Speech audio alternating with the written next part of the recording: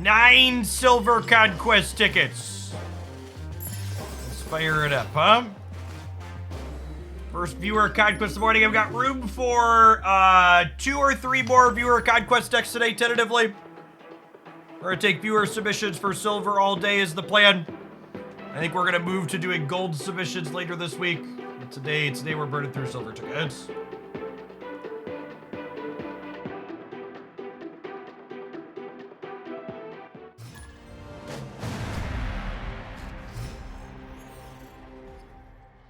Hey, Freezer Burrito, thank you for the brand new Prime. There's a ton of great people.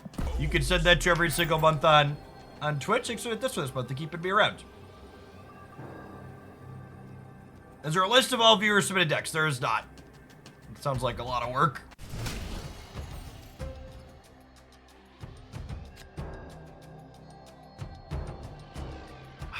I think I'm actually just gonna vibe here.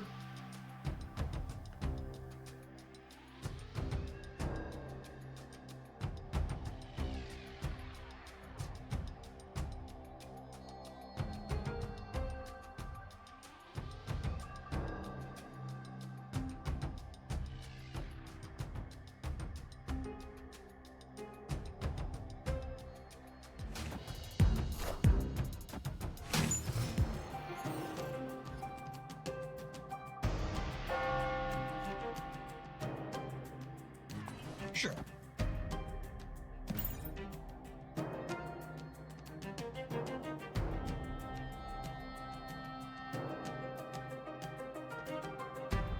Yeah, so the glasses are they're a potentially new sponsored product. But I don't have a, maybe I should have set up an affiliate. Like, I didn't want to do full plugs on them until I see if they hold up or not. I want to use them for a week or two before I set it up. But they're supposed to be, they're kind of funky looking, but they don't squish behind your ears while staying on your head. So they're supposed to be better with headphones. So I'm gonna use them for a little bit at least first before I start recommending them to people. They seem like they work. They work as expected.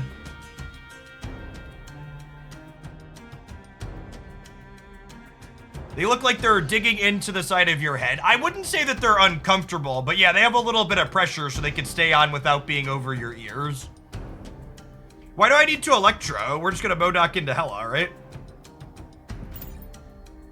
A prescription or just blue light filtering? I do not have a vision prescription, so these are just blue light filtering, but they can be prescription.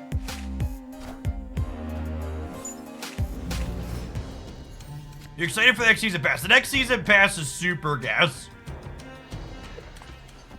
I am very, very much looking forward to it. We're gonna cycle the keg here to get deeper into our deck.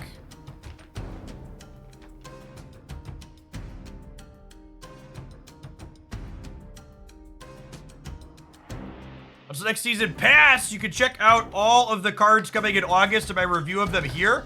I think August might be the best month.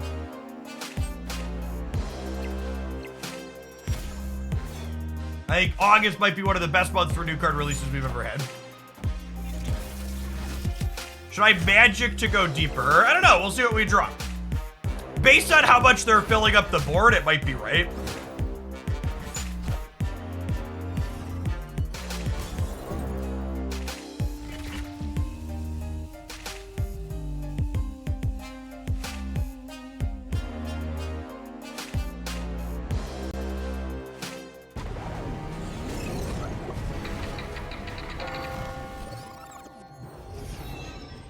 It took me 3 spotlights to get to Echo. Yeah, I think I believe in magic. This also dodges daggers getting too big here, which is nice.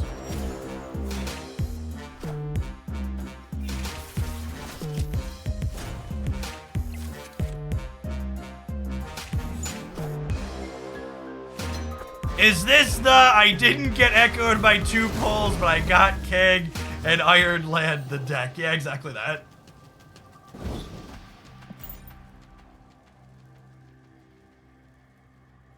I think skipping Echo and waiting for next month's releases is a fine choice. I think basically every card releasing in August is a banger, and in comparison, every card releasing in July is kind of mediocre.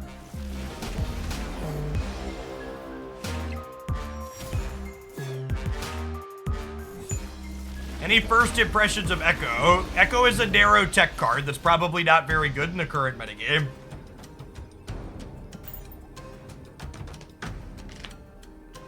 I don't intend to play any games with Echo on stream. I do not think she's good against any of the decks in the current format. All of the August cards are currently data mined to be Series 5.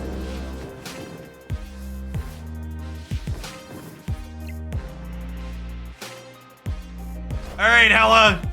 You're a Beyblade, let it rip.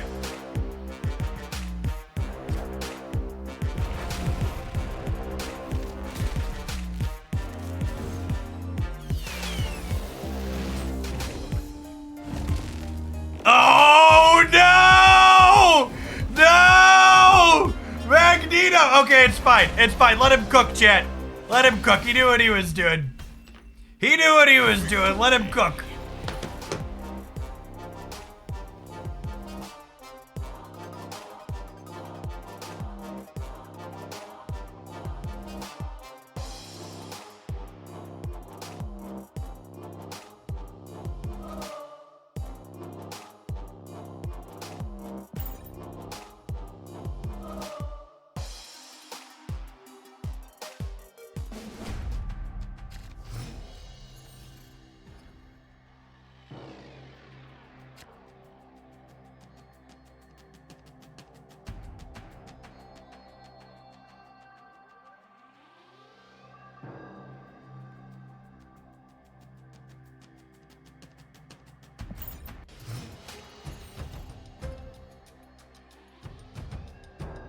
I also got a 1200 gold variant I wanted out of my spotlight, so it's hard for me to be too upset with the system.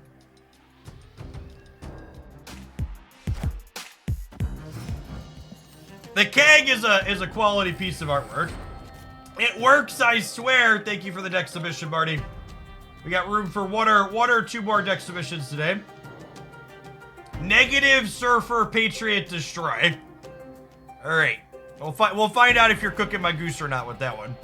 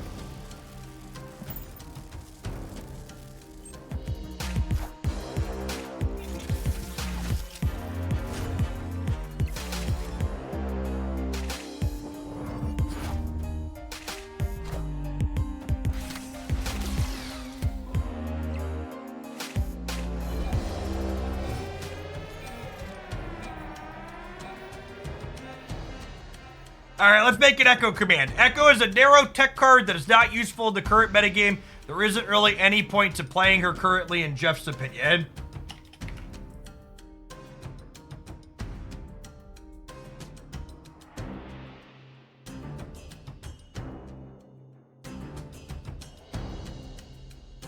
We needed magic, chat.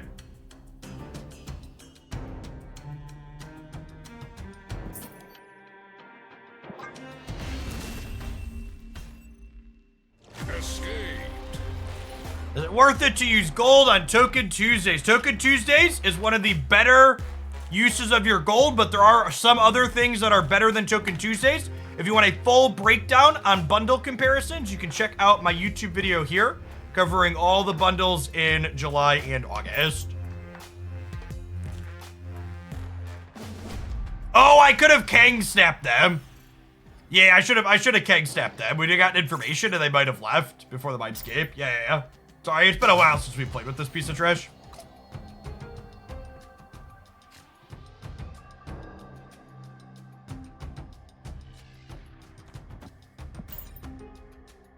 Don't let me pseudo. Thank you for the 5 months. Welcome back. Appreciate that.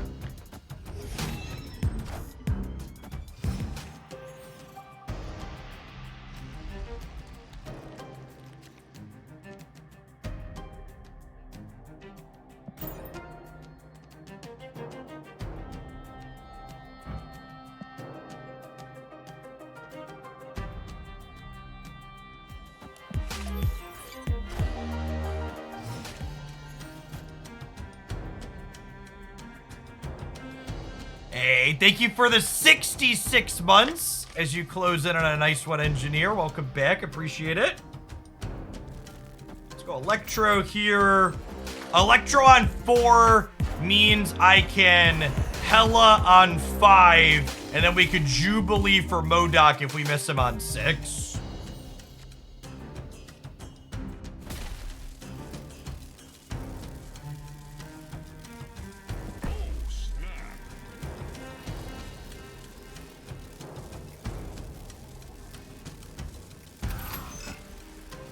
Over there, I think.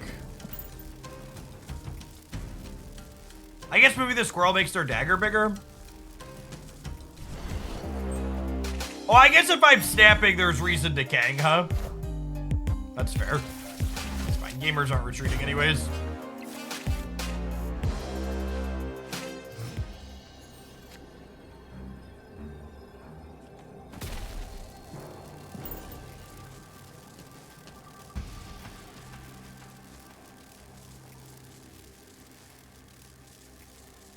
Would you explain why Kang? Because someone sent me $10 and said play a deck with Kang in it. And using it as a way to...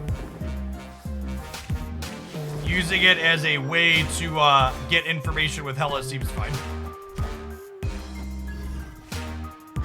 If you want a Series 5 card, you're fully free to play. You need to open 120 caches, or am I doing the math wrong? Are you talking about Spotlight caches or regular reserves, Yamku? Are you counting collector's tokens or opening Spotlights? Which are the two?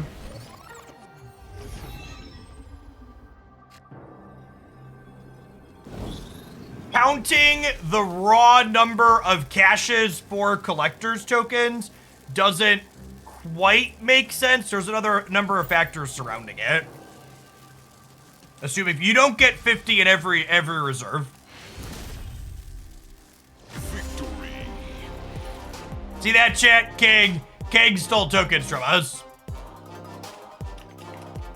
Or Kang stole things from us. Yeah, Kang made our opponent realize they made shitty life decisions and they should actually be leaving. That's the worst thing Kang does. Kang convinces people that, oh, they should actually be retreating instead of just, like, staying in, like, the people that they want to be.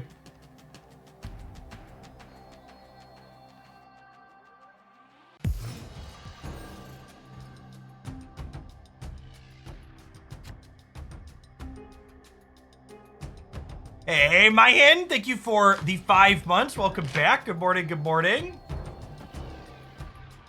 Conkles, thank you for the 3rd of a year. When you look at your board state and think, what have I done? Thankfully, Kang is there to save you. The last time I played Dungeons & Dragons, my play group was arguing over whether we should be playing 3-5 still or moving to 4E. To date myself a little bit. So it's been a while. If anyone in chat can give me a singular good reason as to why Echo is worth trying out, I will try out Echo. So far, 0 people have made a compelling argument. I'll take one compelling argument why I should try out Echo.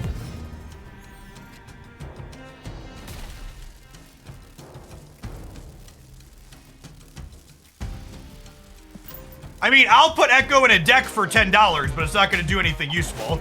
It's also, I'm not interested in posting dishonest YouTube content. There's nothing remotely honest to say about Echo being useful or interesting. There just isn't.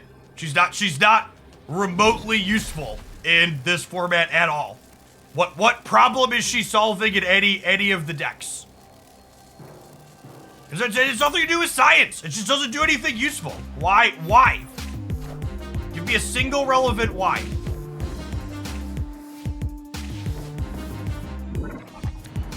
No one should be buying fucking Echo. You want to make buying decisions? Don't buy the fucking card. It's a narrow tech card that's not good at this metagame and hasn't been good in most metagames.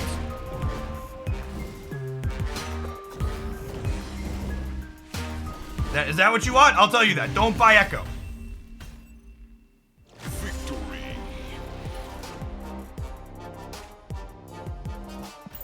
She is a teenage warhead level card. She is a card that will assuredly be useful at some point, but that point is not now, and it might not ever come in the future.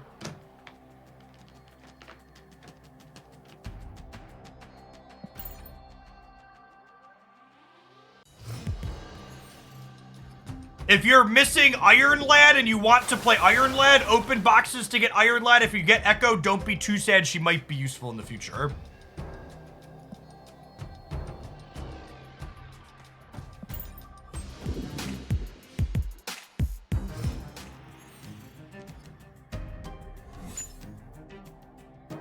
To be fair, some of the confusion about whether or not Echo is good, makes sense, because 1 energy cards are famously really good in Marvel Snap and don't arbitrarily die to one of the most played tech cards in the game. Marhalt, thank you for the half a year. Give your Twitch Prime to Jeff. Thanks for giving your Twitch Prime this way for the half a year straight.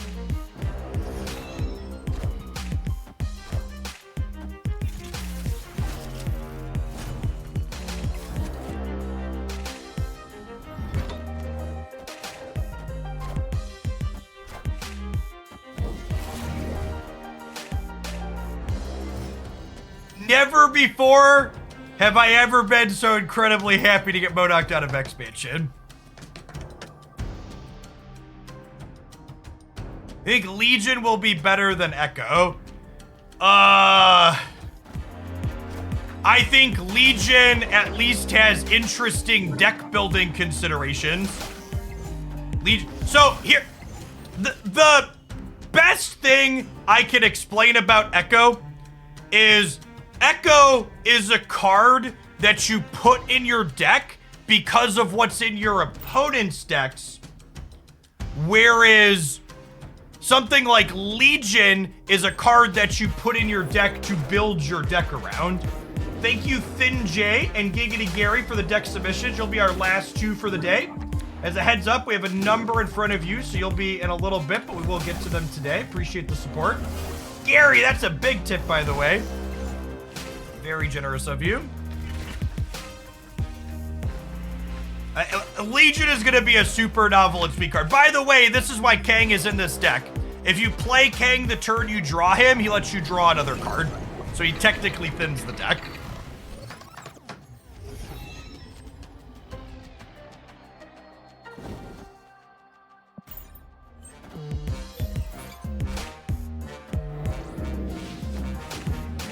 Yeah, Echo's a sideboard card.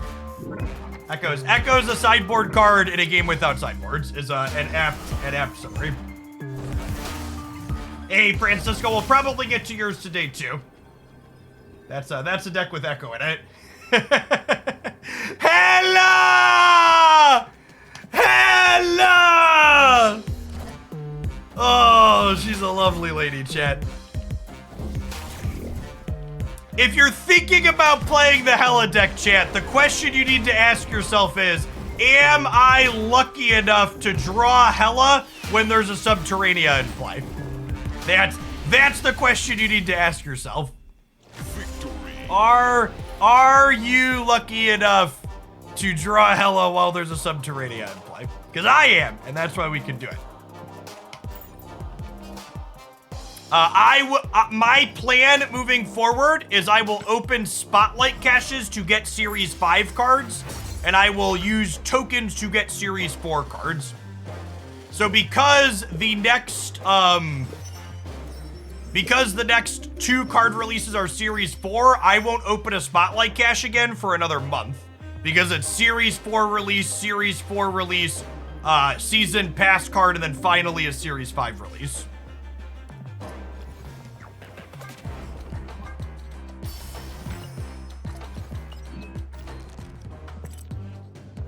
Those credits give us enough to get Kang to a gold border like the rest of our deck.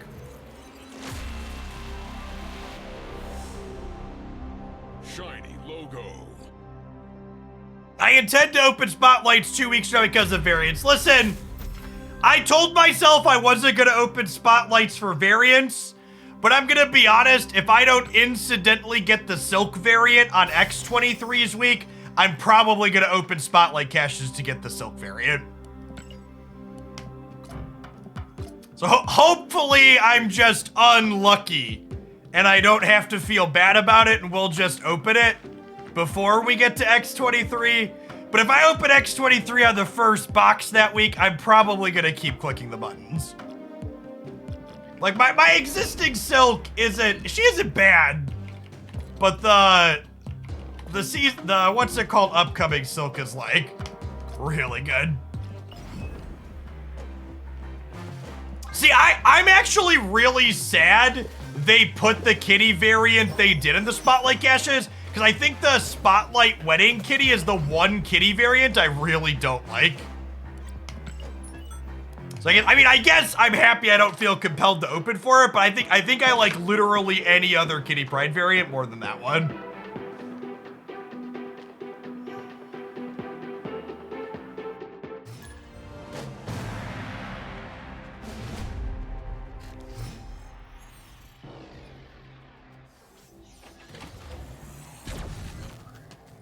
To the left, gonna play this Giganto to the left.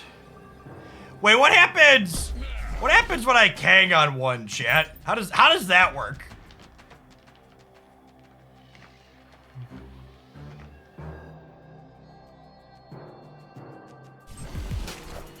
Switch! As a heads up, we'll probably get to that today, but we might not. If we don't get to it today, we'll get to it tomorrow. I'd be happy to play a Silk deck. Thank you for the tip. When you Kang on turn 1, it sends you back to the last Conquest.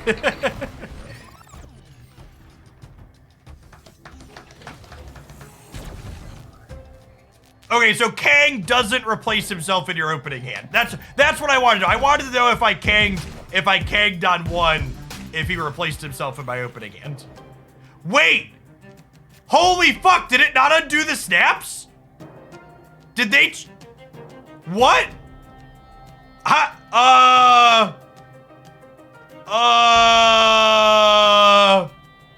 Nani? Excuse me? Hello? Hello? Second dinner, hello?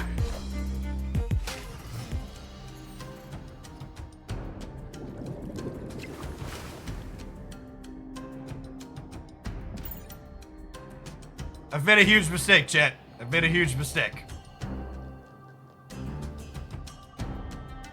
This is good. Kang really needed a nerf.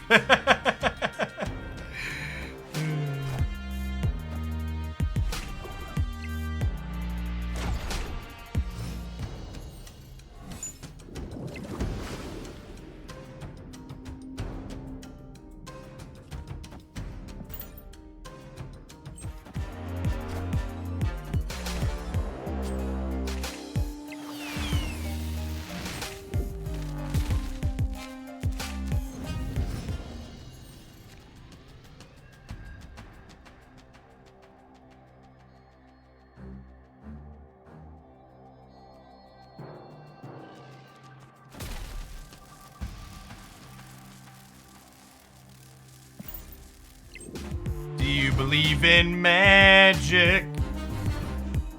Rip. Rip.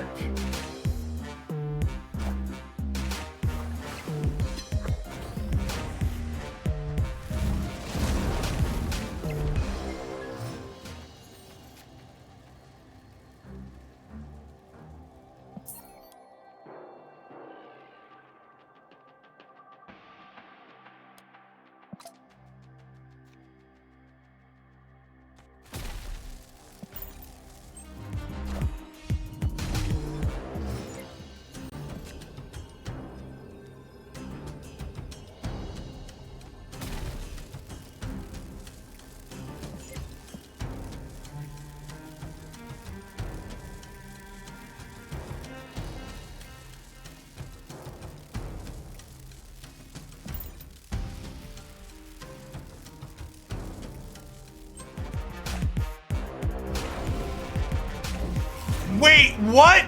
The cubes reset visually at the end? Excuse me? I'm sorry. What?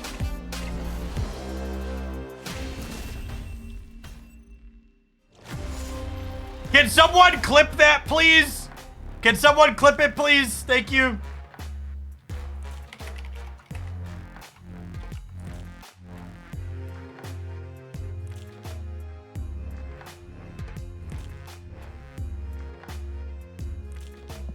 I need a Twitch clip to send to Second Dinner.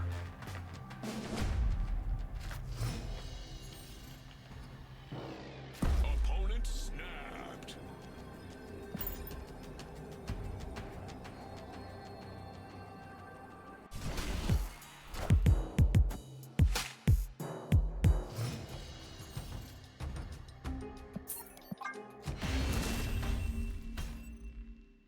Escape.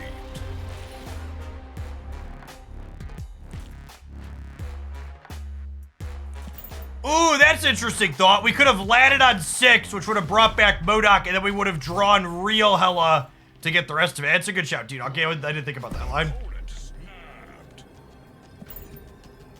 Is like porking us on one again? Is death worth playing because of ping? Maybe? But it's actually just snapping on whatever game. I think Luke's bar favors us, right? I'm gonna snap them back. OTA today. OTAs are on Thursday. Patches are on Tuesday. OTA on the 20th.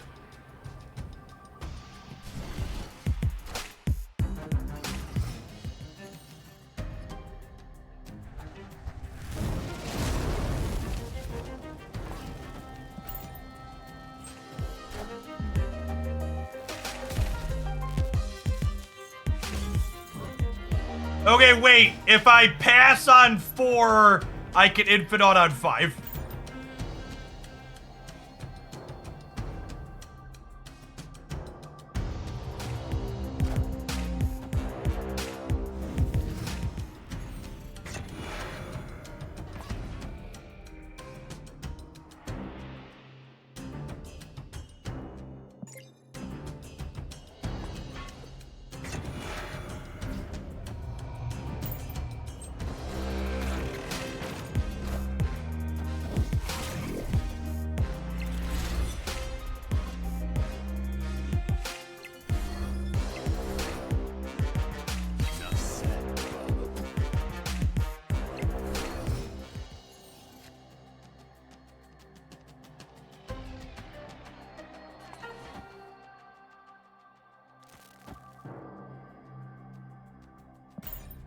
But Infinite get animation. They added a bunch of animations in the last patch.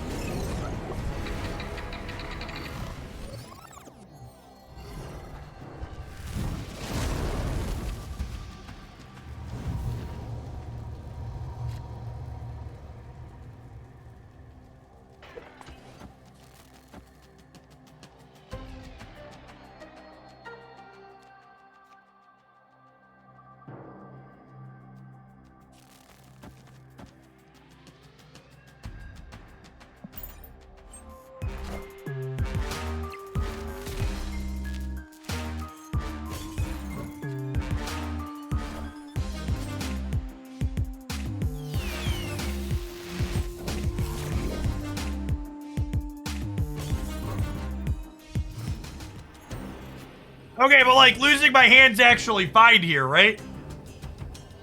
Because it means I have a MODOK in the middle now?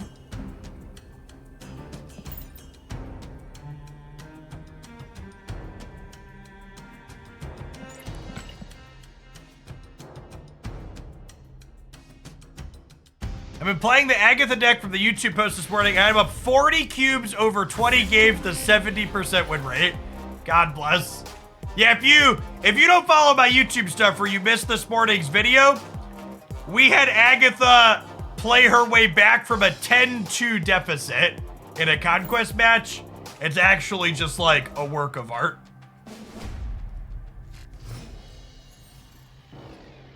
It is some quality Marvel Snap content.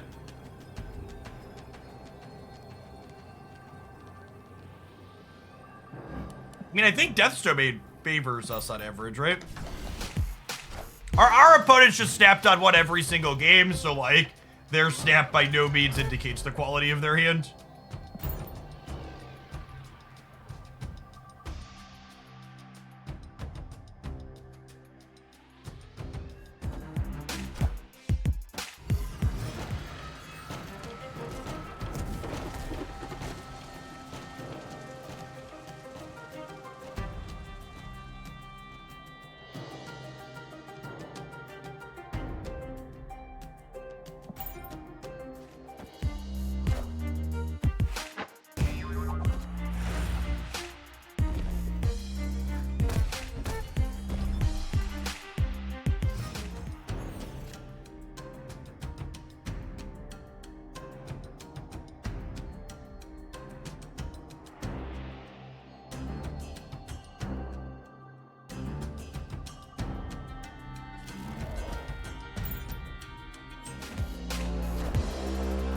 Been checking my progress on Conquest Frenzy. What's a Conquest Frenzy?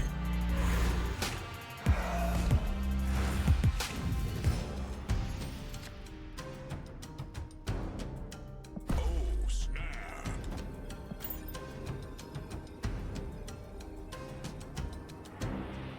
10 wins in a day gets you a gold ticket. Sweet. We'll end up getting some extra gold tickets then.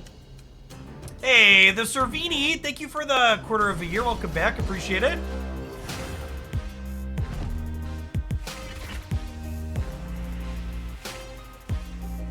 Can I access that on PC?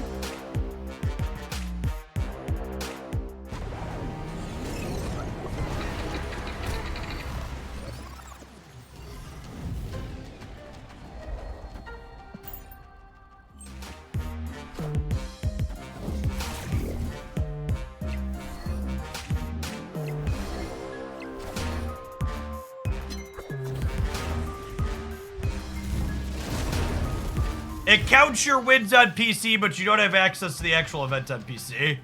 Sounds about right.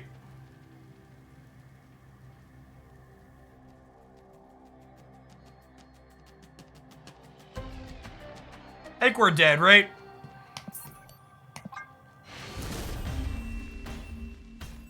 Escaped.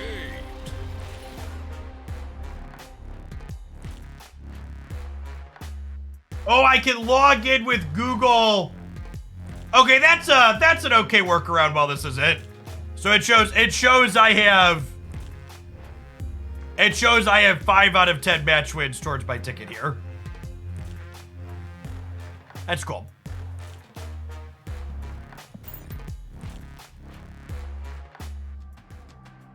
Thank you, piece of carnage.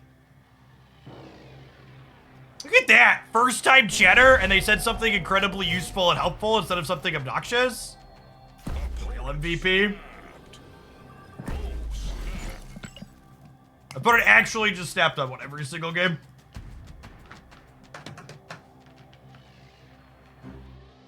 What was it? If you win 10 games in a 24-hour period every day for the next week, you get a free gold Conquest ticket.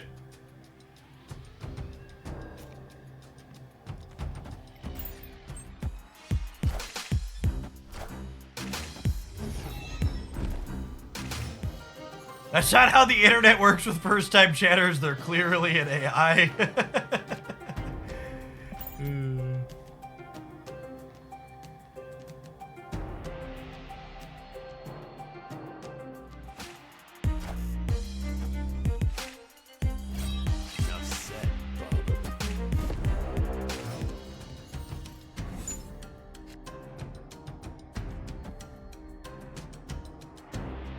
All right, we'll put Jubilee under here. So that way if we don't find Bo Dockerson, we have a chance. Dracula's going all around the world. There he is, guys, gals, and non-binary pals. I need to play Kang out now, so that way he doesn't restart after Hela happens. He'll just save us time later. Do you know when the next downgrades will be? The soonest the next downgrades will be in the next patch, which will be in about 3 weeks, 4 weeks, 3 weeks. Downgrades never happen outside of patches. Is the Great Web worse than Dream Dimension? I think a lot of the people that dislike the Great Web are nonsensical. The Great Web is a location that has a ton of small decisions you have to make that can impact it, and you could also just play something like Storm to ignore it. If you're having problems with the Great Web, it's some combination of you playing poorly and...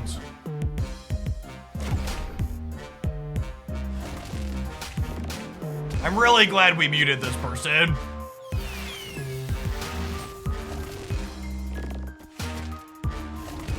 Because yikes.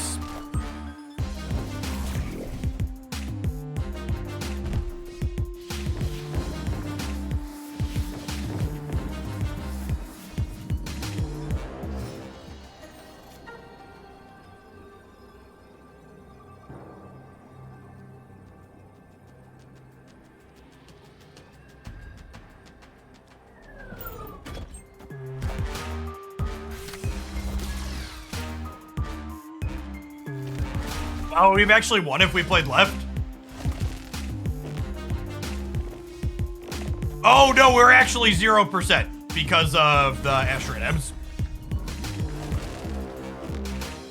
No, wait. Do we win because of the Asteroid M's? Oh, no, the Dracula. Okay. It's actually much closer than I was expecting.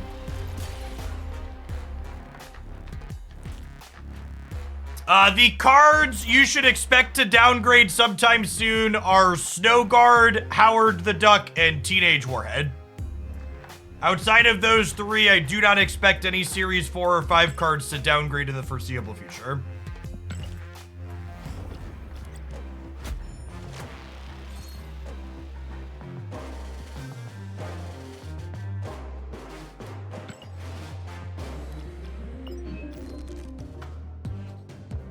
Those are the only ones not in the Datamine caches. That's not true. Zabu and Hitmonkey are also not in the Datamine caches.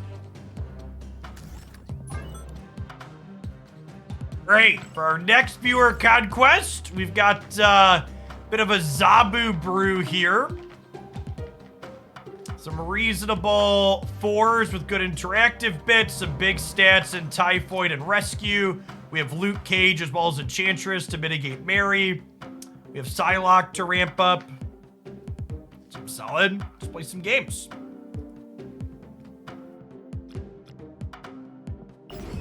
Stegron wasn't in the Datamines. That's true. I think the most playable card I could see downgrading is Stegron. Would be an accurate statement. I could see Stegron downgrading.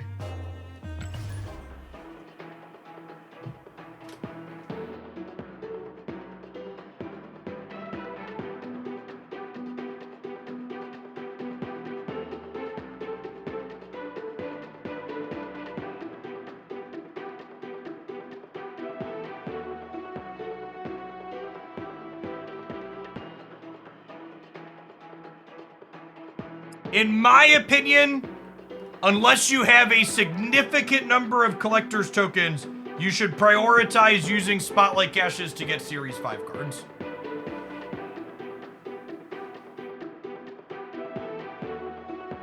Hey, nice Crumblecade. Yeah, the Phoenix decks are a ton of fun. How necessary is Jeff inside of decks? So this deck list is a good example of one where Jeff is super replaceable. The decks where Jeff isn't replaceable are the ones that are playing things like Kraven or Miles Morales or even Angela, where you have some type of movement synergy that Jeff is helping enable. But if Jeff's just being played in a deck like this, just like a quality 2-drop that fills curve, it's fine to replace it with another good one or two. I would say Professor X is less relevant than the other ones I listed, but yeah, that's a consideration as well.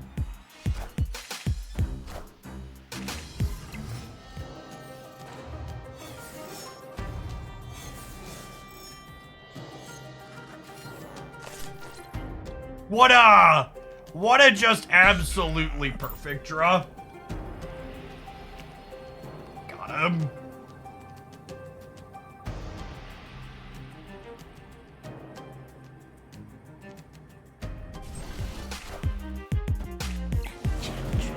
Good night.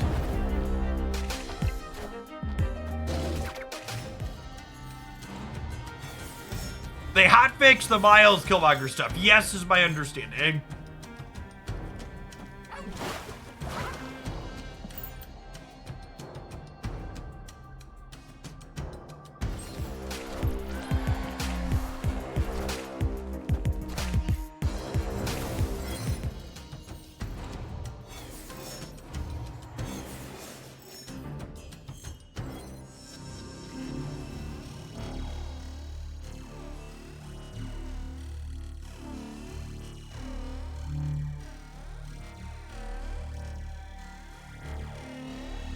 Do I need an extra energy next turn?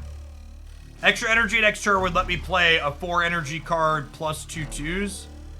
I think I just do this in the middle. Or debating if I want to play the super flow to play around Professor X a little bit, but I think this is fine. Just one back-to-back Conquest with the Agatha deck you posted. Yeah, it's a ton of fun.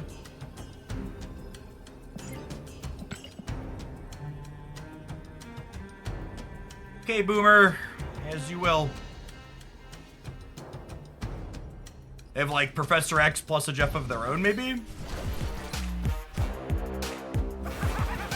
Oh. Okay.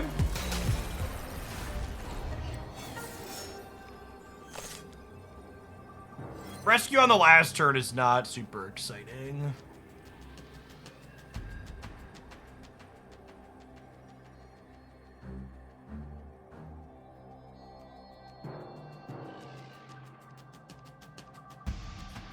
What do we think of doing this?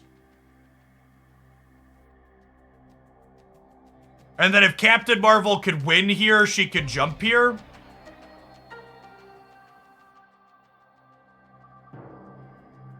Yeah, I think I like this.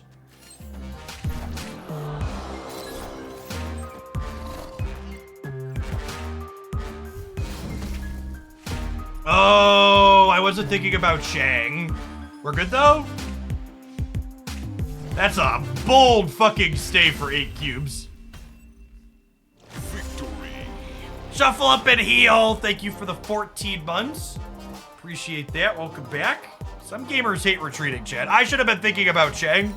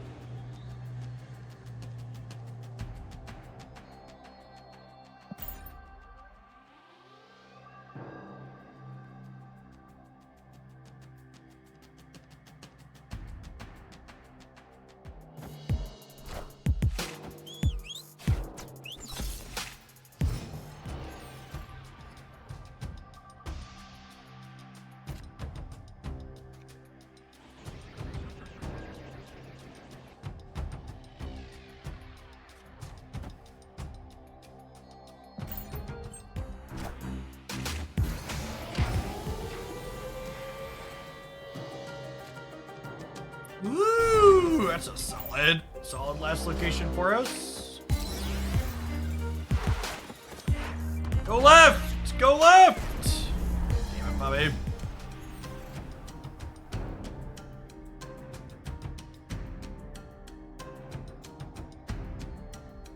The cash readings video recover. It is on the low end of average, but it's not underperforming anymore, at least.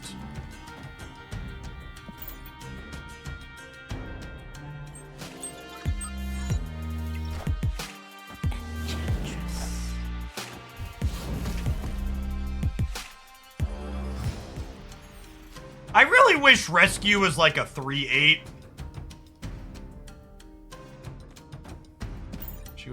She'd be so much better if she like had her effect and just didn't die to fucking Shang-Chi. Friendly neighborhood Spider-Man here. Luke Cage, and we can win the right. Or tie the right, I suppose. This only lets me tie it because of Typhoid Berry. Well, how does this work? This puts them to 5, puts me to 3. This ties. I might limp in here. The Yondude Cage, good call. I limp here. This plays for all 3. Jeff is 2. Yeah, chat, they're going to 5. I'm going to 3. 3 plus 2 is 5 to 5. So Hazmat goes -1, -1, -1. 3, 2, 5, 5. I'm gonna stay for 1 cube here.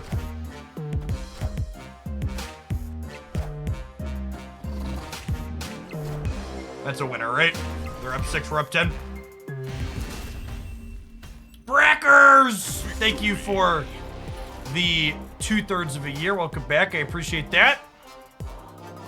Saved up 4 Spotlight Cash to get Echo, and I only used 1. I already had Iron Lad and don't need Kang, so I got 3 to spare. Yes! That is, like, so many of the criticisms I see of the Spotlight Cash system operate under the assumption that you're literally going to have to open 4 Spotlights every single time you want to get a brand new card, and that really just isn't the case most of the time.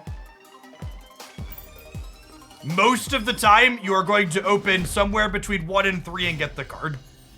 2.5 is the average. And sure, some of the time you're going to get a little bit unlucky. It's going to take you 4. But in the long run, when you play over a number of weeks, it's going to work out in the wash.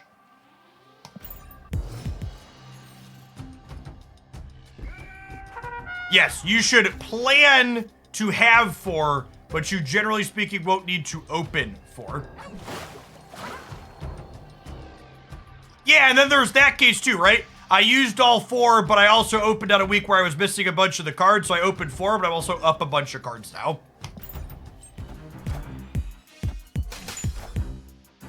Yeah, someone asked, what is our opponent doing? I think Galactus is probably a good guess.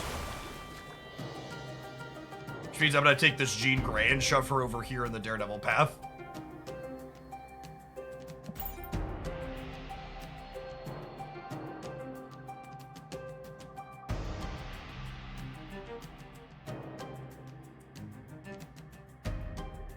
I spent 4 caches last week and 4 this week and got 2 cards in each. That was technically poor luck, but I still got 24,000 tokens worth of cards and 4 variants for 8 caches, which is still much better than I'd done in the old system. Yeah, exactly, Shug. Even the fail state, you're better off in.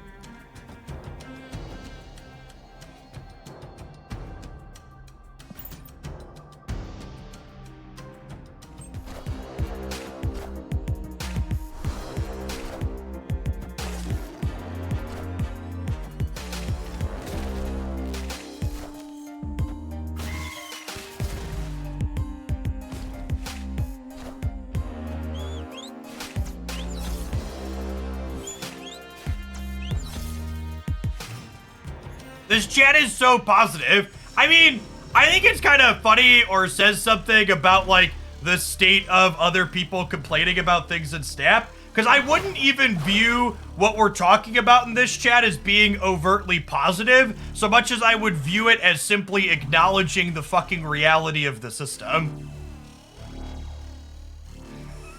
I don't think there's like some big...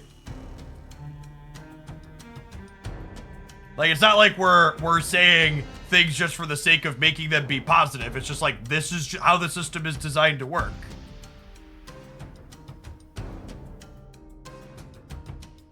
I've had a lot of people ask in recent weeks talking about how do you stay positive and stuff like that. It's just like, you really just need to cut places out of your media consumption that are constantly doom and gloom just for the sake of being doom and gloom and ignoring reality.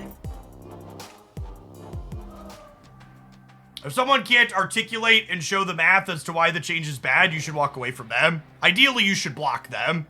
So that way they don't, because anybody that's doom and gloom about this with ignoring reality now is going to have other bad takes in the future. Just filter them out of wherever you're going to be in the future.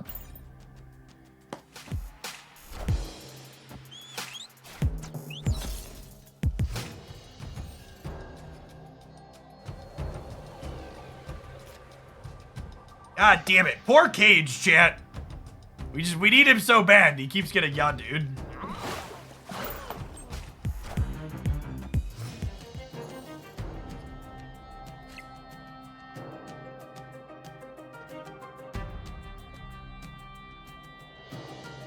Some places just wallow in negativity and talk about how the game is dying. Chat, I've been streaming video game content for over a decade now, and I have literally never played a video game that wasn't dying. I have literally none of the card games I have ever played weren't dying at the time that I was playing them. They're all dying all of the time. Well, I can't Enchantress over here now because of their Electro. Sedge.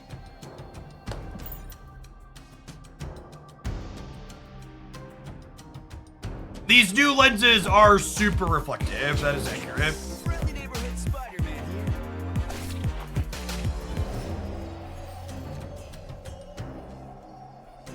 So, that's actually an interesting psychology. So someone said, it's interesting how as soon as these players stop enjoying the game, suddenly it's dying. So there's a reason for that. They're gonna Galactus be middle, right? So I should leave. Games like Marvel Snap require players to commit an incredible amount of not only money, but also time to play them. And in order for a player to fully get out of a game that they've invested money and time into, it can't just be good enough that they're not having fun with the game anymore. They have to tell themselves that the game is dying in order for them to be able to stop playing it, because they can't psychologically break away from the game if they think the game is still going to survive after they're there. Yeah, they're full sunk costs, and they're saying the game is dying because if the game's not dying, they can't get out. Is like what it comes down to for a lot of folks.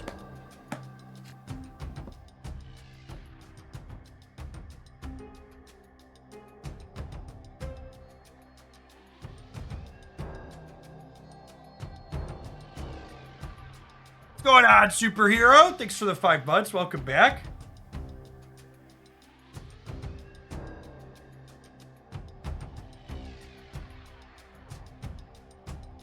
So what's the old saying? Fuck you and I'll see you tomorrow.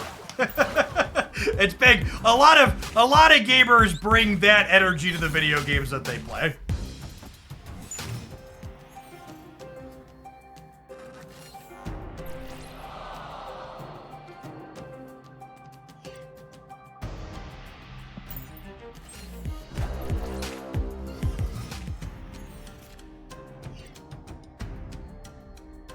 Dumb question. What's the Star next to my name? Am I just a sub? Yeah, your chat must not be loaded fully, Abide. The star is the default sub notification. Or sub icon. but you must just be missing it for some reason.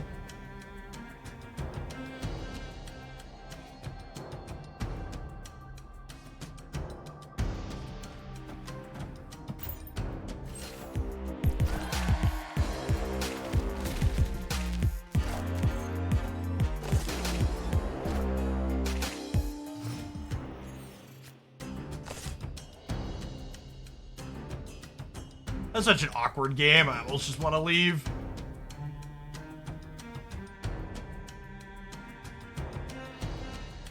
They're gonna Galactus in the middle, right? I should just play rescue.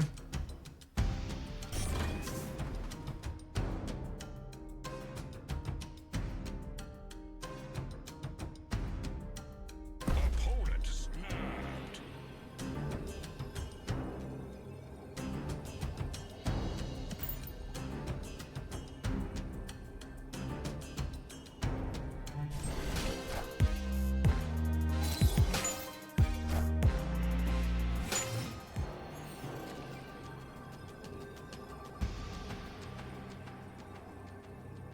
That'll do, pig. That'll do. Victory. Won both of our coin flips. I don't think they forgot about Bar. I think they just thought I wasn't gonna play into Sinister London. But we know that their snap means they're about to Galactus. Hey, Chili TF2, thank you for the third of a year. Welcome back, appreciate it. Yeah, new Galactus is a much better design. Jeff missed his true calling as a life coach. Thanks for the 5 fun superhero. I don't know about that one.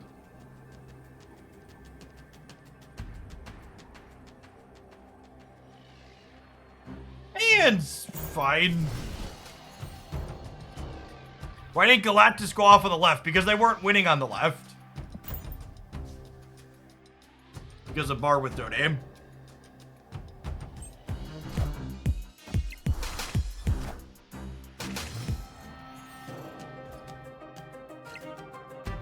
I pick up Echo. Yes, I buy every card in Marvel Snap.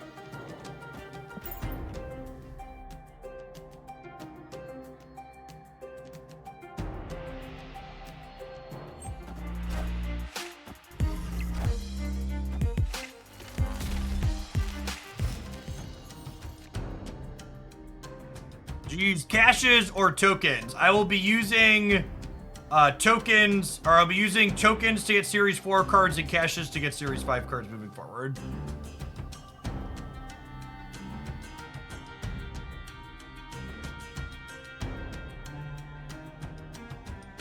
Huh? Electro has 2 power. Visually, it has 2 power, but Necrocia's at the right number, so I think we're kind of dead shit.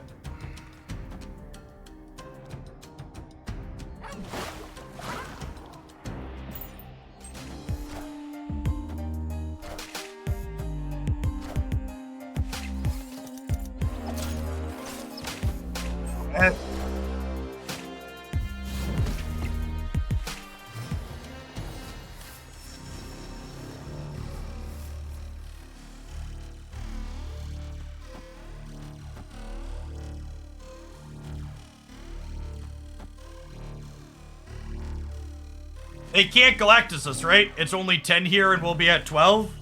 Then I have priorities, so we'll be at 15 on the left.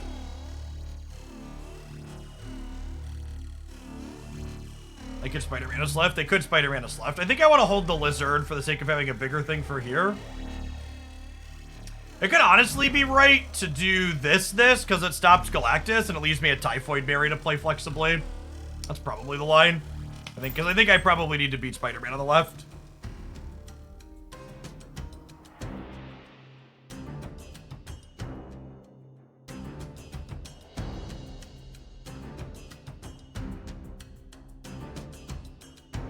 So Spider-Man lets them win the left, but then Typhoid Berry hopefully lets us win mid.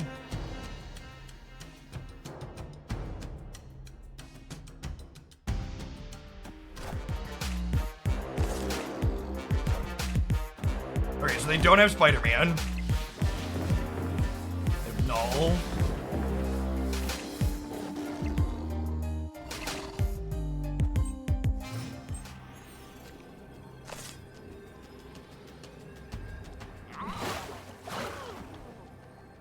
5, 15, 18, 19. We want to play these two here to cover a Galactus on the left.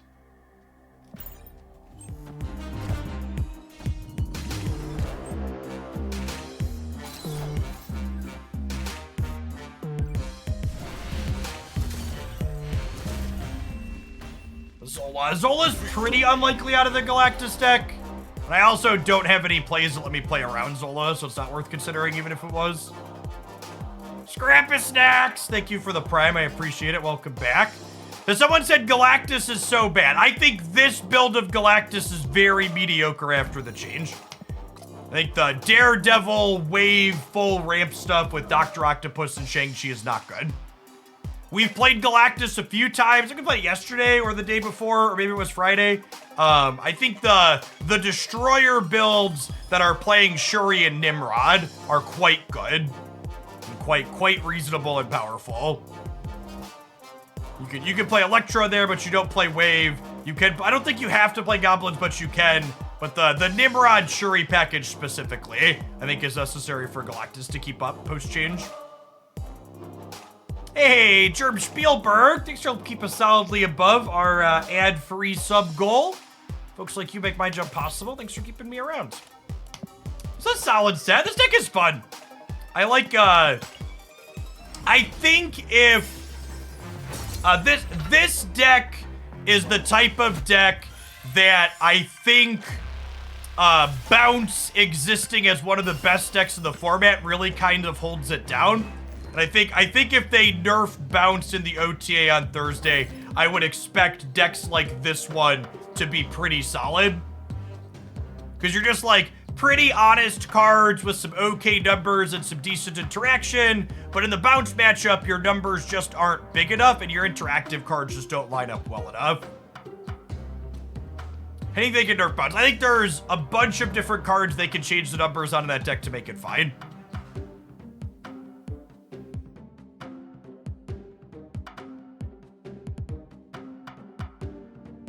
Yeah, the glasses, people have been asking about the glasses. So I'm gonna have an affiliate link for these later this week. I wanted to try them out for a day or two, and I used them all last night. I think they seemed reasonable. They're a really neat design. So if other people that wear over-ear headphones all the time, I'm sure you like, you regular glasses squish with your over-ear headphones.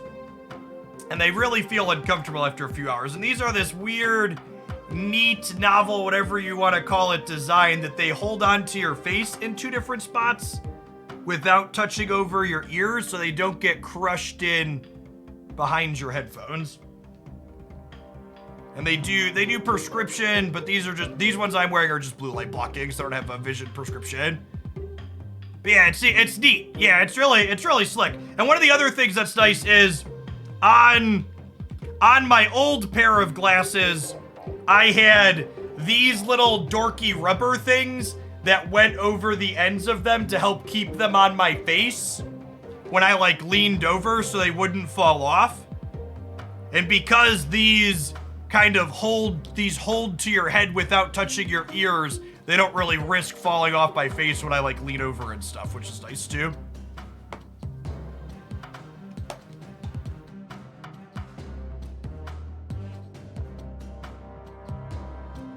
All right, we had Are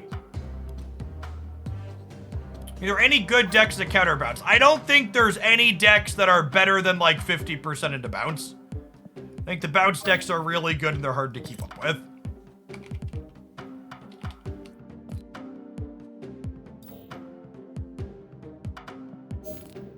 Repo asking for more details on the glasses. I will share the brand with an affiliate link tomorrow, probably. But if people want to click around and order, I would like a percentage cut for advertising them. So I will have names and stuff to share tomorrow. Yeah, we got this sick Maria Hill variant, and someone donated to have us play Nick Fury plus Maria Hill. And honestly, I'd been meaning to try Maria Hill in this core over Agent 13 anyways. Let's play some more of the Little Collection stack. I like this. Yeah, this one has an almost fool's gold background too, which is great. We need some boosters to get her to gold order.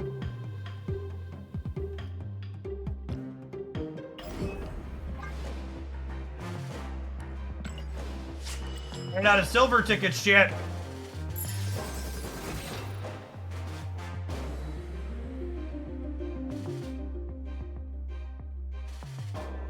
Hey, look it! The what's it called? Conquest Fury. We finished it for today. Your Conquest ticket's been added to your account.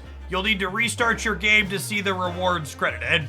So I won for the next 7 days, chat.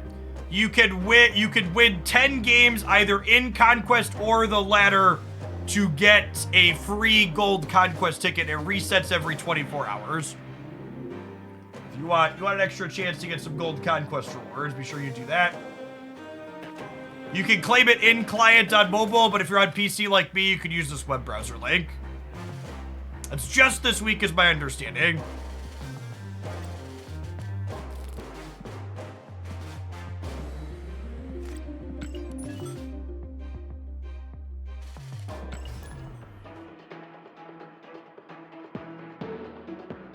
Do you expect Mirage to generally be better than Agent 13/Maria Hill in this style of deck? Yeah, I think that's probably accurate.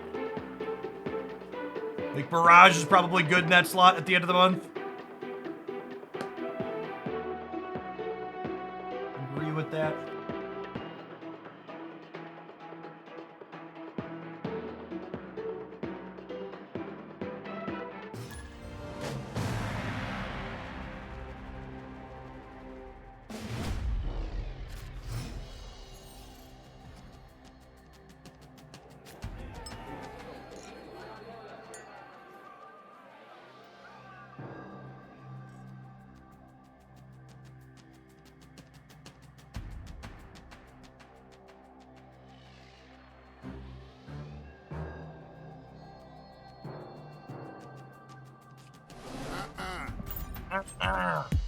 Listen, Kitty can frequent the bar if she wants, okay? How many spotlights are expected free to play? I did everything I could and got 1 spotlight this week. 1. Free to play players can expect 1 spotlight per week on average. Little more than that. You get 44.5 per month. We'll snap Kitty Pride into the lab here for sure. Victory.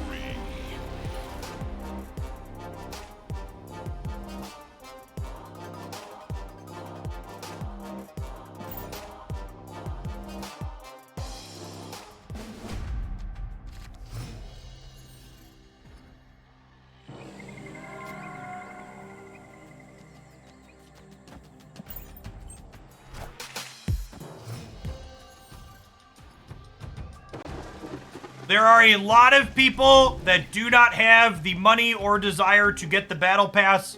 When I talk about free-to-play, I am not including the Battle Pass. It's also worth noting that purchasing the Battle Pass doesn't meaningfully increase the amount of Spotlight caches you get in a month because the paid side of the Battle Pass only has 300 extra credits in it. Live from the Daily Bugle.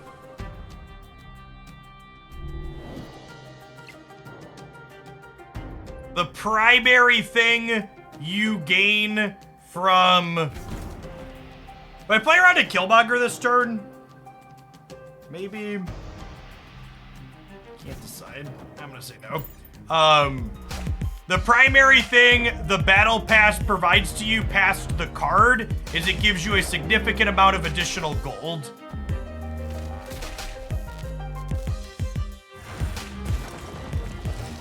Hola, thank you for the 3rd of a year. Welcome back. I think if you want to put Devil Dinosaur in this deck list, you should play way more games with it. Devil Dinosaur is not very good.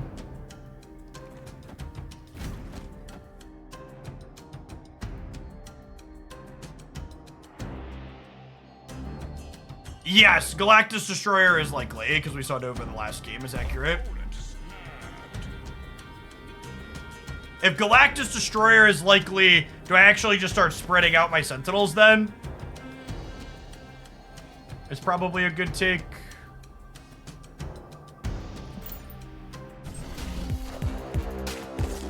Are they done with lowering cards between series? They are increasing the size of the existing series. I think Sandman's not super likely because of Nova.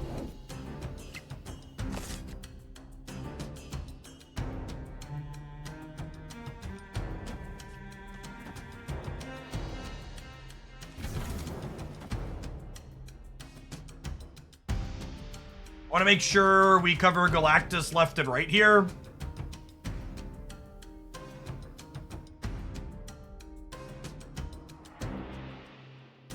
Oh, snap.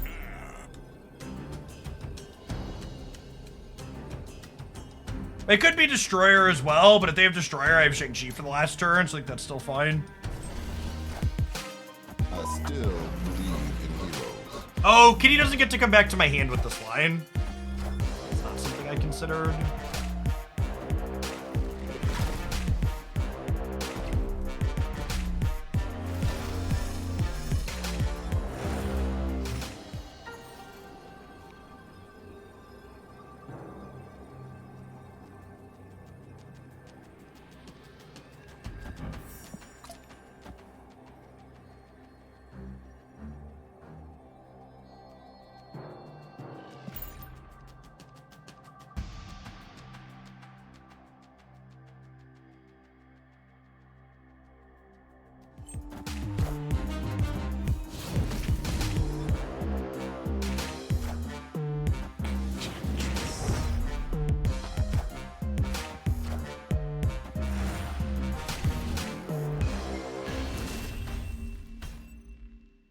Victory.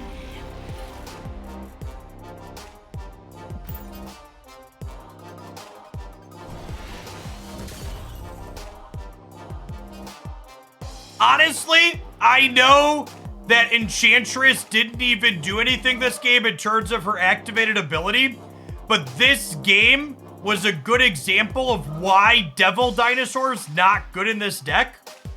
Think about how the turns in this game played out and the energy we used on each of the turns. When would I have fit a Devil Dinosaur into my curve? And why would I have wanted to spend that pile of energy on a mess of stats in exactly one path? Yeah, Dino is a huge commitment for a minimal payoff. I think having access to tech cards like Shang-Chi and Enchantress and being able to play Kitty Pryde out every turn is more valuable than that. How did they play Zola and Nova that turn? They had an Electro that they killed earlier. Does Echo shrink High Evo Hulk? It does not. High Evo Hulk's actually not ongoing anymore. They changed it in the recent patch.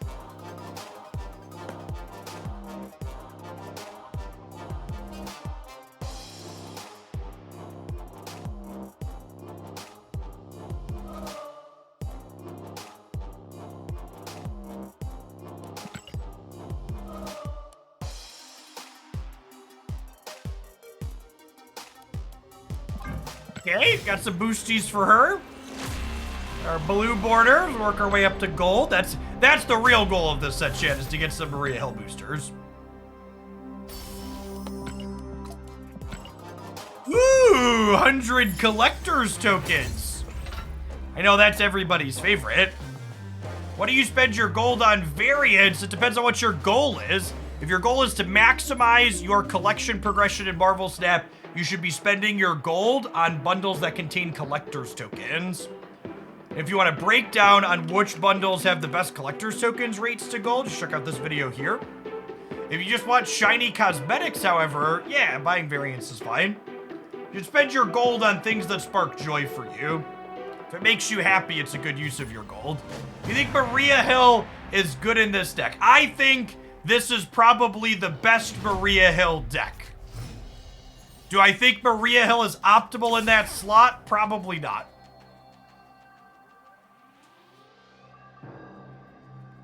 We were playing Agent 13 in this slot previously, which is also not necessarily a strictly amazing card. It was pretty... I think once Mirage releases at the end of the month, I'd be happy to have Mirage in that slot. convince you that your Echo Spotlight was worth it. I don't expect to play Echo unless there is a significant, unpredictable change in the near future. Okay, here's you want best use case potential for Echo, chat? Echo might be useful. Echo might be useful in the future, with the destroy decks. There might be a world where the destroy decks want Echo to stop armor and Cosmo next month. That's my biggest Echo could maybe do a thing copium.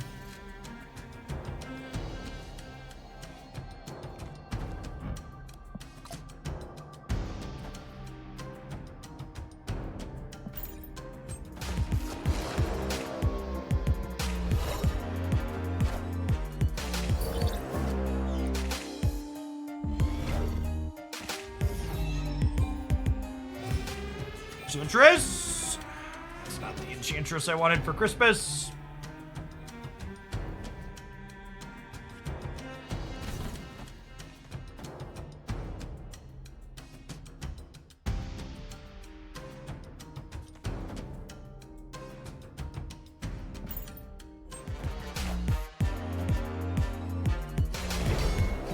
We do have a lot of stats.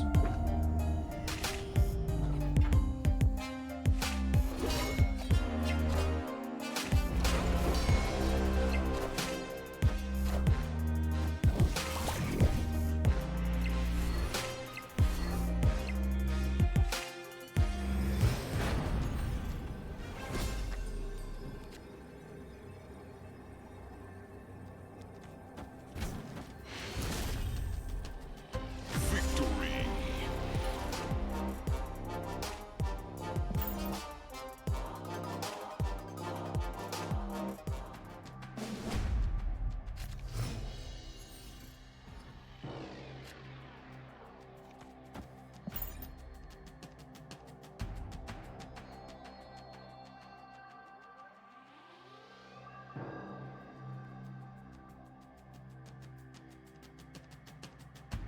Who needs Dino? Yeah, I mean, Angela and Collector and Kitty all get pretty sizable in this deck, and Nick Fury gives you large lads to play in a pinch. Again, just really don't think Dino is a card we need.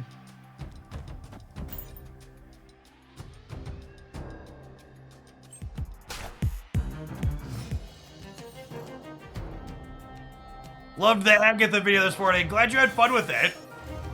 Chat, if you're not a regular on my YouTube side, you should become a regular to check out today's video. It is, it's art, to say the least. Legion will be good, Kopi. I mean, to set a low bar, I expect to be able to post deck highlights with Legion, and I have not posted deck highlights with either of the last two cards. I think Legion is a neat and novel card that I expect to have fun with.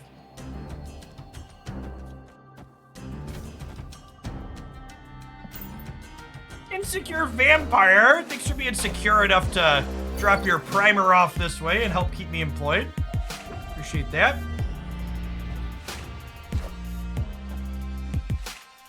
That kind of sucks. I kind of wanted to arrow them next turn. Legion is going to be a content machine. Fully expect Legion to like pippity pop and not have the fun stop.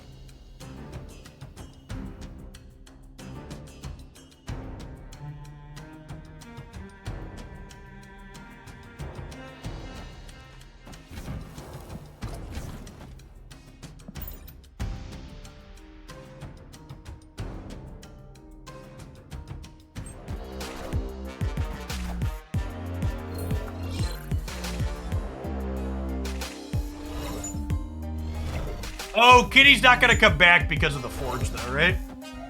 Awkward.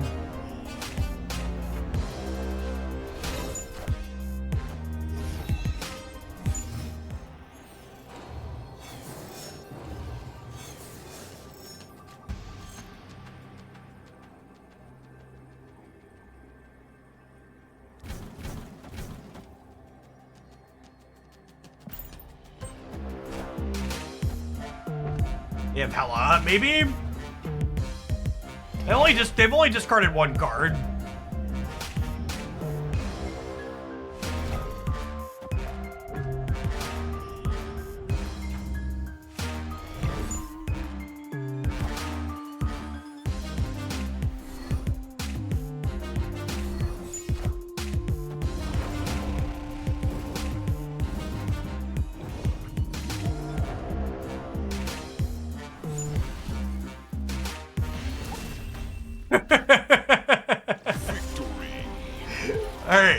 Alright, the thinnest of margins. Sometimes lucky rubber ducky. I wasn't sweating for a second there, Chip. Not even for a minute.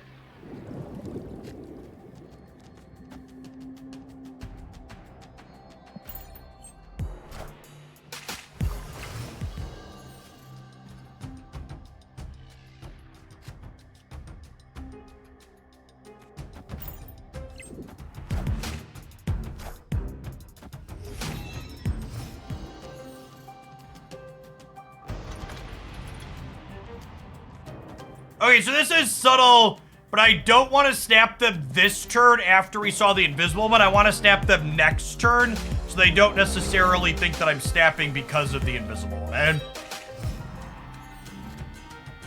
Wanna, like, throw them off the scent. Oh, I guess I should technically wait a turn, huh? I should wait till they play MODOK. Yeah, I should like Angela Kitty here, and then I could Kitty Enchantress the following turn. Hopefully this is Hellcow and it just destroys them.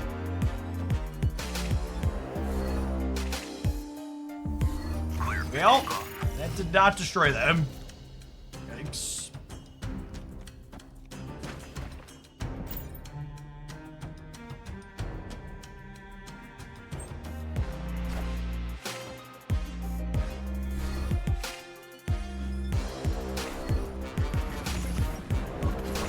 That was their last card, so they're on the 25%er.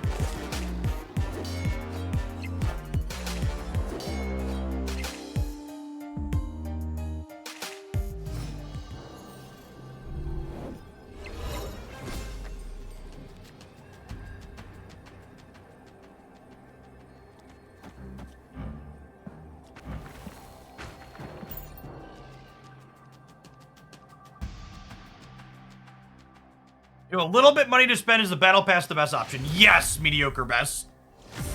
If you are spending any amount of money on Marvel Snap, the season pass / battle pass is absolutely the first $10 you should spend. Gives you the most stuff by a significant margin.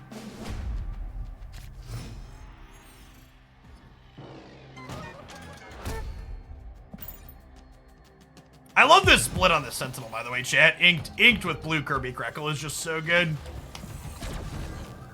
It's beautiful. Do-do-do.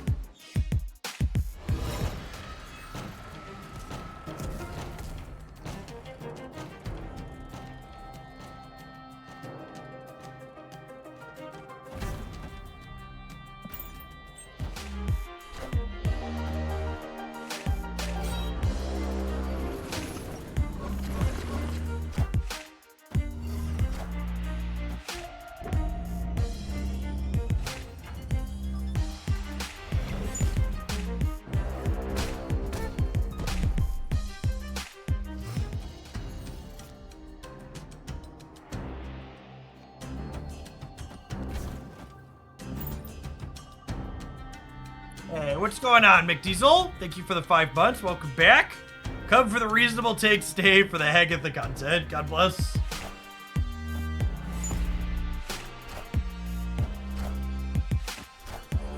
It's funny. Insecuring Vampire, as a heads up, One, your deck link from Untapped is too long to actually be clickable for me. which is unfortunate. And 2, I may or may not get to that today. We've got a pretty big queue built up. Our opponent hasn't really been bluffing with their snaps, so it feels like this could be a real one. But I also, like, have pretty solid stats I'm putting into play, so I think I might stay anyways.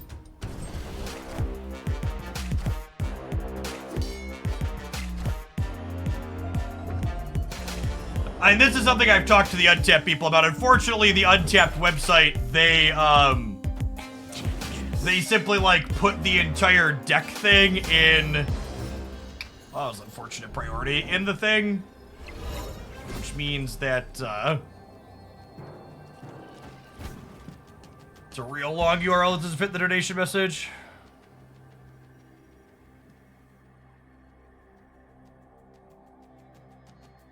I think if you're low collection level, you're picking up the pro bundles fine if that's in your budget. Pro bundles got a fine ratio of stuff.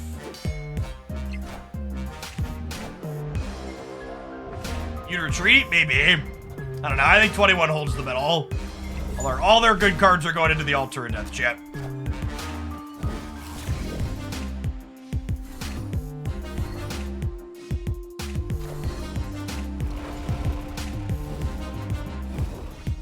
Rip.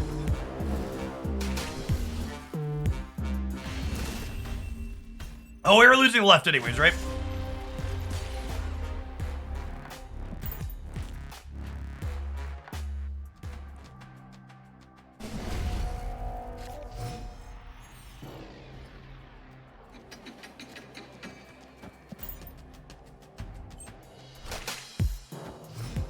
People hate retreating. I don't think you could reasonably retreat against the Hella deck a lot of the time. It's one of the reasons why it gets people. 1, there's no guarantee that they have their thing. And 2, sometimes when they have their thing, it puts the things into spots that you win anyways. Hoping to draw Enchantress here.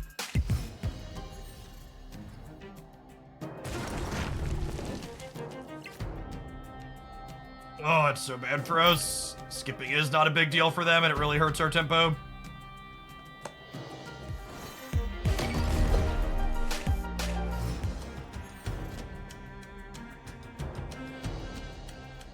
God, our hand would have been so good if we didn't have to...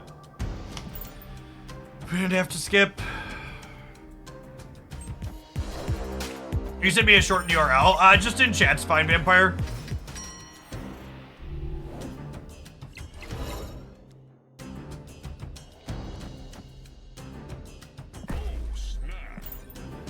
It's a good draw.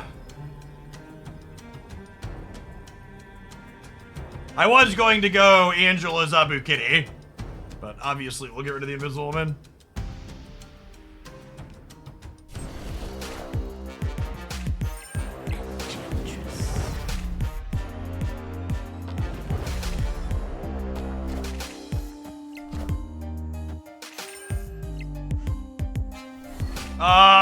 I don't know what that link is there, Insecure Vampire, but don't post links for that site in my chat ever again. Hopefully I didn't just get a piece of malware fucking clicking on that. Serves me better than clicking on some weird random URL.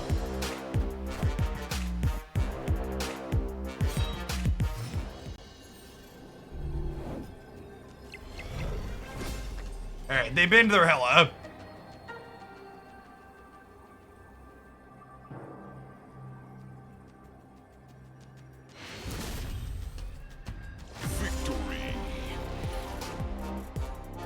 It asked me to click through some kind of I'm not a robot prompt, and then I noped right out of it afterwards because I don't know what kind of URL shortener that is, but that is not one that is yeah, use tinyURL or something else, or post the deck list somewhere that's not Untapped. Untapped really needs to fix their shit in that regard.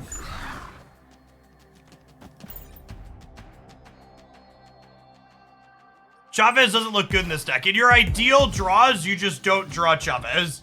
Nick Fury, Sentinel, and Agent Coulson keep your hand full, and you just don't worry about it.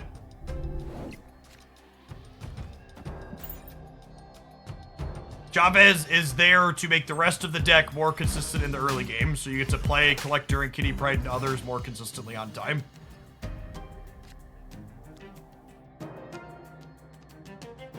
that's incredible. Perfect, that one worked. I appreciate it. Sorry about the runaround.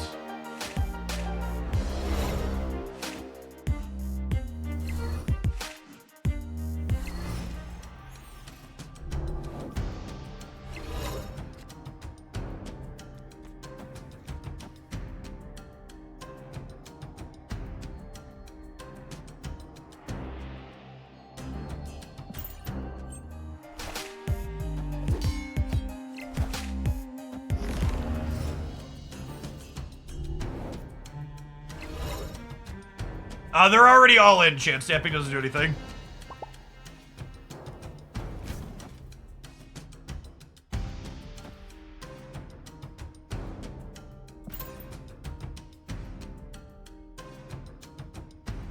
Hey, Battlejacks, thank you for the brand new prep. Appreciate that. You're not seeing the sub channels and subs Discord. They probably need to make sure your sub is active. I can refresh it, but your sub probably lapsed.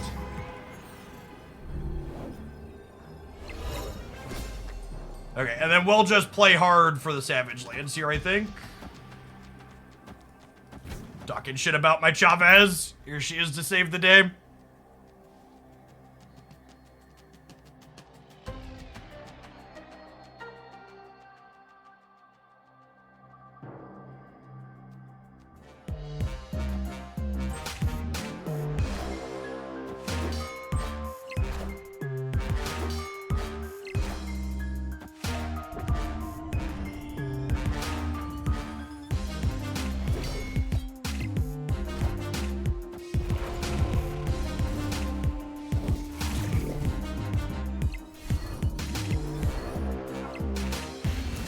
Brutal.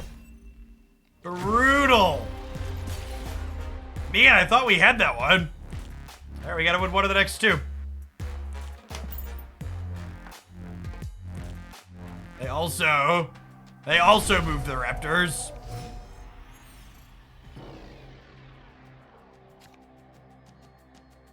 Maybe we should have shanged mid because they couldn't move the Helicarrier. That's a good shout.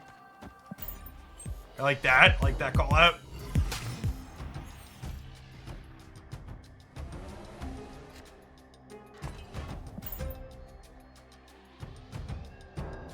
Ooh, Enchantress for the Morbius too. Yeah, that's a good call. BuzzFeed, thank you for the 3rd of the year. I'm gonna blame Rad for Life on that one because I definitely was clicked over and looking at Discord to reset because they were having an issue.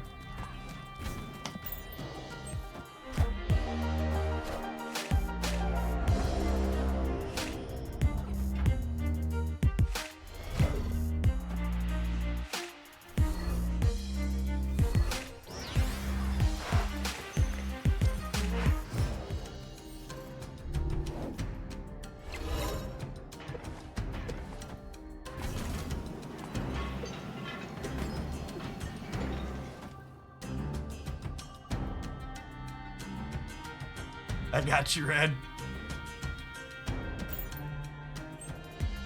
Nick Fury will be able to stay in the center here, which is nice.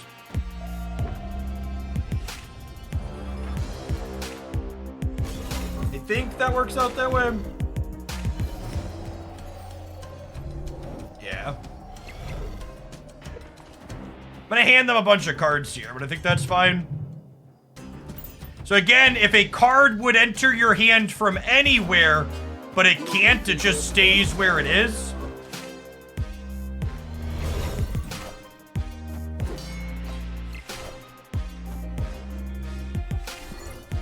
We technically risk giving them a Hella, that's true.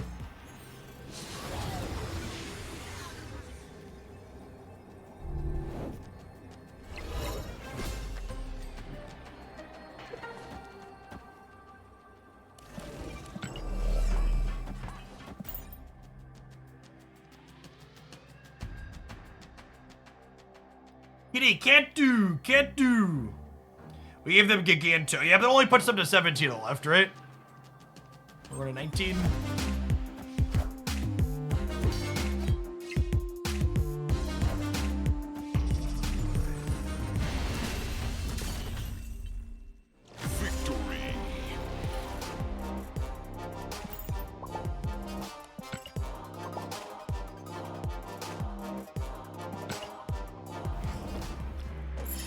They were all in chat. You might as well play the YOLO Ultron. Morning, Battle Jacks.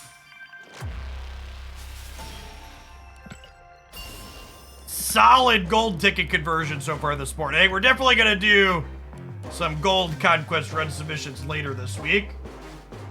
Our next viewer submission is actually another Nick Fury deck with a little bit of a twist here.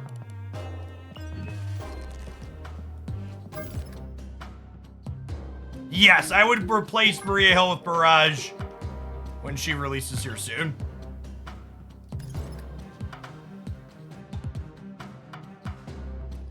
This deck list is trying to do a lot. This is titled Agents of Puppy. Are most of these cards related to Agents of S.H.I.E.L.D., the TV show? Loosely? Because Quake's from Agents of S.H.I.E.L.D., right? I think Ghost Rider makes an appearance in that show too.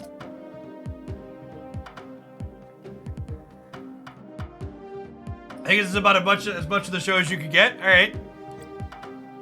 Let's do it. Sarah, Lockjaw, and Collector are not in the show. That makes sense.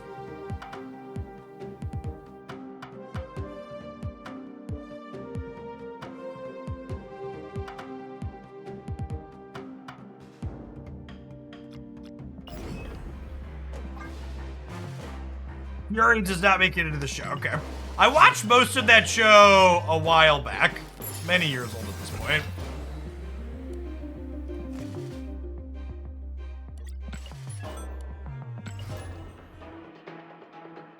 Lady Sif had an appearance in one episode. Okay. Cheshire Gleam. I watched the Agatha video and it was truly incredible. Did Second Dinner know what they were doing when they put Agatha and Ego?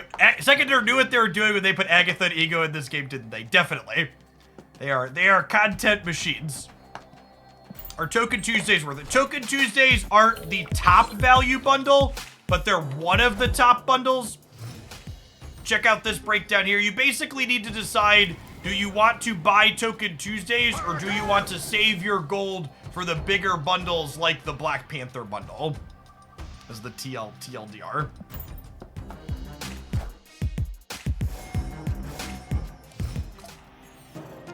Got a dino from their Daily Bugle. We might use that.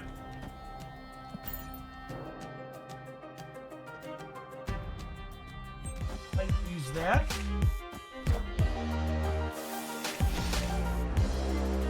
Squirrels!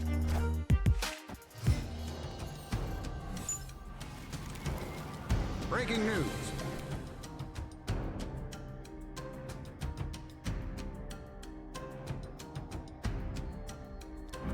They gave us our Agent Coulson back. For what it's worth, there's no large gold bundles data mined in August or September so far. Yeah, we've gone months without large gold bundles before. It's probably a reasonable assumption that they'll be back eventually. You're correct. Technically, that's not a guarantee. Zemp, thank you for the 5 months. Welcome back. There are definitely no more Series 4 or 5 cards inside of regular caches.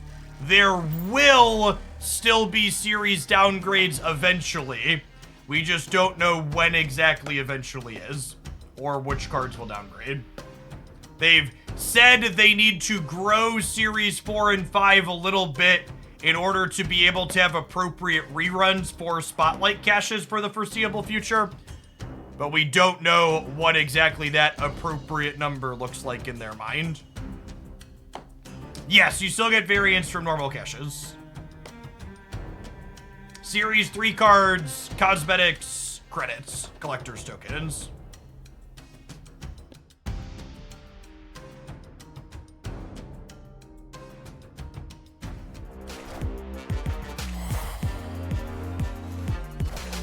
I got a rock.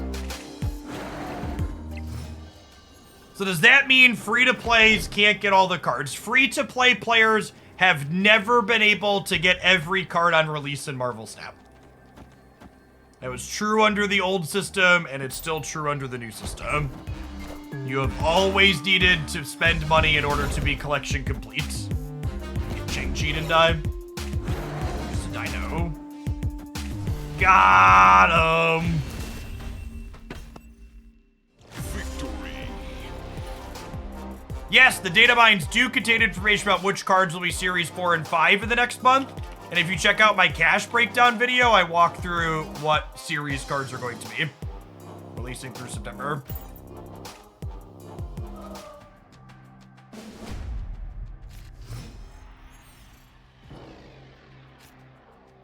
I hope they don't continue their trend of keeping good cards at higher series and dropping not so expensive. I promise you that that trend's going to hold.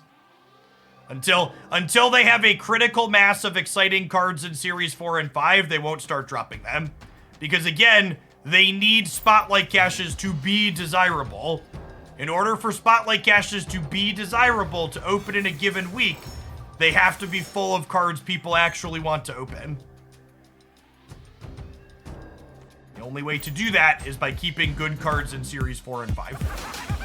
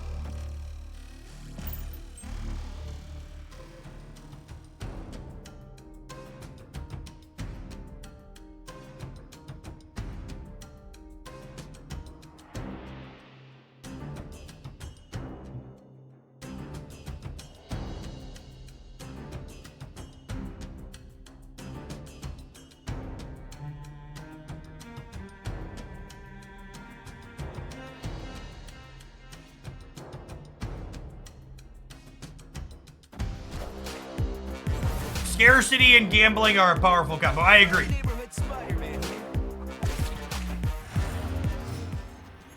here. I think their new system is functioning exactly as intended in terms of generating desired behavior.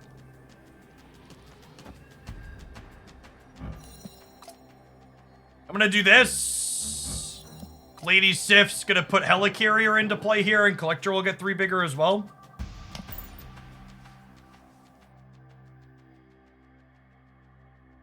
What deck tracker do I use? The Untapped tracker is the best Marvel Snap tracker in my opinion. My weekend was great. My wife took her older 2 kids to scout camp for 3 days, 4 days. So it was just me and Haley hanging out. Went and played at the park. Hung out around the house. Nice chill weekend.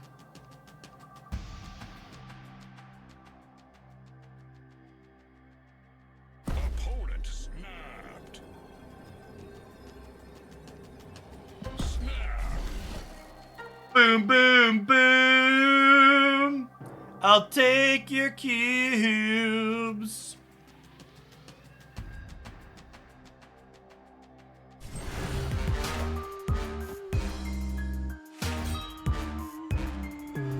It's a lot of points.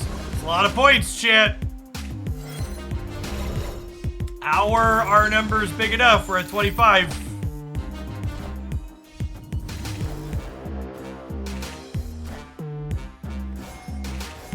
We beat a big dino here, right? The hell kind of snap is that? Victory. The hell kind of stay is that? Frisky Oreo, thanks for the 7 months of Prime. I appreciate that. Welcome back. Like, I can almost respect the boomer snap to try and push me out. But like, what? They just think I wasn't gonna have 4 cards?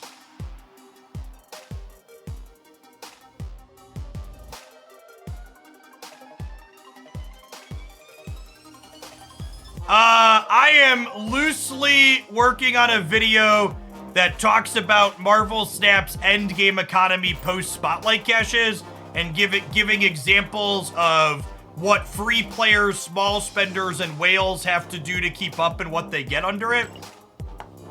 That probably won't be till next week. I'll probably work on that this weekend. That's a lie. I'm going camping this weekend. Probably midway next week. The TLDR on that. I don't think any of the July cards are likely to be metagame staples. I think most of the August cards are going to be sweet and playable.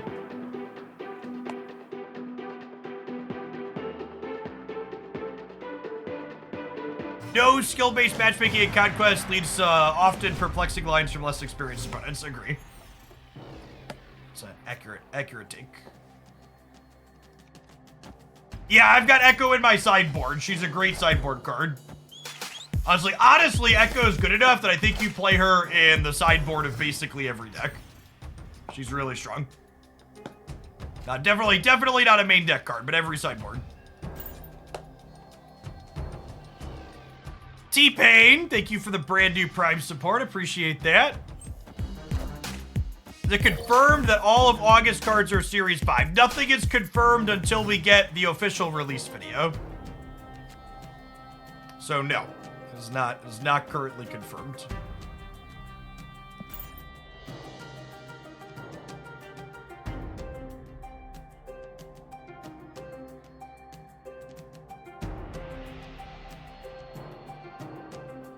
Today's deck highlight video, speaking of the YouTube side, is absolute art.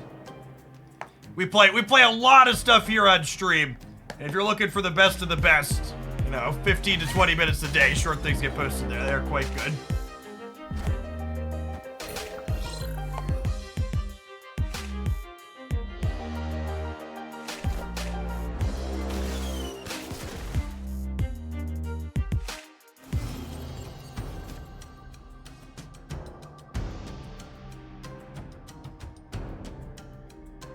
After hearing your feedback, I've bought Echo for 6K tokens. Man, I've got some bad news for you.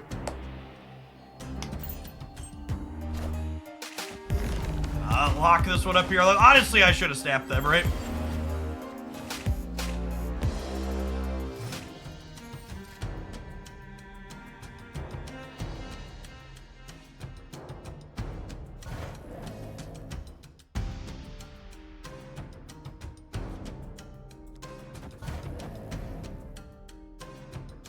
We can put the Quantum Tunnel into the middle for their Shuri. I should have played a card on the right, whatever.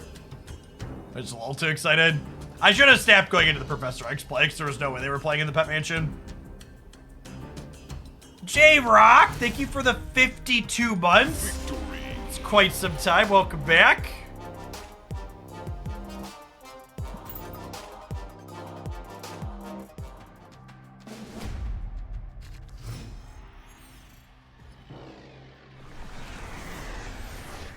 From Jean Grey through Samurai, are there any Spotlight cash cards to see out of those? I think every one of the August releases looks good.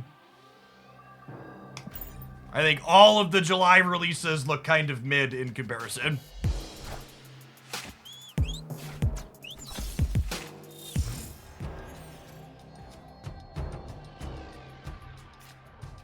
That snap killed the content. It did. It did kill the content. It's a little sad.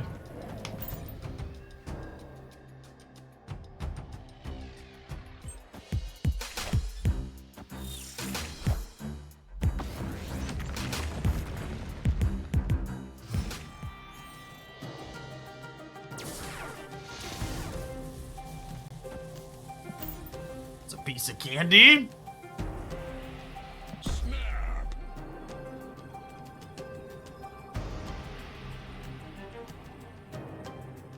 Is our deck good? Almost every deck I play on this channel is bad. If you want to watch a stream or bit of content where people play good Marvel Snap decks, I would recommend a channel not this one.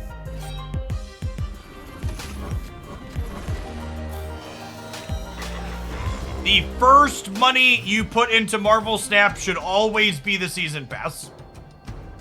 The bundles have varying reasonable value past the season pass, but the season pass is number one by a good bit.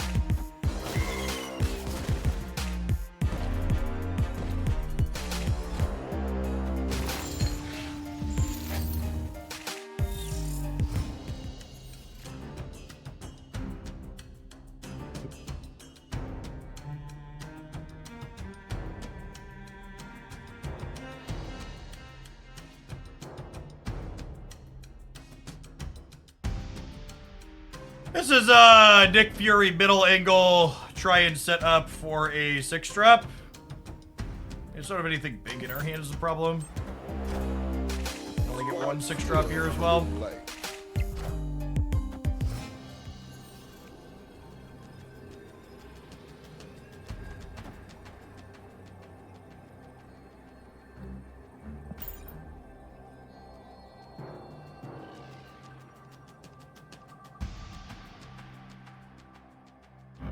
It's fine. Nick knows what we mean.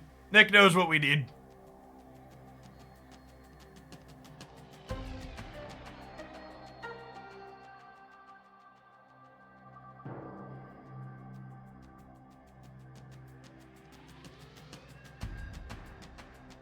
I don't think Lady Deathstrike will be all that good or useful. I think she's the least good of the new cards, is accurate. I think she'll still be sweet.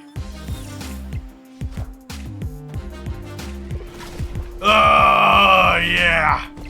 Grow, my pretty. Grow. Got him. Got him. Nick Fury's got the heroes we need.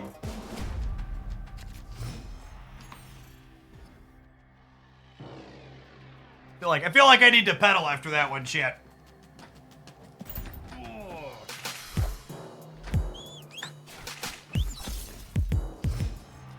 Lady Deathstrike's gonna be a sweet Mr. Negative card. It's definitely what I'm looking forward to.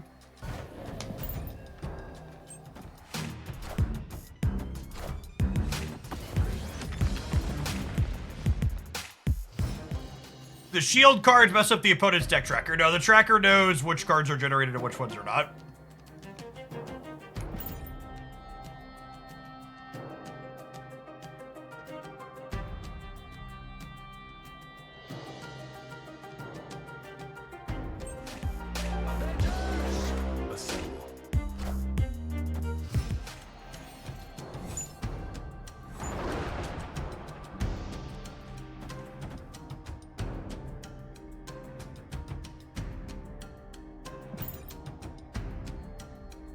Lockjaw in this deck is so awful, chat. Yeah, I don't know. It's awful. It's a viewer submitted deck. The Lockjaw just shouldn't be here. The deck was titled Agents of Puppies, so I assume the person that submitted it has an attachment to it, but yeah. Lockjaw just 100% should not be here. You still open your Spotlight Cache, you have all the cards, you save them. No, I saved them. I have 15 Spotlight Caches sitting, waiting to be opened.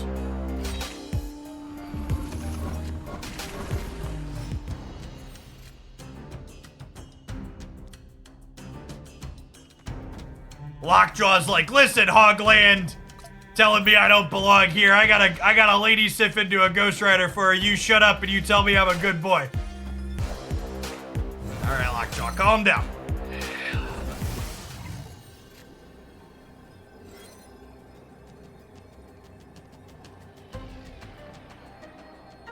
Okay, so this is 13.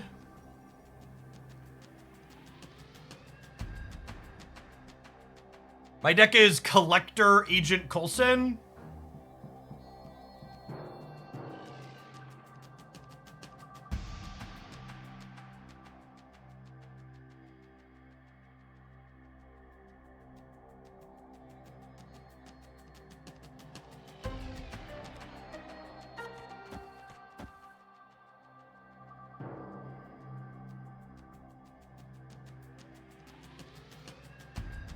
They're definitely blowing this up, right?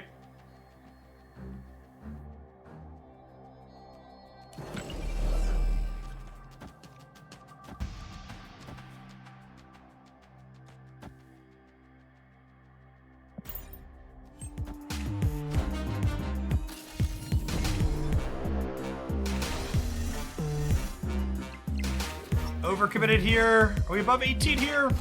This is 215. Yeah, I think we're good, right? We're actually gonna go to 19 here on the left.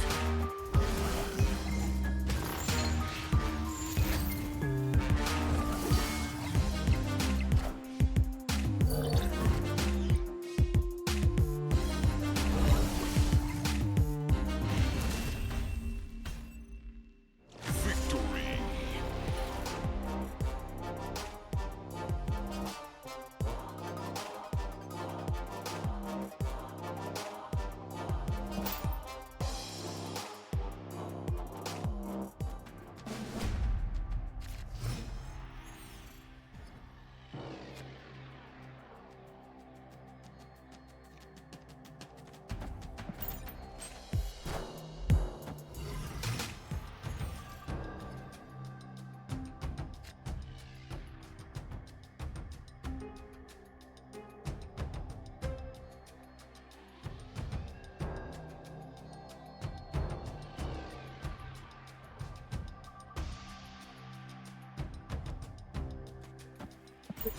Healing, hot, hot, hot.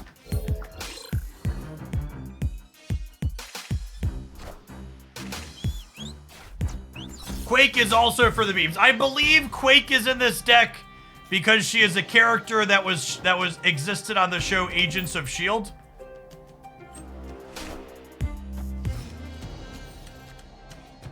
It's my understanding of why she is here.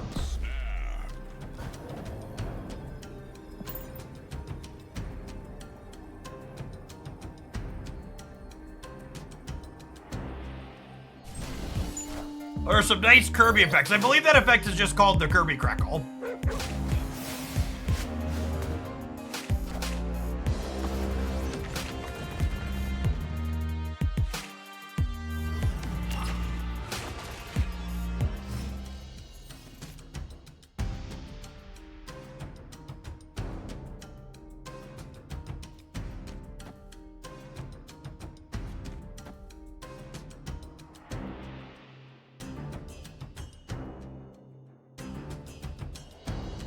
Yeah, they might not be able to blow up Nimrod here on their Crimson Cosmos now.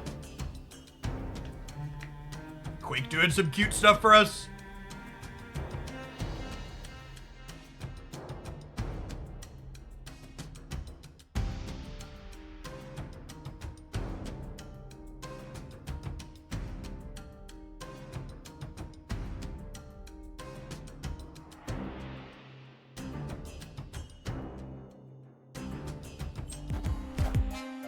Who they dig up this time?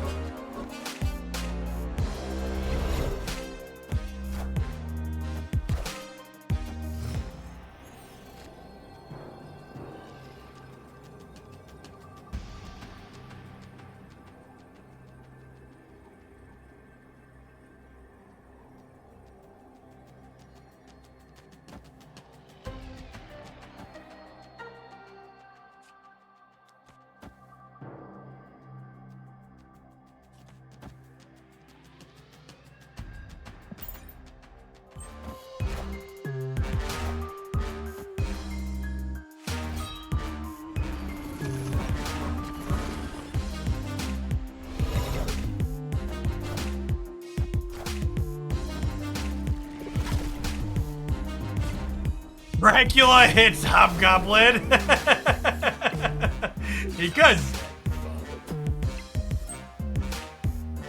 Just an Artem's all though. That's fine. We still got it. Victory.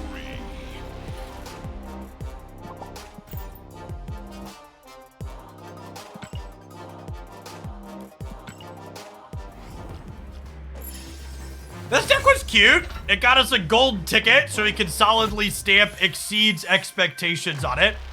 I think this Agents of S.H.I.E.L.D. kind of core is pretty reasonable as a whole. This one has a lot of similarities to the Little Collections deck that we played. The Lady Sif Ghost Rider Helicarrier package felt really solid in here. I think that's a fine direction to take this kind of archetype in. I think Lockjaw is some hot nonsense. I think I would probably want at least one tech card in here. Like if I were to take this deck and change it for the purpose of making it more competitive, I think I'd cut Agent 13 or Maria Hill and then Lockjaw and probably play Zabu and Shang-Chi. We have a number of 4s already, so we get like one more 4 in here, and then I think you're good to go. Yeah, I think I want Zabu and Shang-Chi as cards I would fit into here. Keeping Quake. I think Quake's a fine pet card. I think Quake has some fun blowout potential, and if you really want to play her, she's not that much worse than Scarlet Witch. So, not a top tier necessarily ideal card, but I think she has decent cube equity in key spots, and she's fun to get people with. So I think from a do you need to get rid of her, not really.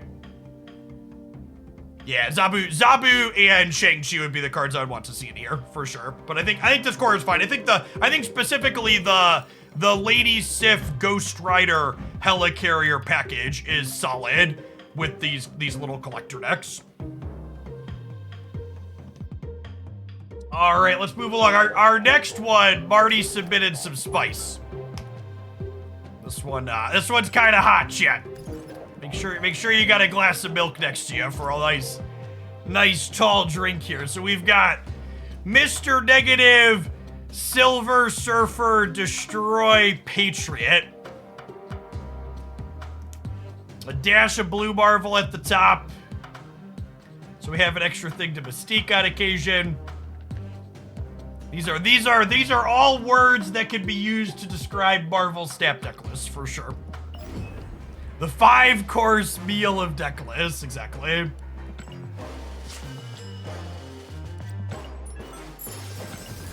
Oh no, chat, we're running out of silver tickets, chat. We're running out of silver tickets.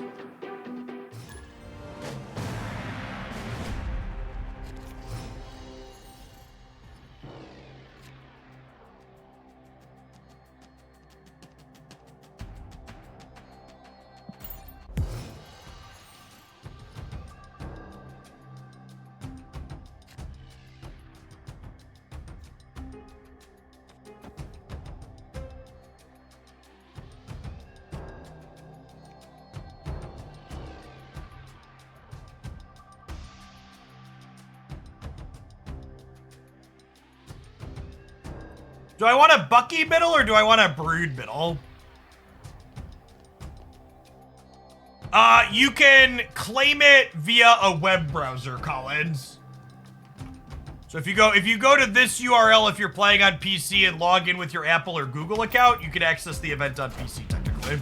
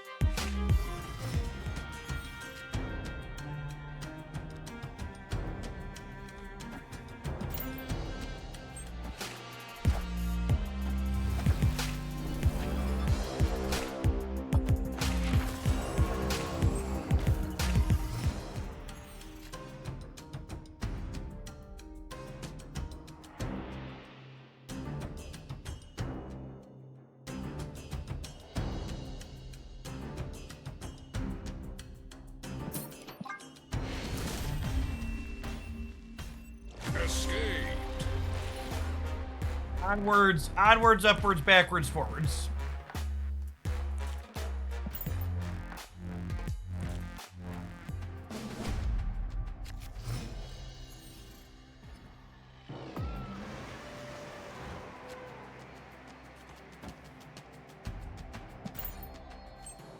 You ever seen Mr. Negative win a fight in Warrior Falls, chat? Well, welcome to today. I probably want to vibe on the demon to try and dodge a Killmonger here.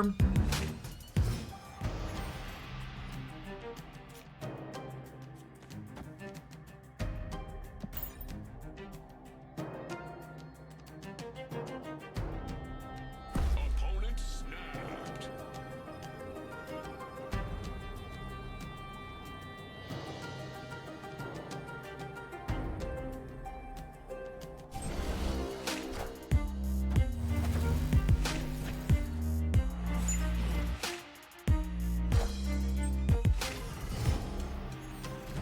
Okay, now we'll Mr. Negative here, and then that sets us up to be able to Carnage the Hood here.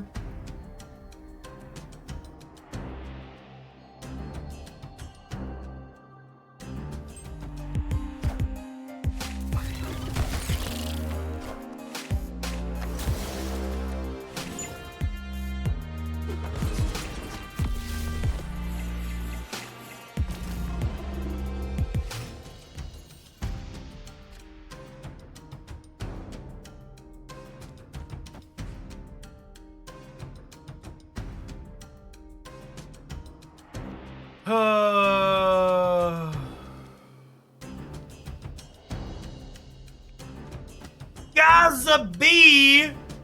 Welcome to Hoaglandia's latest Shillionaire.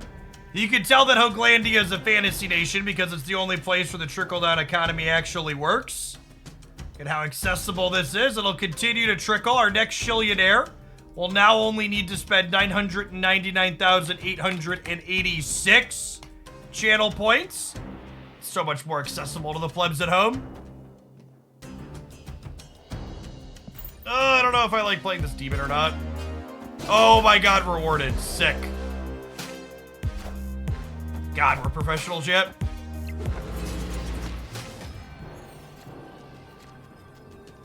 Thanks for watching so much over the many years, Gazabi. Welcome, welcome, welcome back.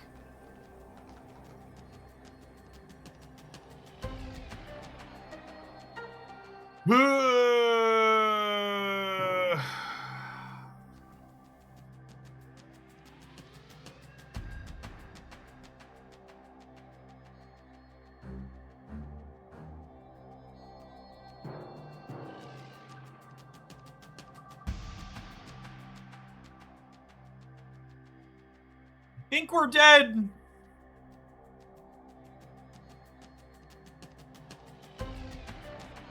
This is like the play to win line. I don't see how it works out. Can do like this too. These are 9, 13 here. They probably just have Surfer. I think I just have to go. I guess I could do this technically.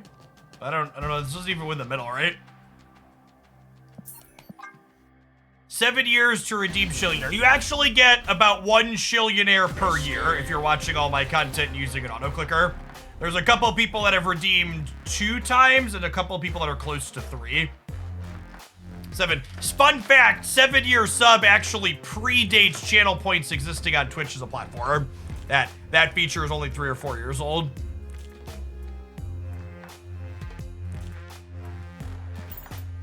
Yeah, I'm curious to see Blue Marvel versus Iron Man.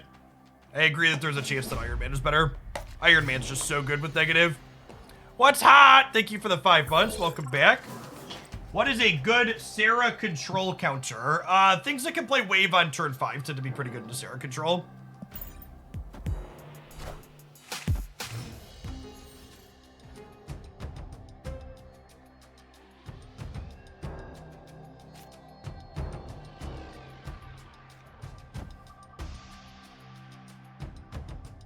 That to become a multi-Shillionaire. Well, the first Shillion is definitely the hardest, as they say.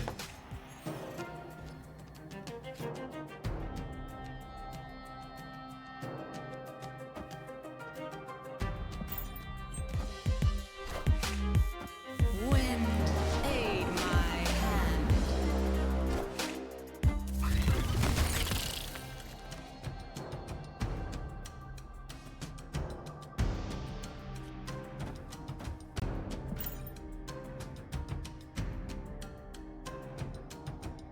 Is there any way to be a Shillionaire other than channel points? There is not. You cannot really purchase channel points. All right, well, we're beating them surfing there, so that's good.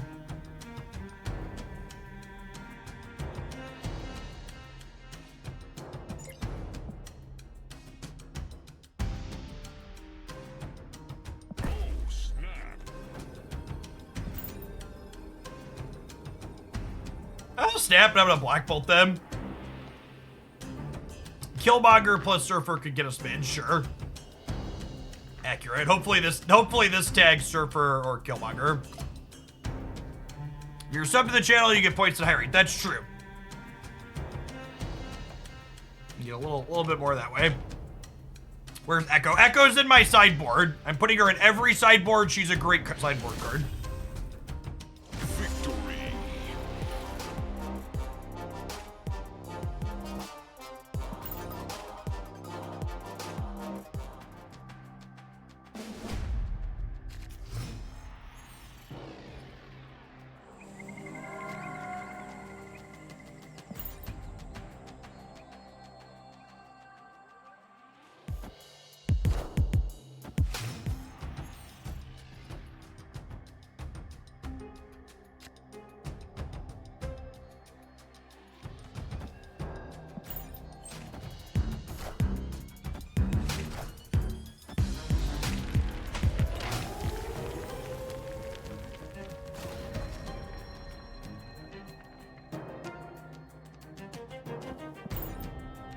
Opponent snapped. What's up, my dude? What's up? I am streaming. You can come say hi. The camera won't hurt you. What's up? You just looking? Okay. Was your camp today good? Yeah. Declan's a little shy, champ. Oh, they Gene. I was like, why can't I play my play lock here? They Gene Green me in the middle. That's fine. We'll do this. You guys should step back. Maybe. Perfect. Look at that. They let me make the play I wanted to make, chat. That was nice of them. Very polite.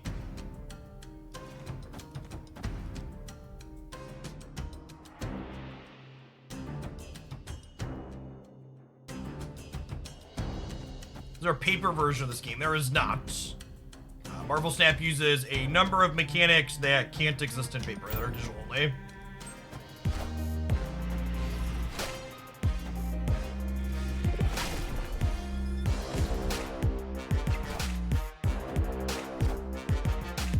Oh! I could have put the demon into the venom. That's a good show.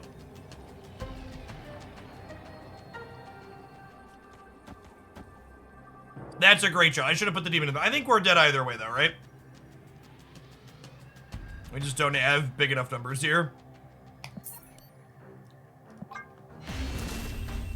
And they snap, so I assume some combination of Killmonger and Surfers in their hand.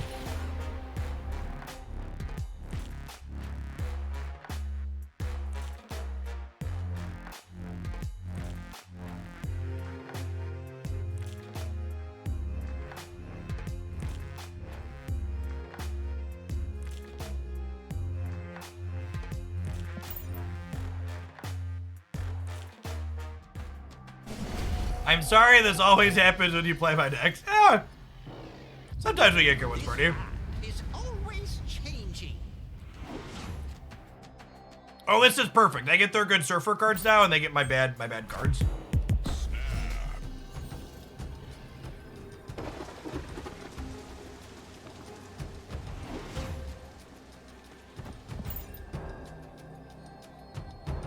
That's the ploy, chat. You play a bad deck so when Weird World comes up, your opponent's screwed.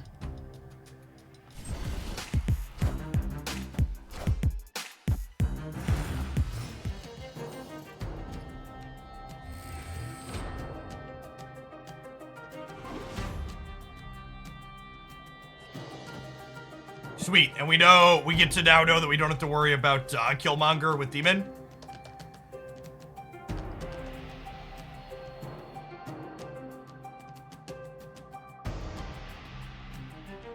I don't think the opponent negativing their own deck is that bad here. A lot of their deck doesn't mind. Like Polaris is awkward, I guess, but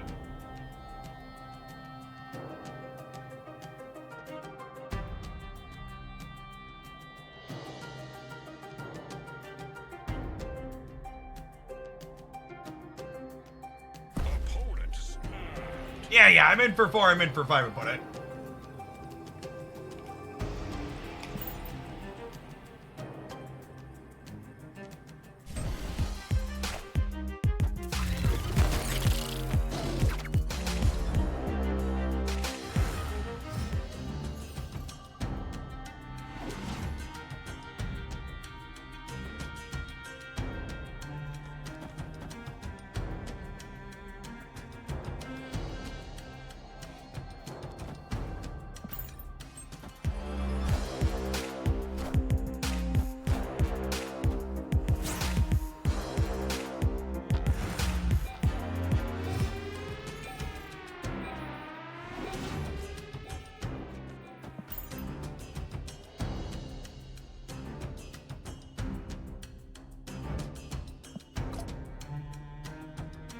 We've got their genes, shit.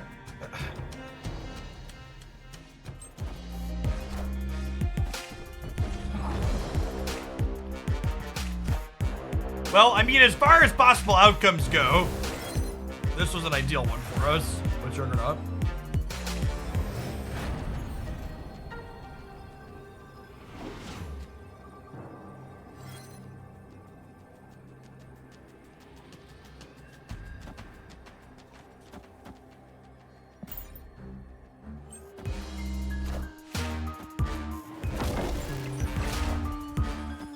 Wind, aid my hand.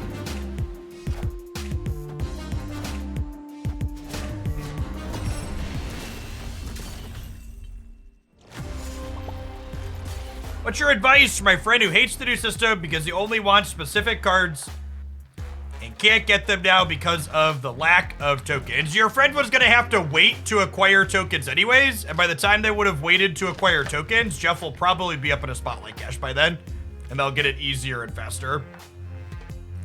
If they really don't want to wait, they can spend money and get tokens to get Jeff. That's part of the system too. Yeah, I missed it by 1 and 2 different spots here. And I don't know, Marty. This one's a real clunky mess of stuff. I think playing negative Mystique and not playing Iron Man is an awkward choice.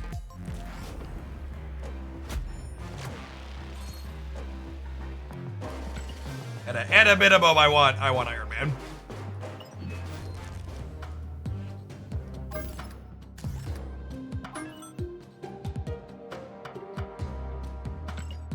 All right, this is a collection of cards. So we've got a move package and Teenage Warhead, Shang-Chi, and Spider-Man 2099, as well as Yondu to blow stuff up.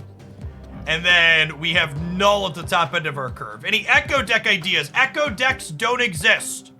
Echo Decks don't exist any more than Shang-Chi decks exist or Enchantress decks exist. Echo is not a card you put in your deck and then build your deck around. Echo is a card you put in your deck if you expect your opponent's decks to have particular cards in them. And when you look at the current metagame in Marvel Snap, there are not decks where Echo is useful. Zabu is awkward here. It makes Shang-Chi and Spider-Man 2099 cheaper. I think that's fine.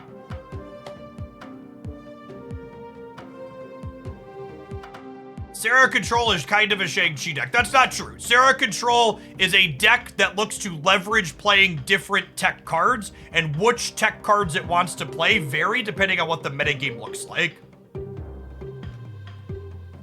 I am not taking more viewer submissions today. In fact, I think I probably have more than we'll get to before the stream is done, because people kept sending them after I closed them out.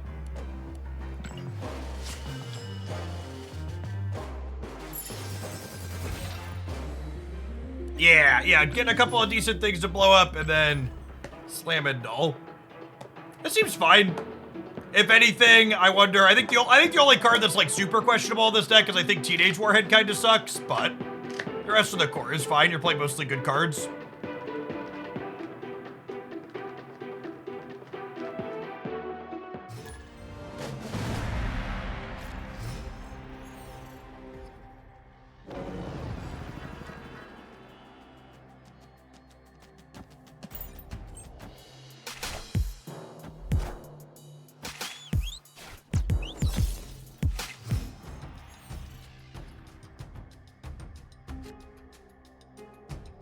Warhead plus Jean Grey. Yeah, except they were going to play some kind of bad card into your Jean Grey anyways. So they're going to blow up your bad card.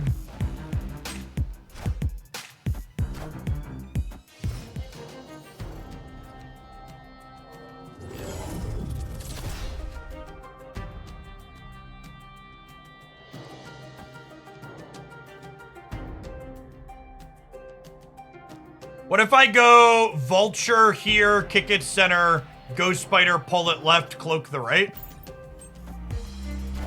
It might honestly be snappable.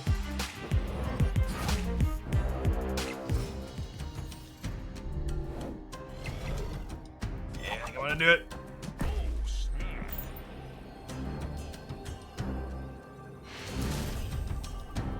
Victory.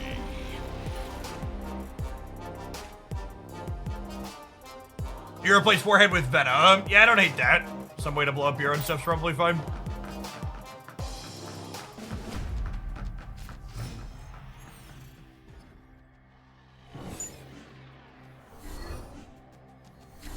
It discarded Beast. Okay, so we're just playing against classic bounce here, it looks like. Flame on!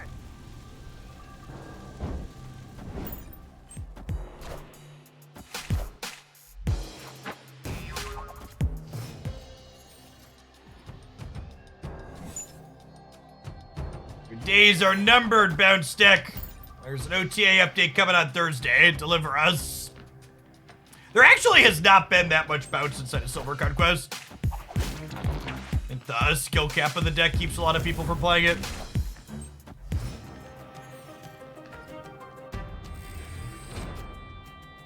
Warhead was the main reason you beat Bounce this morning. You guys just play it here? Call it a day? That is an excellent Ghost Spider variant, I agree.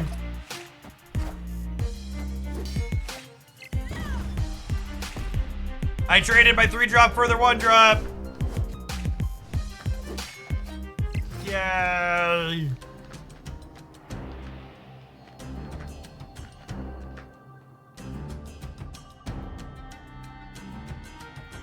How to use for Echo.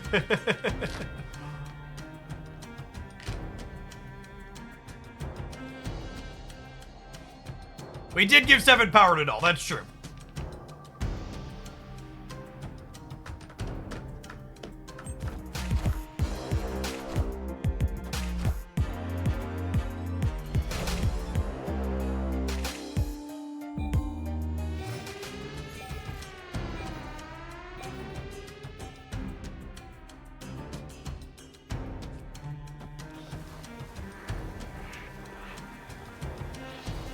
Do I want to hold this open? I think I do. I think I'm just going to play Colossus here in case they punt it. And we'll play Cloak here, letting us move these two over here on the last turn, and then hopefully we spike Null for the center.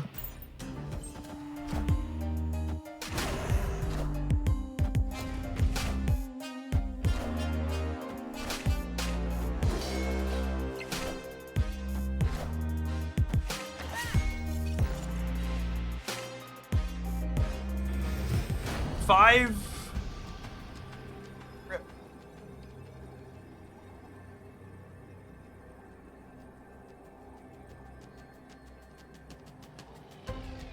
The odds Killmonger is good enough here.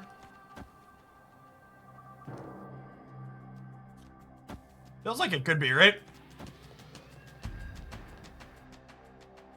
Opponent snapped.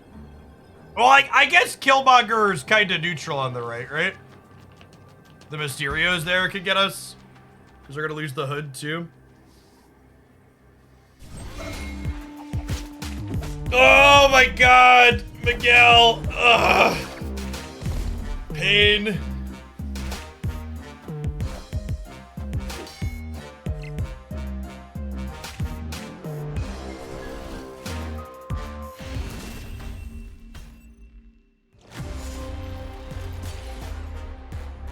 I don't think the order matters there. I'm pretty sure the move happens first. Yeah, the move effects go off first, I'm pretty sure. Regardless of the order that you click in it.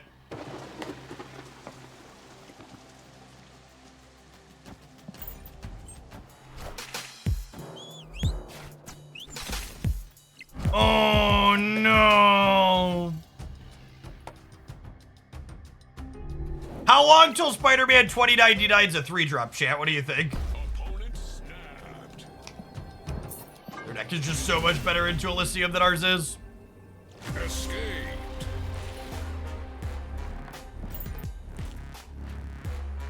Honestly, the bounce deck getting nerfed will be something that makes Spider-Man 2099 better as well. Simply because, like Spider-Man 2099 better as well, simply because, there'll be less bad things for it to sit on the board. Aaron, thank you for the 5 gifted. That's super generous. Welcome back. Well, thanks for the support. Urkadar, speaking of welcome back. Thank you for the nice amount of months resubbed. When is Bounce getting nerfed? If Bounce is getting nerfed, it's on Thursday. Should we snap Yondu on Luke's? I don't think I'm gonna be able to Yondu again. I think the rest of this is good for us though. I think Vulture into Luke's is good for us. Yeah, I think letting 2099 kill something at each location would be a fine change. That wouldn't be one they could do via OTA though, right? They haven't confirmed balance changes. We get patch notes on Thursday. You know, they don't post notes in advance. They don't want to confuse people.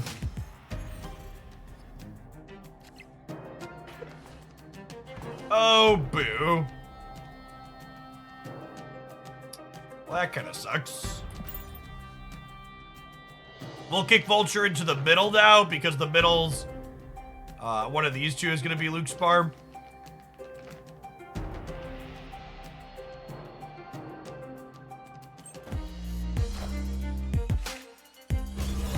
I would be surprised if the bounce deck nerfs aren't just them pulling points of power off of a bunch of things.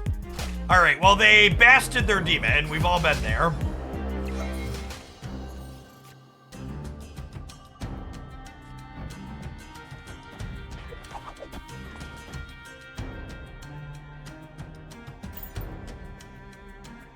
Don't act like you haven't basted your demon yet. If you haven't basted your demon, you haven't played enough of the bounce deck, okay?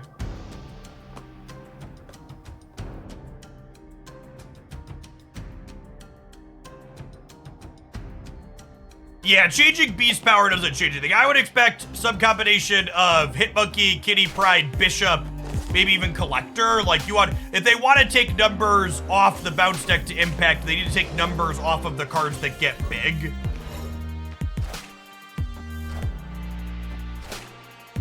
Not just like miscellaneous extra things.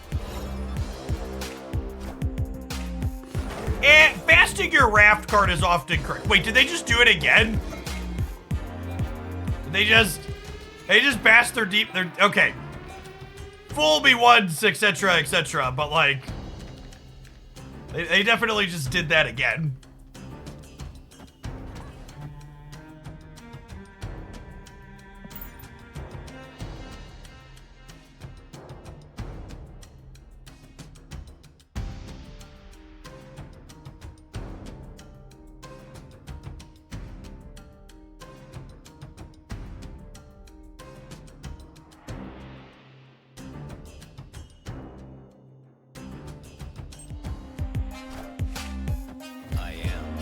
All right, Miguel, don't fail me now.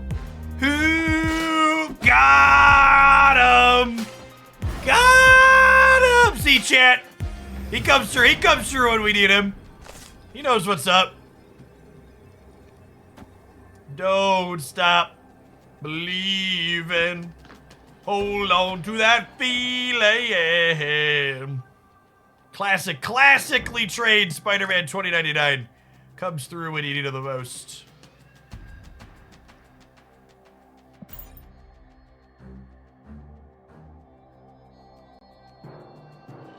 You think that Beast being a minimum of 1 would fix the deck's upward power? I think if you make Beast a minimum 1 cost, the card is dead and unplayable, and that's an awful change.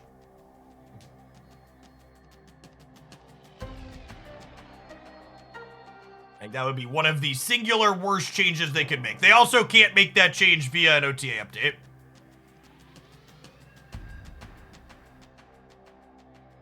Yeah, I wouldn't be surprised if Spider-Ham got whacked. It definitely, Spider-Ham in its current form definitely power crept Iceman, which isn't good. They want to try and avoid that kind of stuff, I think.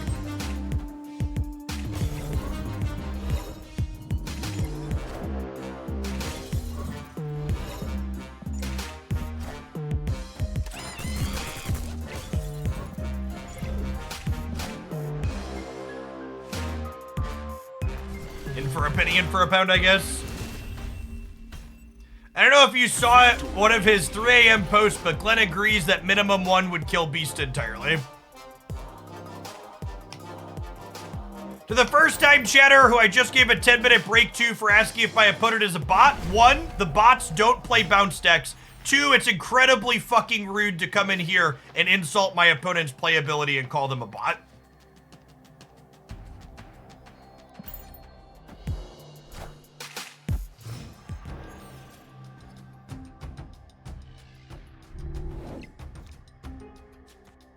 It is always fine to be critical of and offer constructive feedback on things myself or my opponents could have done better, but just play bad, or is your opponent a bot? Those are neither of those things. Don't do them in my chat. Supposedly there's no bots in Conquest. There are some bots in Conquest very sparingly. You have to be in the queue for like 2 or 3 minutes for it to happen.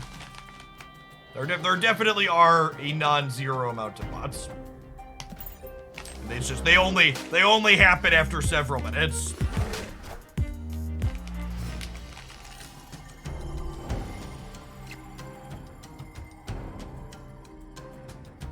Would Hitmonkey be reasonable at a 3-1+1? I'm gonna move off of talking about balance at this point because we've hit the stated part of the stream where people just start suggesting random bad balance changes.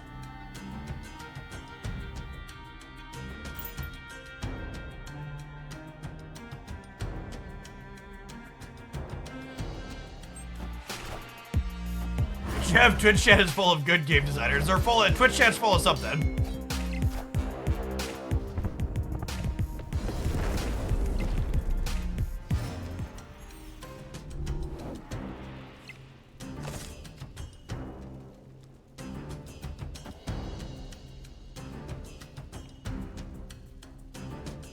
Yeah, I believe from the other humans I've talked to that the bot timer in this format is like 3+ minutes, 2-3 minutes.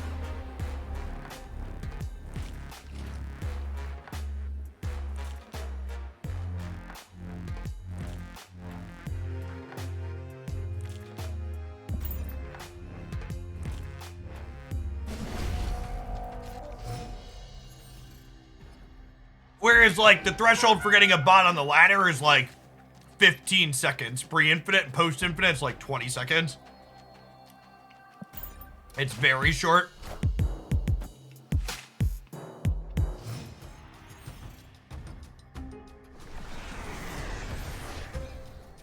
Opponent snapped.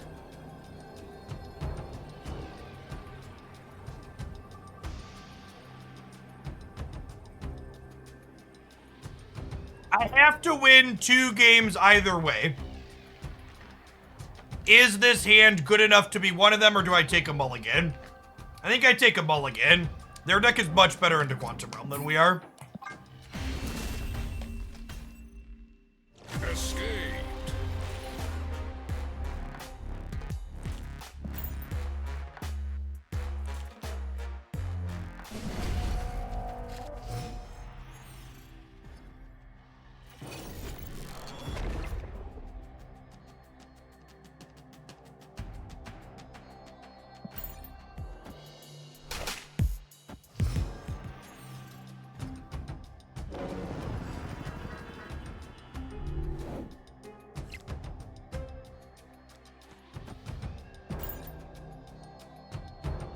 Hoping to draw Vulture or Torch here.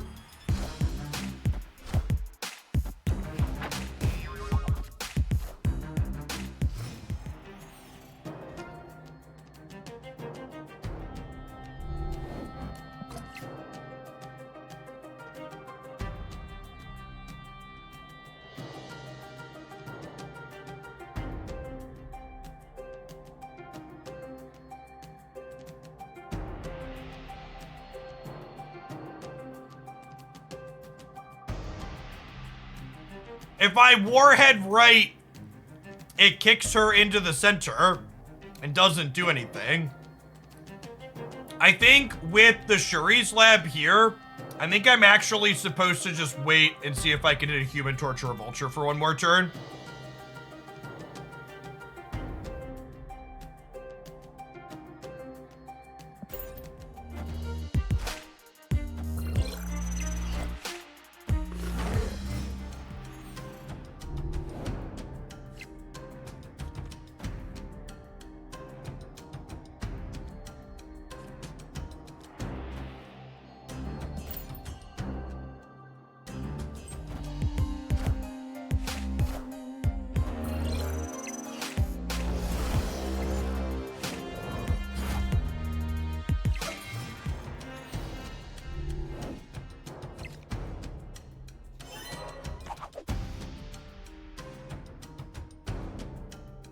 Man, our lack of priority sucks.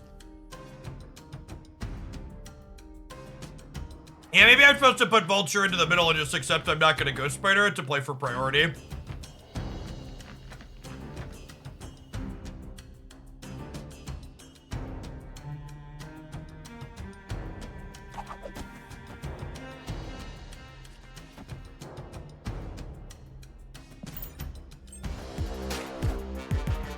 I am Iron Man.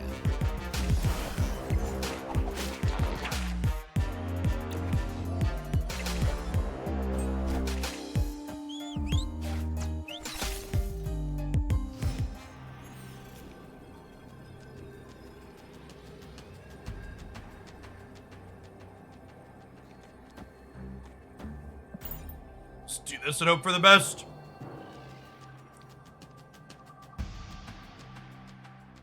Probably dead.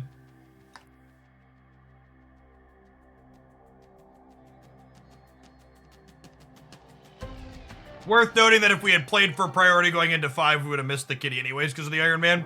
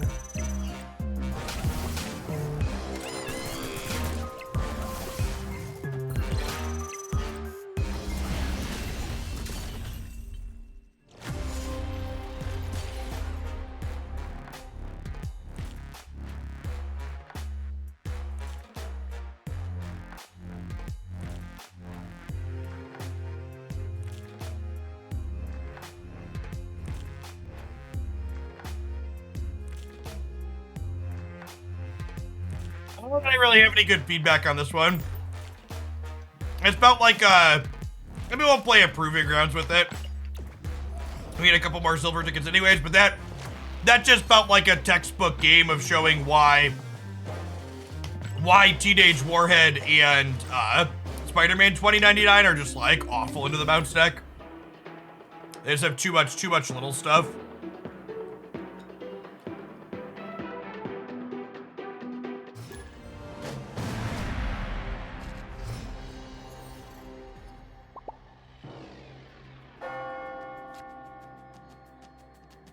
Snap. Opponent snapped.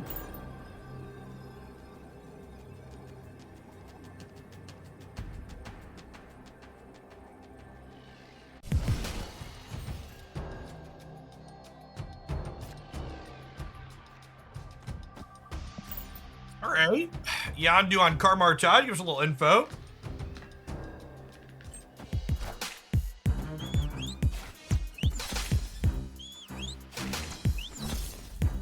Wasp Galactus. All right, so they're doing Jean Grey bullshit.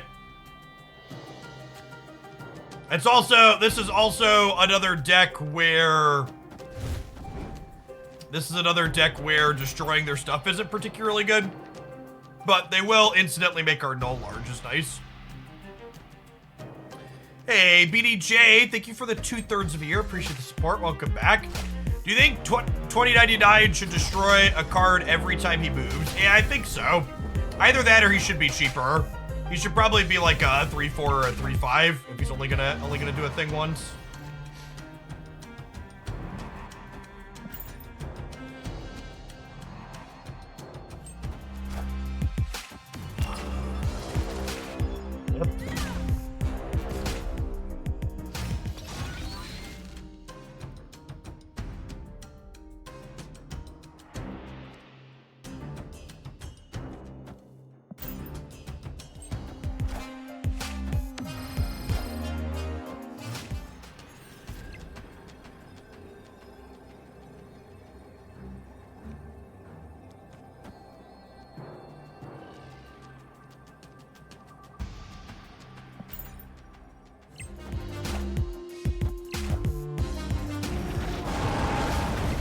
Depending on where the Wolverine goes, we could win the breaker.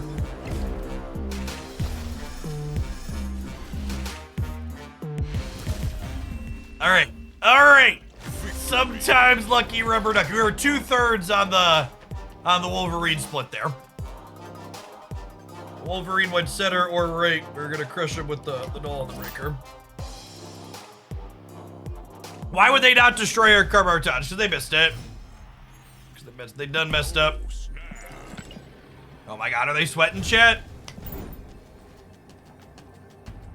Oh, they had Jean Grey. They couldn't. Yes, good call. They probably should have just played Jean Grey on the left to begin with, right? So Shuri could double.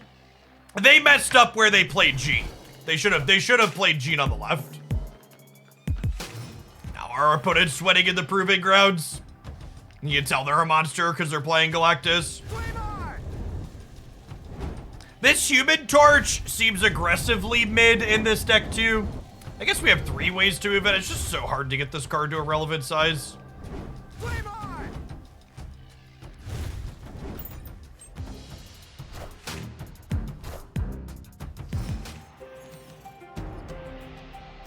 Yeah, I wouldn't be surprised if Teenage Warhead gets another OTA update. They talked about when they did her last one to a 3-5, they thought about making her a 2-4, and she's probably close to playable at that stat line. You just lose so much tempo when you play her a lot of the time. Anytime they play a 1-drop to blow up your Warhead, it's just like you're so far behind.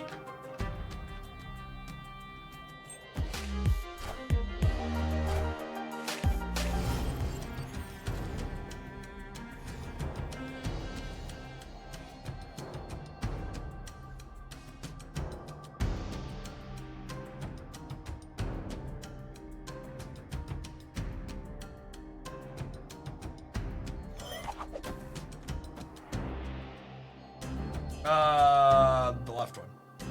That one. Yep. Thank you, dude.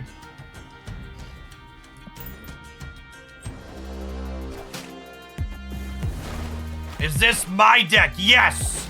My massive fucking brain is the only thing that is capable of putting together the cards that you currently see on your screen. If you see anybody else playing this particular deck list on twitch.tv or other places on the internet, I want you to let me know so I can have them talk to my lawyers.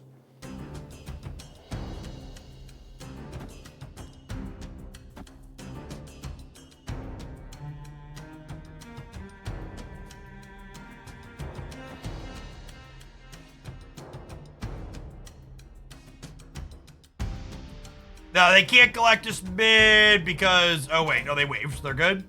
Yeah, we're super dead to Galactus mid. I don't have any counterplay to Galactus mid.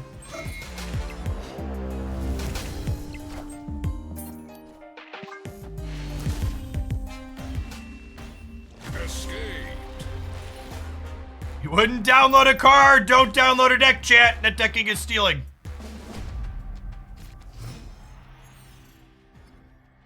Maybe we're supposed to stay for the null top deck. I guess they were in for 2. We should stay for the null top deck. There weren't extra cubes on the line. Oh my god, why are they sweating so much? Fucking Galactus players, chat. What is wrong with them? It's the proving grounds. Leave. Play for another ticket somewhere else.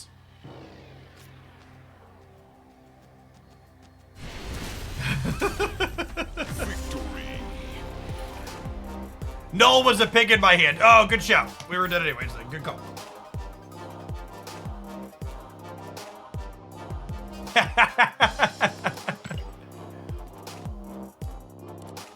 Someone said it was unnecessary to be sarcastic about whose deck it was. Listen, it was unnecessary for them to type a silly question in my chat too, but you didn't chastise them, you only chastised me.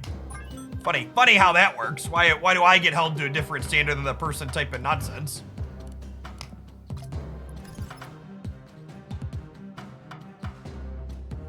All right, chat. We've got some spice. We've got some Jubilee, some cherry flavored Jubilee. We've got the old Living Tribunal and Devil Dino and Iron Man and Onslaught. Let's do it, huh?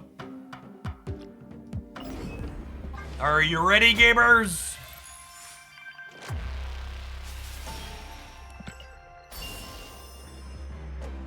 Onward, onward, upwards, backwards, forwards. We have proven ourselves and the proving us the ground. I miss the Hoaglandia as a dictatorship and I'm the dick meme. I mean, that's still definitely true.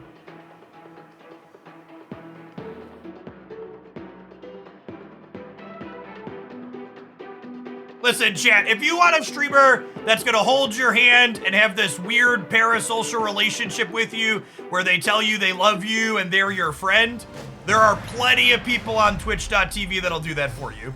I am not one of them.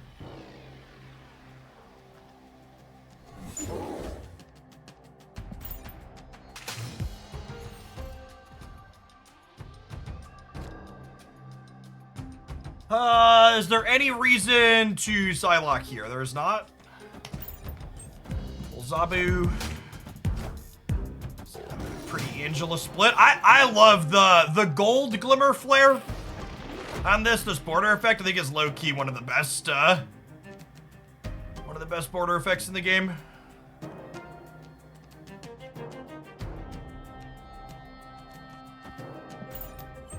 What's going on, Barracuda? Don't hold my hand. I wouldn't dream of it. Thank you for the quarter of a year. Welcome back. I'm gonna snap having turn 5 wave here into the bounce deck. Yeah, the Angela stuck in the lab's also good for us, but Bishop kind of confirms their bounce deck. Thanks for the almost 3 years, Vader. Hope life's treating you well. Good to have the old timers along for some snap-a-lappin'. We have Jeff over here on the right.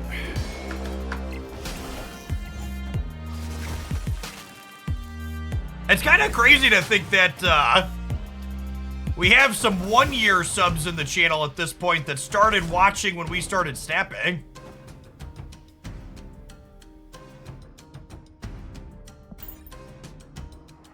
Have our official 1-year anniversary for the release in October in a few months, but the game went into closed beta in what's it called? In May. How did that transition to Snap go? I told my wife when Marvel Snap was releasing back in October of last year that I was gonna do 1 month of all Marvel Snap content with no Magic the Gathering, and that if my viewer count was at all close to what my Magic viewer count had been, I was gonna jump ship and move to Snap full time. And needless to say, we far and away smashed that expectation.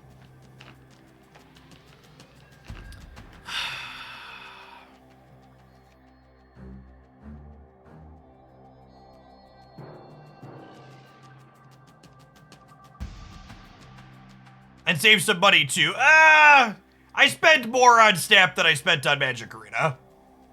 Actually, I actually went through and counted my Snap expenditures last night because I was curious for the year. We've spent some dollary dues.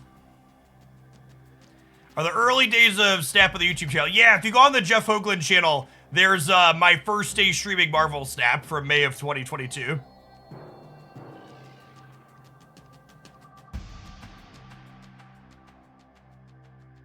They could move Jeff as well. Living Tribunal might actually be the play. I'm gonna stay for 2 more cubes.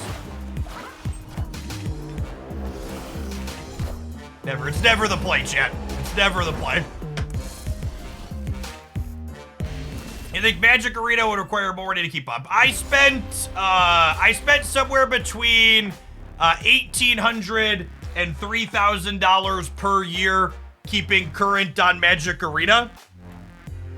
As of just 2023, so January through today, I've spent approximately 3,600 USD on Snap this year alone. I also think I'm probably close to done spending for the year. Like, I probably only have another couple hundred at most, just because I have so many resources piled up. I definitely overspent for the first half of the year looking at how many tokens and caches I have saved.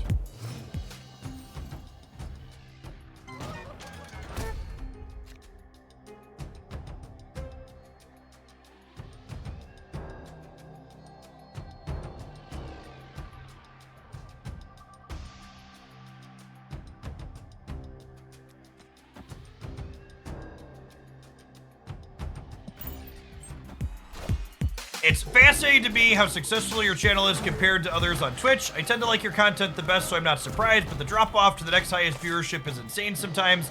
The next highest viewer stream at the moment in my browser is about 33 viewers. That's probably not accurate. So like right now, there's actually one of the Italian streamers, Atrix, they've actually eclipsed my viewership. They are solidly the biggest Snap streamer. But if you look at, oh, maybe if you filter just for English. Yeah, that's actually true. The second highest English-speaking stream is 33 viewers right now. But there's a number of other Italian and non-English Espanol streamers that have a number of viewers, with one of the Italian streamers actually being higher than me at the moment.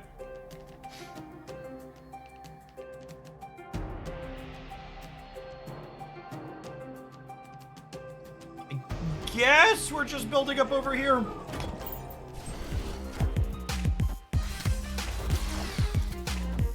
Well, sure. We'll finish this match and we'll pull up some fun Marvel Snap statistics. I like talking about stats.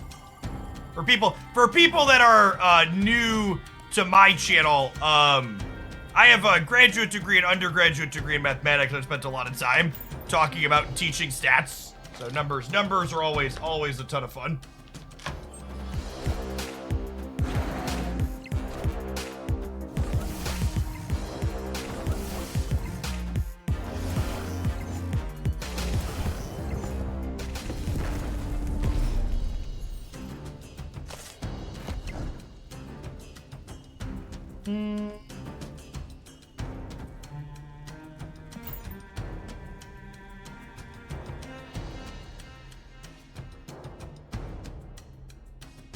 Hey, good to have you back, Entor.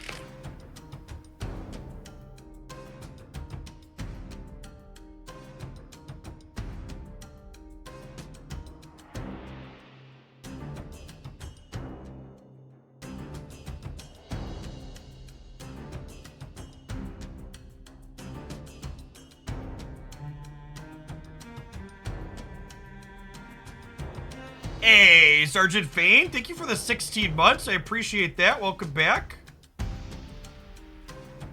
Hope life's treating you well. Thanks for keeping me around. Take it from one Jeff and give it to the other. Do I partake in tournaments? Occasionally. Tournament content isn't nearly as popular as non-tournament content in my experience. But if something like Twitch Rivals presents itself that has like good payouts and good promotional opportunities, I'll do that. But it's worth noting that like even the Twitch Rivals content had worse metrics than my average normal streams.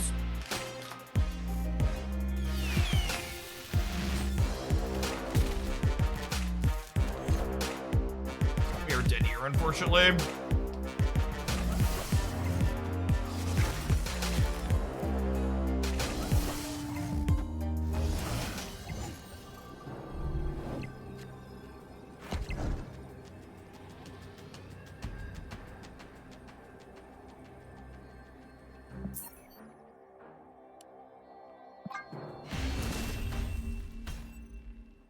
Escaped.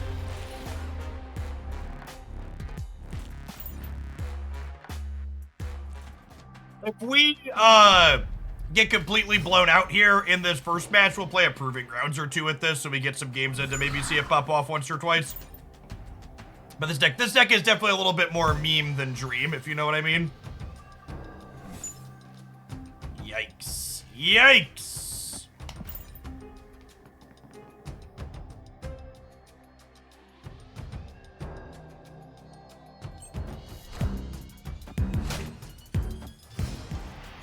Tribunal, a meme, how dare you? Speaking of other Marvel Snap content creators like we were a second ago before we look at some metrics, if you're not following Binks Plays on Twitch chat, you definitely should be. Make a ton of consistent Snap content. You often see me hanging out in their chat in the evenings when I'm looking for something to watch. They also do a lot of stuff over on YouTube. You can click that little heart above the chat there to give their channel a follow.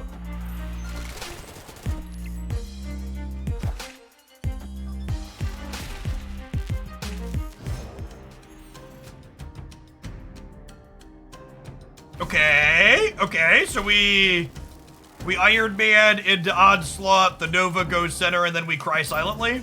Or loudly, depending on who you ask. No! I do not like your pork. I do not like it, Sam I am. I do not like being smacked by ham.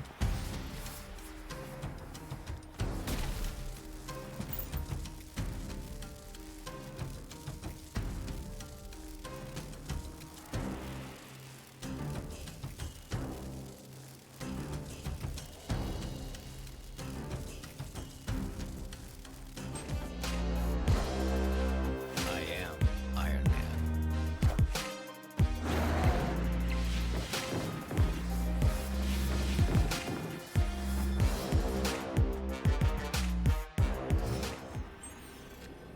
Damn it, Nova, you had one job.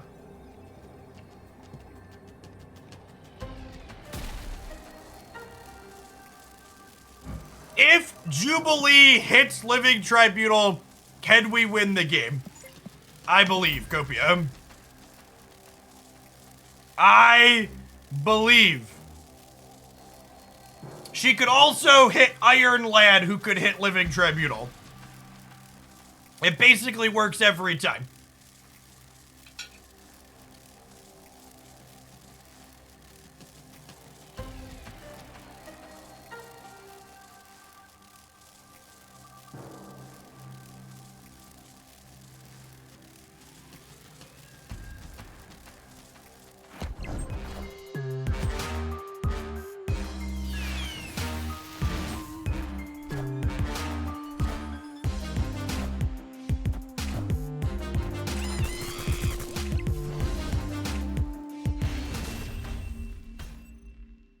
Victory.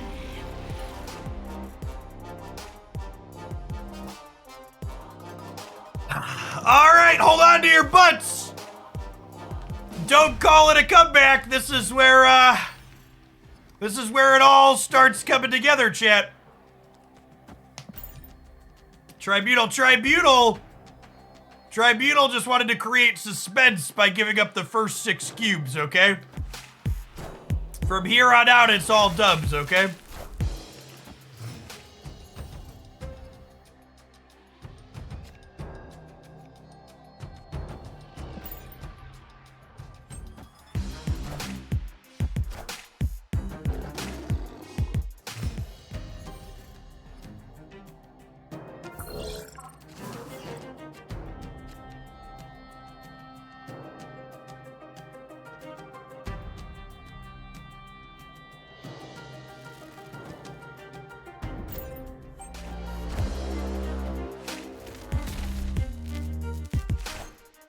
Going on, Moldy Locks. Thanks for the 52 months.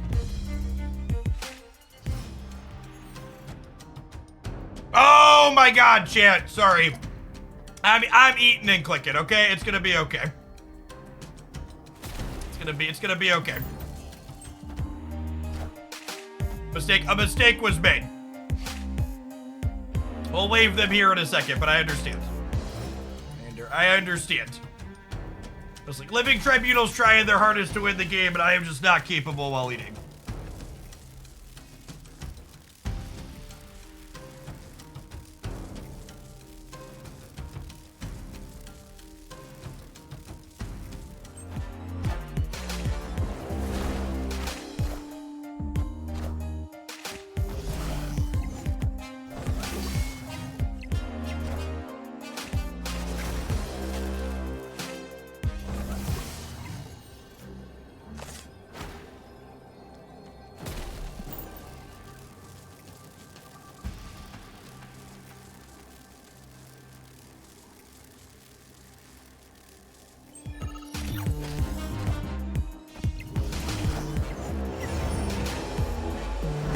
That's not enough, right? It's only 6 per.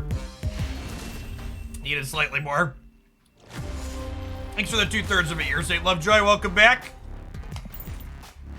Not quite good enough.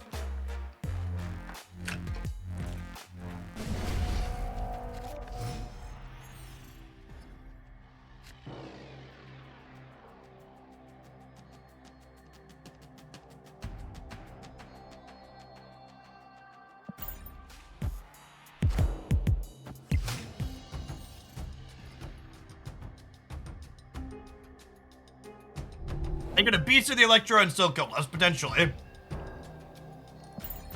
Alright, chat, I won't mess it up this time, okay? I see the Oscorp tower in the middle. We're gonna figure it out. I believe.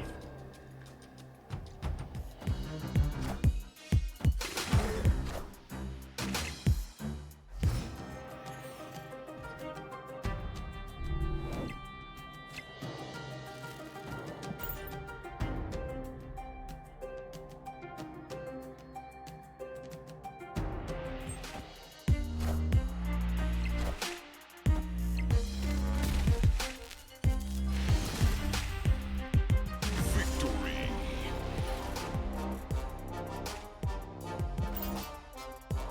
All right, 3 more. 3 more.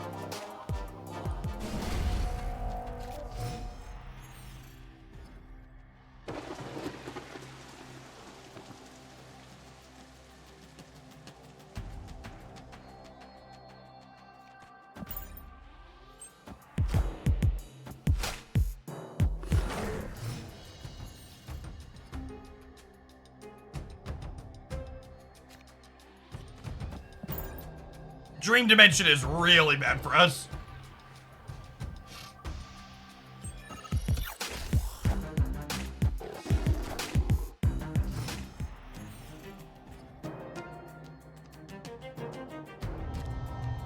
Well, I mean, all things considered, Nebula of the Space Sword's not terrible.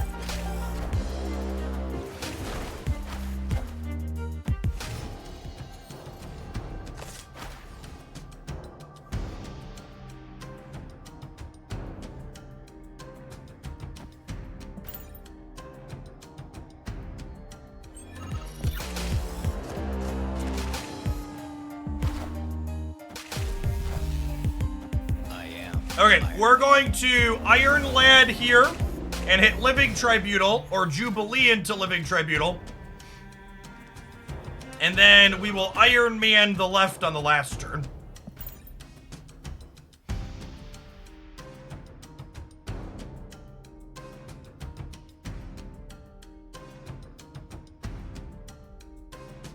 I believe.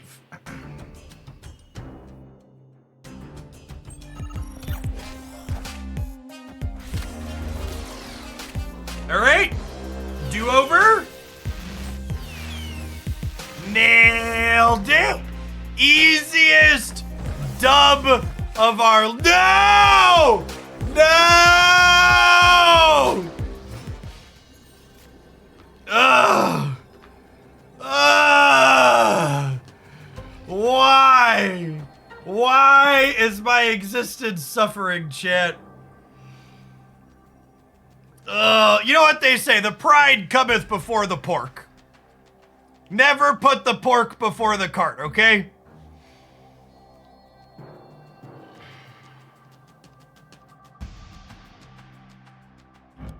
This fucking guy. At least our dino's worth 17 here. So this dino is worth 17, which is 6 more here and 6 more here.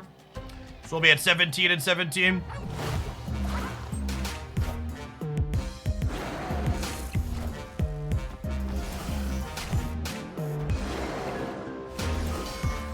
Got him! Alright! Alright, guys, gals, and non-binary pals. 2 more. LT's running it all the way. Listen, if Agatha can recover from a 10-2 deficit in this morning's highlight, Living Tribunal's definitely got this on lock, okay? Don't be a doubter.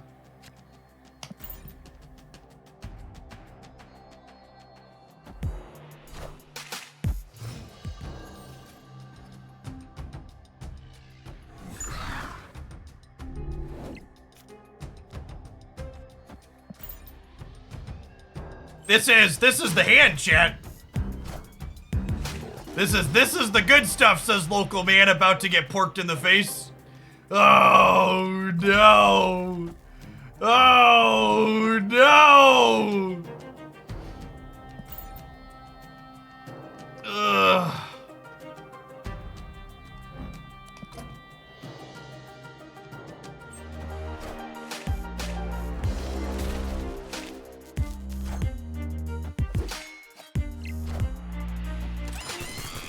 I wonder if X23 and Dakin finally coming to Marvel Snap will be the cards that inevitably get, what's it called, nerfed? Can Killmonger finally get nerfed with Dakin and X23?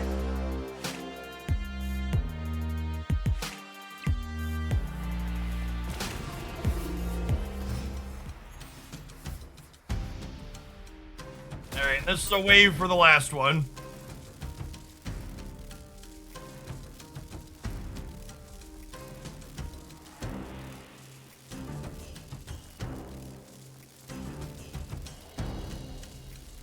How do you nerf Killmonger? Well, for starters, it probably shouldn't be a close to on rate 3 drop.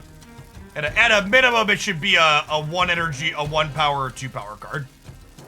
It could also not murder every 1 drop on the board. That would also be a reasonable thing.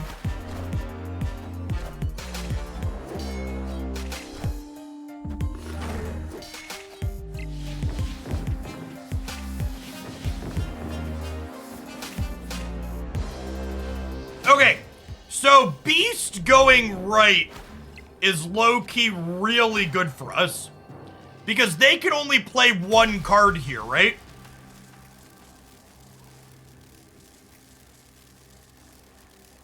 So I onslaught the right and then we win the tiebreaker, huh? They either play for here. What does Mysterio do? Mysterio wins here or here. They basted. Bast Mysterio beats us. This beats Bast Mysterio, but it loses to them playing Chavez. And we know they have Chavez. They actually haven't showed us Mysterio, that's true. It's probably their last card. We die to Bastard Mysterio if that's their last card, but this play beats Chavez. That's what we need to play to beat. Don't call it a comeback, chat. Call our Living Tribunal deck a meme. 1 more game for all the marbles, chat. For all the marbles. Let's go.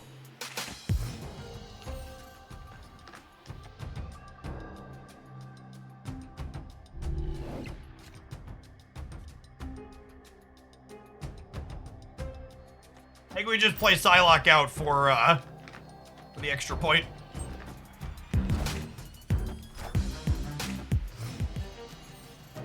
I think Living Tribunal is gonna get nerfed in the next update, definitely. Card's busted.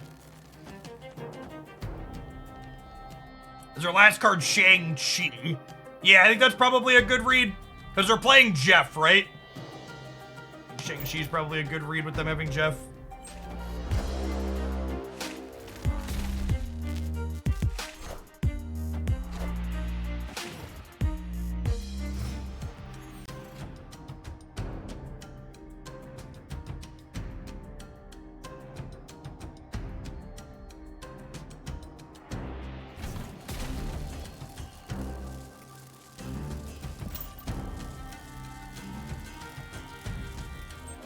This deck looks like it would make me very happy as it's shit. Definitely shit. It could still make you very happy, though. Ugh. Oh, please make the porking stop. Please make the porking stop, chat.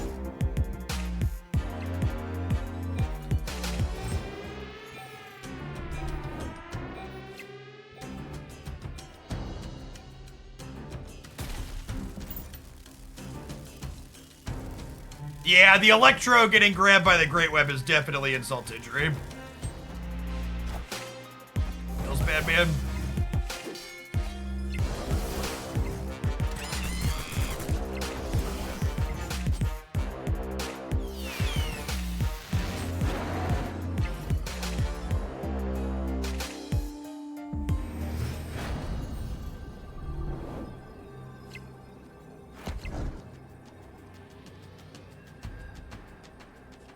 All right, a captain goes down with his ship, chap.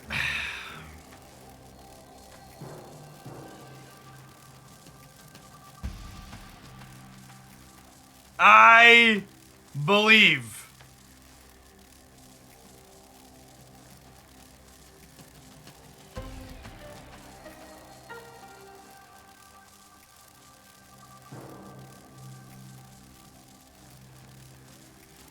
Yeah, we're at 30, we're at 37, so we'll have 12, we'll have 12 per. I believe in miracles. Doo-doo.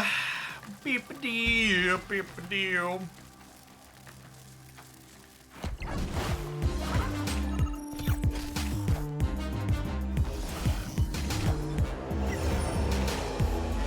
I shouldn't have counted it for him, chat. Oh my god, wait. Did we? No, wait, how is it 11? What did I? Oh, I forgot the dino is gonna lose power. So this is 12, 24, 30. Yeah, it's only 34. I forgot the dino was gonna lose 4. Big rip. It would have been 12 everywhere. Would we have won? We would have tied with 12 everywhere. They would have lost to us passing. Yeah, there's a good chance we were getting big sniperitoed. Because they made this play after we said we'll have 12 middle. Yeah, there was a web roll that let us win this. There's only 1 in 5 though, right? Sometimes that's just how it be. People were talking about, I said we were gonna take a look at this before we move to the next deck. For people that haven't seen this, all of the data on twitch.tv that isn't sub data is publicly pullable via an API. So if you're a data nerd like myself, as far as sample size go, I think looking at the last 90 days typically gives you a good shot of what people's audiences look like. So this is Atrix, if you frequent the section, they've actually become the largest snap producer on Twitch. They've eclipsed me in the last few months. They're an Italian streamer. But as far as English goes, we're still floating around the top here with average viewers and watch time. You can sort by all sorts of different things. Atrix, I thought you had. I'm not sure if I assume Atrix is how you pronounce that, but yeah, this is Zeno here is another Italian streamer. Yeah, there's a bunch of Italian-speaking content creators that have pretty solid numbers for snap stuff. Yeah, so I posted that link in chat if anyone wants to click around. You can look at all sorts of stuff. You can click on individual channels too and see different metrics for different time periods and stuff. Lots of datas and charts. If you're a number person like me, it's fun to look at on occasion.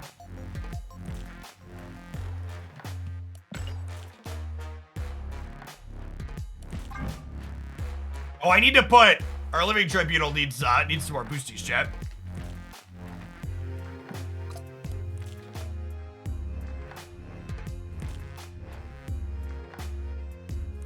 Shroud played Marvel Snap. Yeah, Shroud plays Marvel Snap casually, and then he did a promo thing on stream at some point. Doesn't really though. I like to get all my cards to the gold borders at a minimum, so they like mostly match. I believe flagging your channel as mature is something that you self-flag.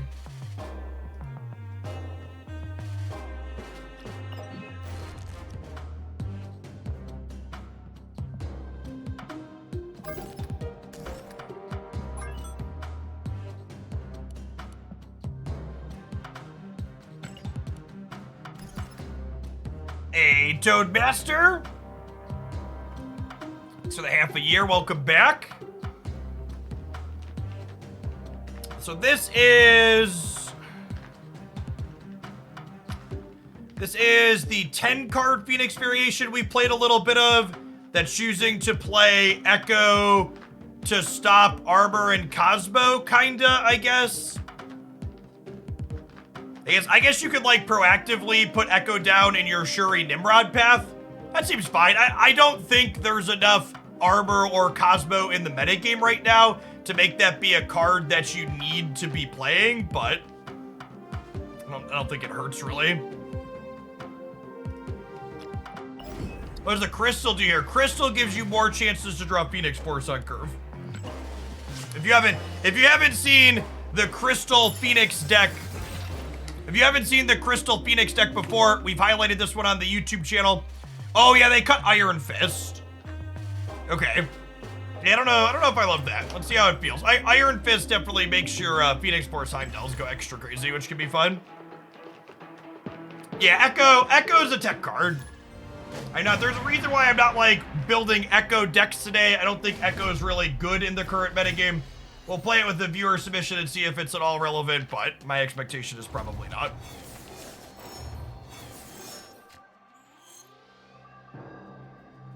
You could play Angel to make this a 9-card deck sometimes. That's actually an interesting thought.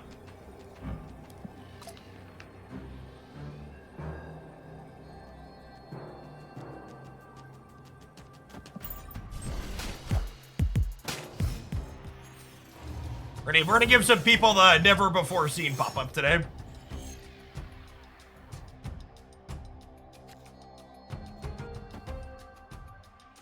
Okay, yeah, I deserve that.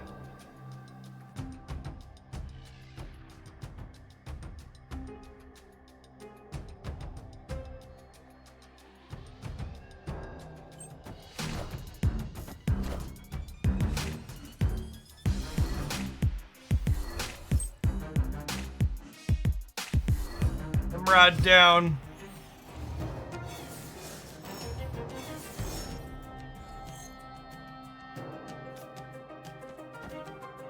I was under the impression that Iron Fist was super solid, turn 4 move. No, I am of the opinion that this is probably not a good swap.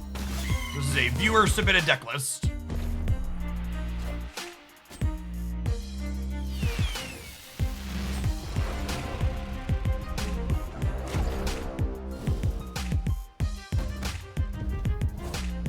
It's extra funny that we just got punished for having Echo in our deck in general now.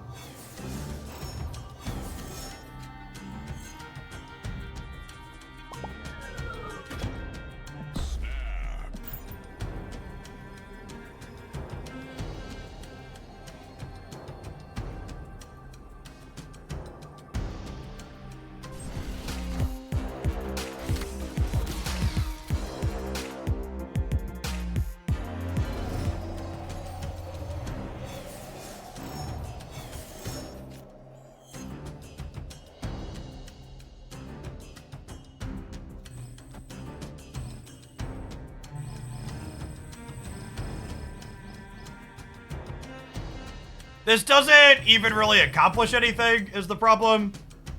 It had 6 power here, which I guess is fine.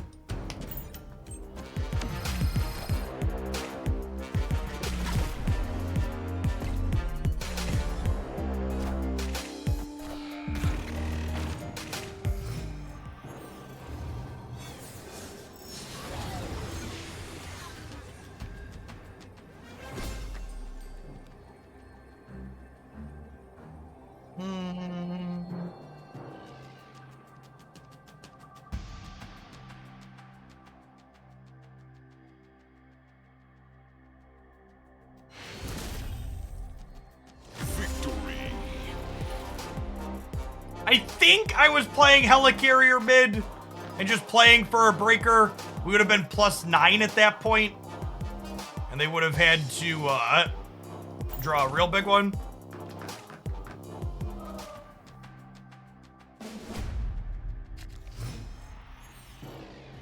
You can only buy one, so you get the Phoenix Force pass with the Dakin Season Pass. I expect Dakin to be very good.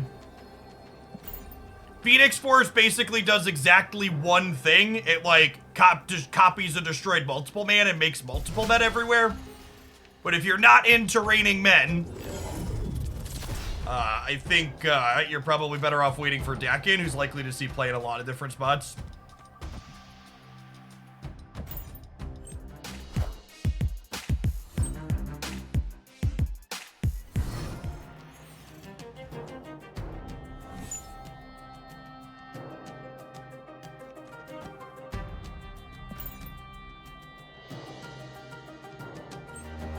Dream Dimension is like Phoenix Force Kryptonite. Yeah, it's a reasonable take.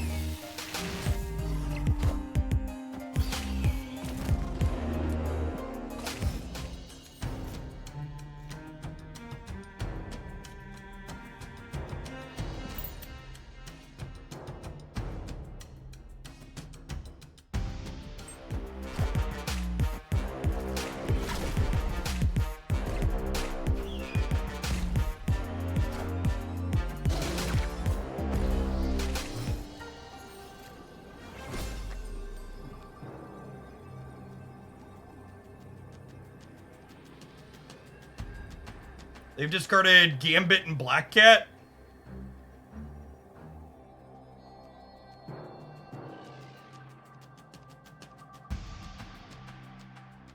The problem is if they hella left, I get into trouble. This is the content play, though. Oh, yeah. Those delicious content cubes. Delicious, delicious content cubes. Victory.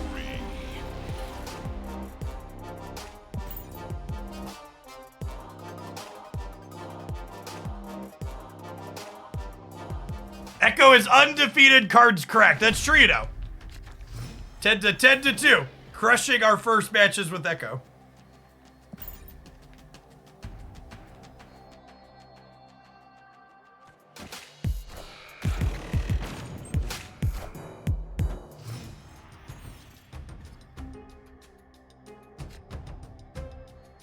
This is the deck to play for the weekend missions. Yes, it has Phoenix Force and Echo in it. Good call.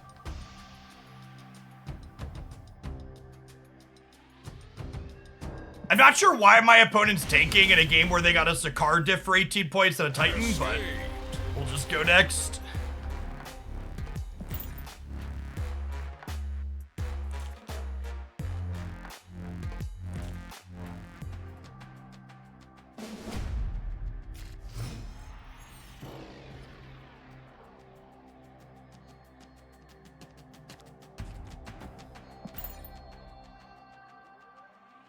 This week it will be Gene and Echo. No, the weekend missions are always the latest card release and the season pass card. Asterisk, not on season pass weeks. On season pass weeks, they do the season pass card and a random older card.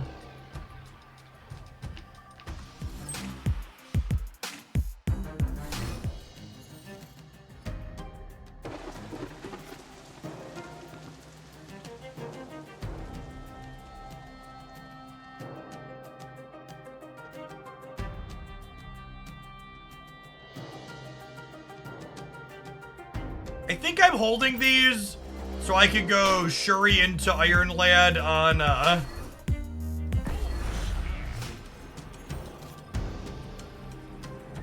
try and spike Nimrod here off the top. Victory. Hey, thanks for the 6 months, Alex. Appreciate that. Welcome back.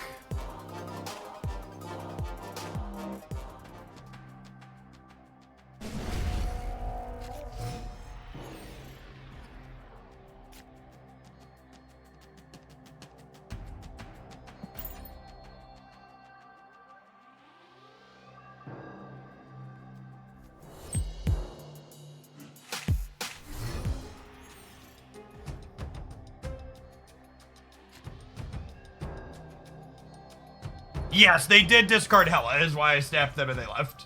That last game for those that were looking away.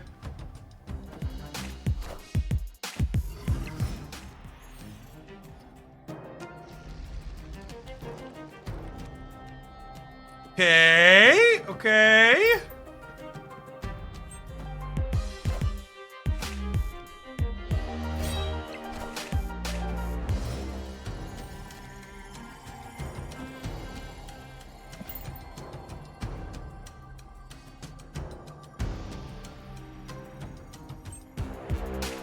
I don't have Agatha to dig them out of this hole, lol.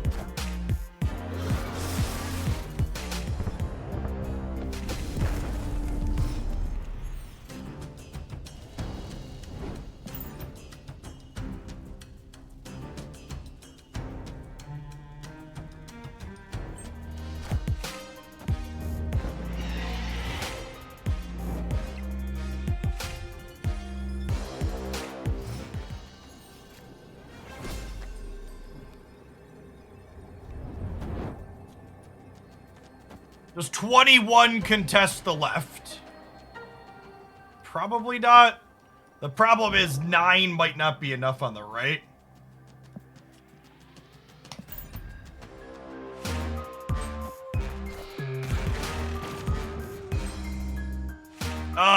We beat that, right? We're at 1826 in the middle.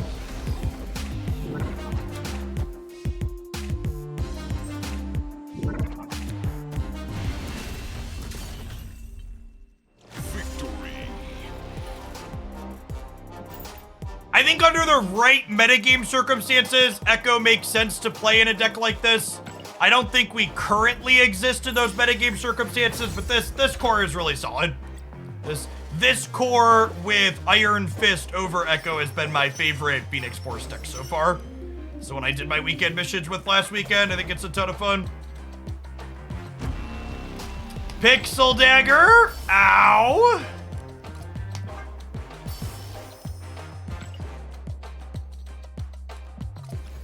Does Phoenix interact with Mysterio? I assume it just comes back as a 0.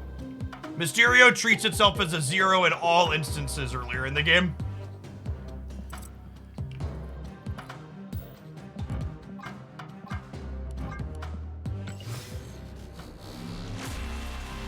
Frame break.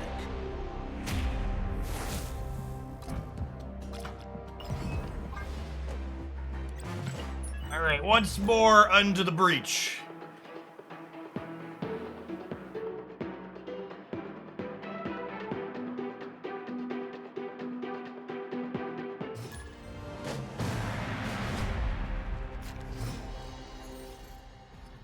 Although, doesn't Shuri's Lab double Mysterio's power? So, the way Shuri's Lab works is Shuri's Lab applies the modifier, this has double power, to the card that it's attached to.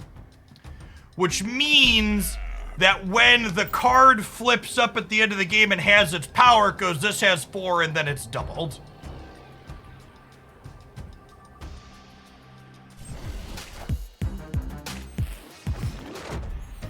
If you want to see this deck list without Echo in it in action, I would replace it with Iron Fist.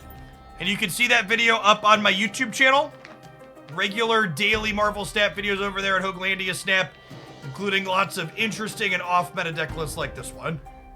This hand is our textbook best hand possible, so naturally Mindscape is in play.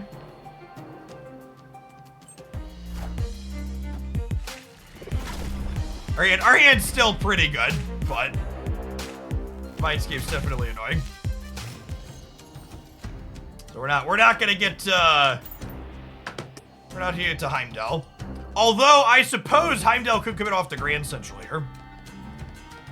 In theory.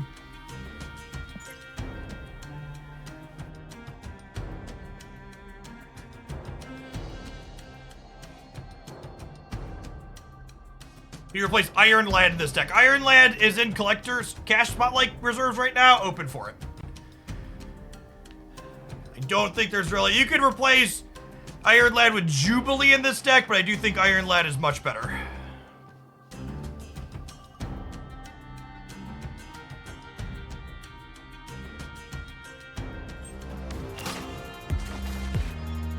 Friendly neighborhood Spider-Man here.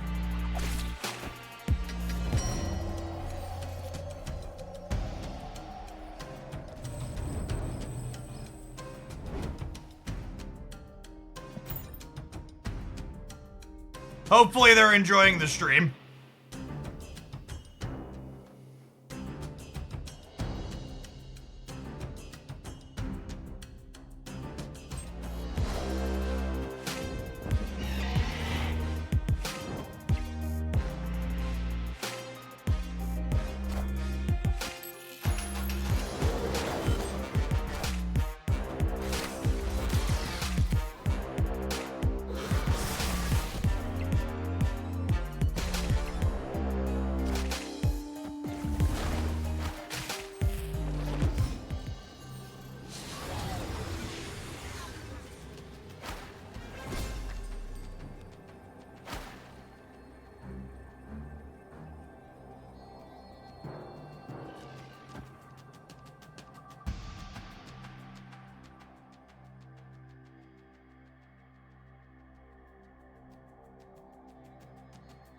We lose to Heimdall left.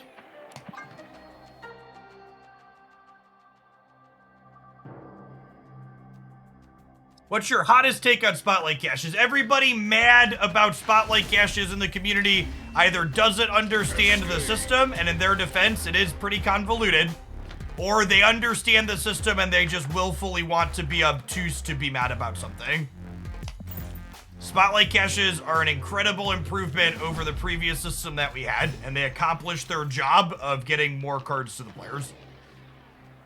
Just based on all of the numbers.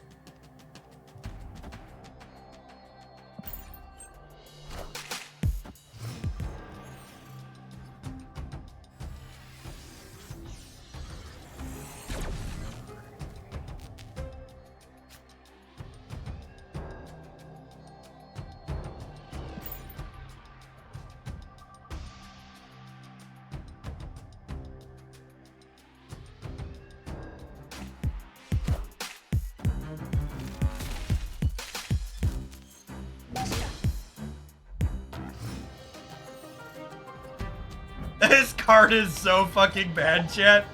It's so bad.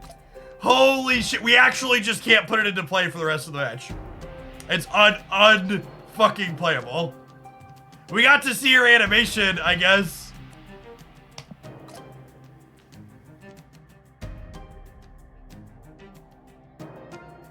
Opponent snapped.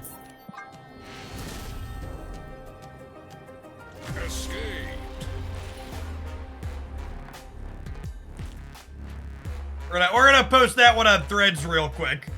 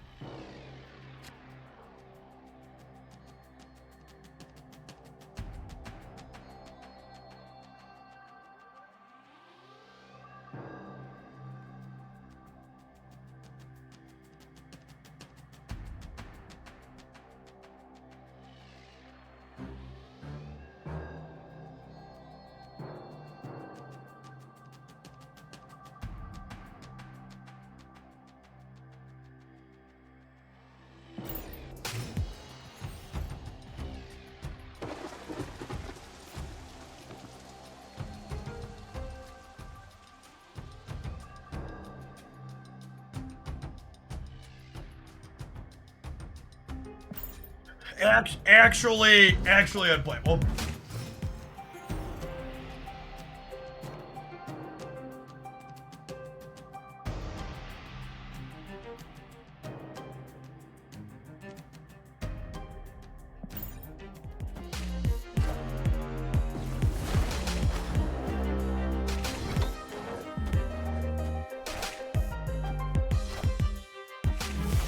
Oh my god, I don't even get a card draw this turn now.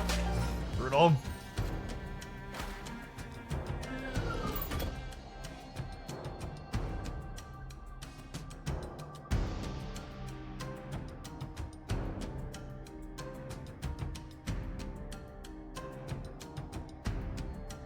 The dude, abide like the dude, like the Lebowski reference. Color be shocked. Hey, we want to hit Shuri here if possible.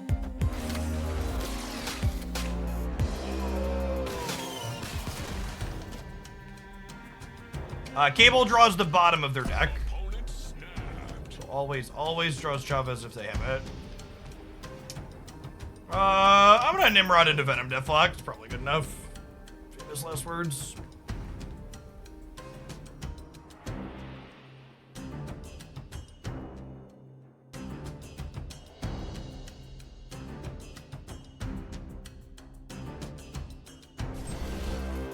Friendly neighborhood Spider-Man here. An incredibly legitimate criticism of the new system is that duplicate cards giving you a 700 gold variant that often you have no desire to have fucking sucks and should be changed. I wholeheartedly agree and co-sign that. That is feedback I have given in public and in my private channels to communicate with Second Dinner many times over. My Prime sub is echoing here again. Thank you for the 7 months, Executioner. Welcome back. Appreciate it.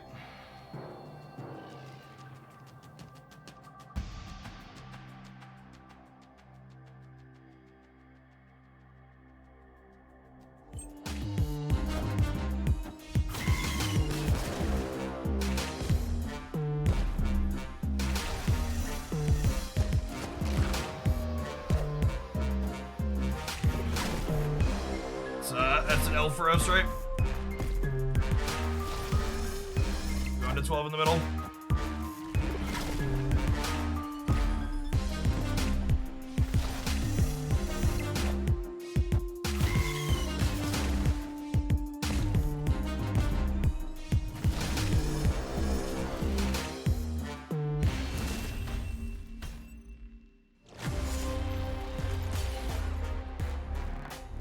I think of no dupe protection in the 4th slot. I think dupe protection would be great to have in the 4th slot. I also think duplicate protection in the 4th slot is too generous, and Second Dinner would never accomplish it, would never implement that without taking away something else significant elsewhere. I think expecting some amount of tokens or some portion of an actual card back is a reasonable expectation. But I would never expect them to have guaranteed full duplicate protection on that 4th slot simply because of just how much easier it would make it to get every card in the game and how much cheaper it would make it.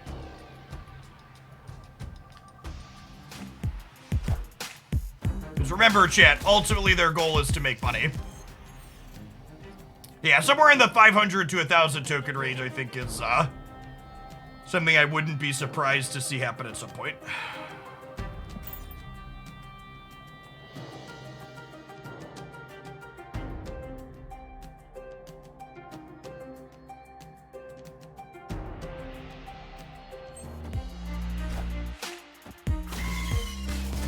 Credits would be fine too. I think tokens would be ideal though.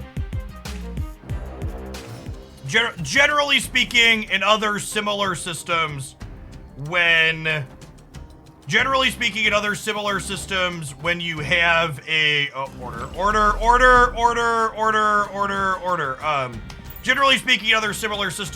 open a duplicate, you get a fragment towards, you get a fraction towards whatever the next thing is. So, I think tokens, generally speaking, how these systems often work, make the most sense, but...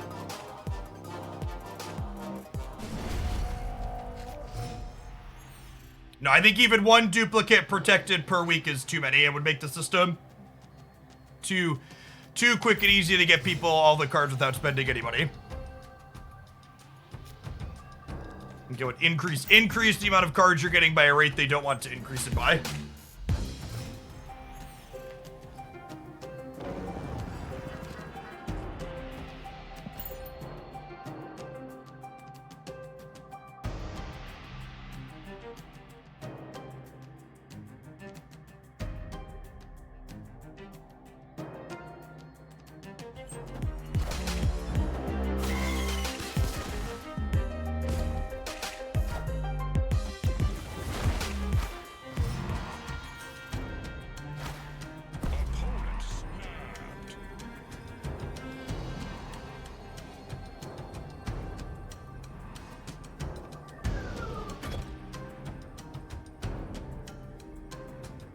I have to play this here for fear of Galactus. Oh, fuck, they have priority.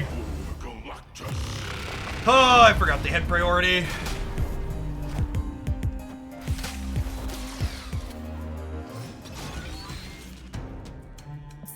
To be fair to this deck list that we're playing. Oh, I'm done. I'm done and I'm off this deck, chat. I'm done and I'm off the deck. I think this deck has a mediocre Galactus matchup to begin with. I get that we won that game. I think we were likely to lose the match, and I also don't really want to play Echo anymore. I don't want to play Echo anymore. I think Echo is bad and doesn't solve any problems that this deck has. There's no armor, there's no Cosmo in this format, which are the only cards that you care about. I think our deck's just strictly worse than playing Iron Fist. As we queued into, what's it called there? So, we weren't done in that match. I fucked up and I made a mistake. I get it. I just have no desire to continue playing Echo in this deck. I'm just gonna bounce out and move on. Iron Fist is the card that we have in this slot otherwise. That's a much, much better card.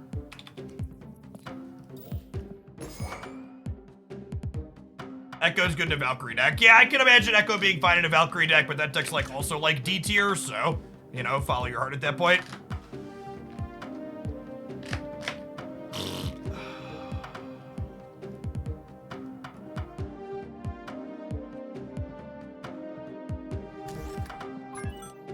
All right, there's a light at the end of the viewer submission tunnel. We've got this one and then one more. Only interesting Echo deck is a Wong. But why? Why? What is Echo doing in your Wong deck? Where are the fucking Cosmos, chat? Where are the fucking Cosmos? Don't tell me this card is useful. Where are the Cosmos? Where are you seeing them? Even the Surfer deck's not playing fucking Cosmo. There are none. There's no Cosmos in any of the decks. I keep clicking. And I keep, did we find it here? No! Even Shuri's not playing fucking Cosmo because they can't anymore. Where are the Cosmos? Where are they? Where? Where? How low can you go? Nope, nope. Even the Thanos Spectrum Zoo decks not playing fucking Cosmo. Surfer's not playing it. The ongoing Spectrum deck's not playing it. Like, just no one. It's literally, does this deck have it in it? Nope. Like, there is probably a world where Cosmo is a common metagame card and you want to play a Wong deck and Echo is good against Cosmo in your Wong deck when it's a popular deck. When it's a popular metagame card. But it's not. It's nowhere. So is it always going to be useless? No. There's metagames certainly where it's a useful tech card. But we are nowhere near close to living in one. That is not the current reality in which we exist.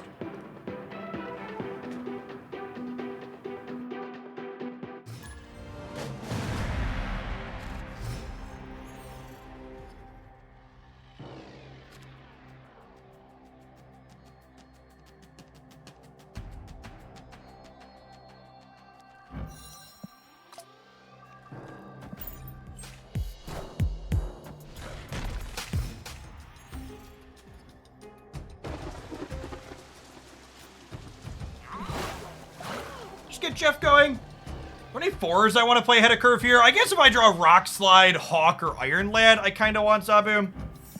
Alright, we'll Zabu first, just in case. That is a Ghostbuster Korg. He ain't afraid of no ghosts.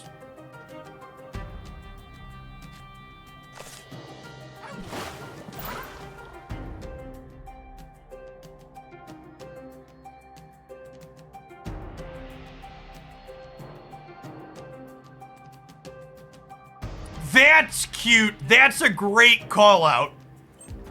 Echo hoses Invisible Woman Patriot because they all you play it on like turn 5 after they've played their shit behind it, and then you get them.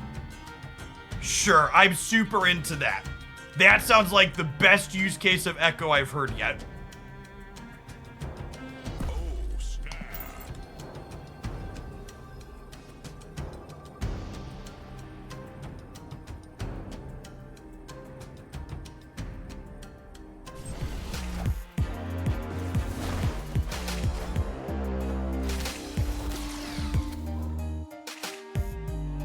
Tier 5 meme deck counter. It is kind of meme.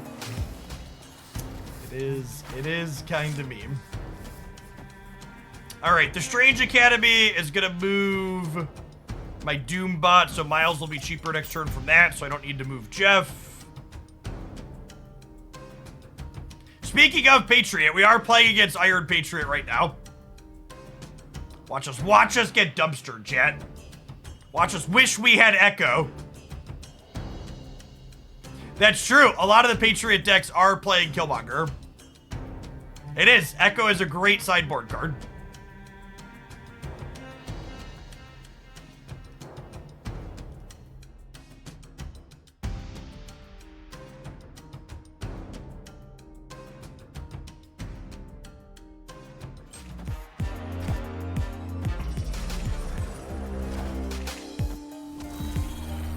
All systems go.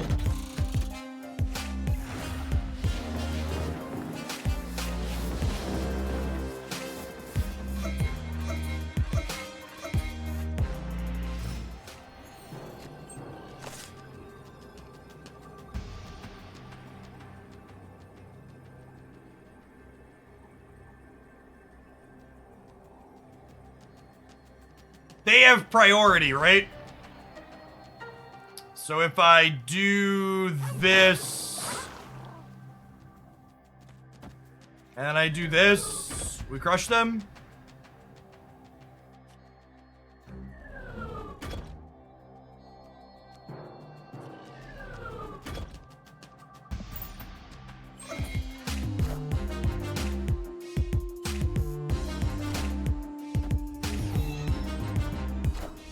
Got us. Got us. We're so dead, chat. We're so dead. Never mind. JK. JK, LOL. Victory.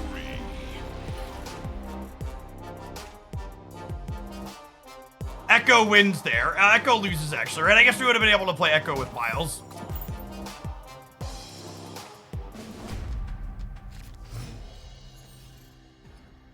There's no Polaris in this particular build is noteworthy.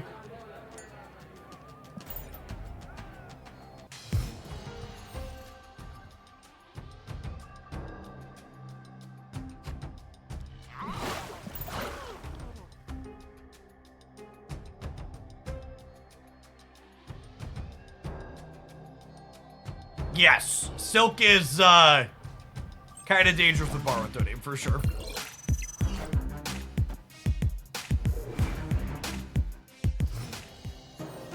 I'm doing well, Andar. Good afternoon.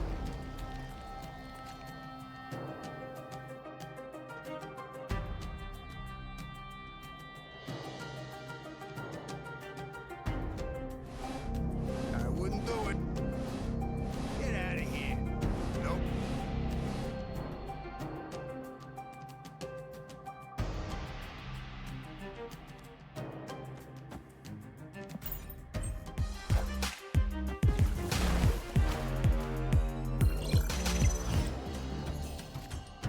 Hey, Singular 7. Thank you for the Prime. Appreciate the support.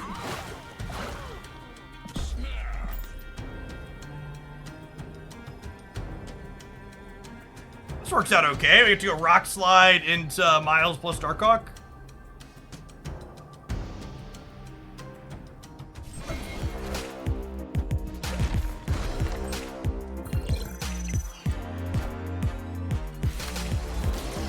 As a light spender, I used to get enough gold to get Token Tuesdays every week and still accumulate a small amount of gold on top of that. Does that still hold true under the new system? Fine! Call! How much is a light spender that you were getting? God, what is that? 5,600 gold per month? Gonna make me do the fucking math here? I don't think that qualifies as a light spender to most people. I think most would disagree that whatever amount of gold you were getting per month is a light spender.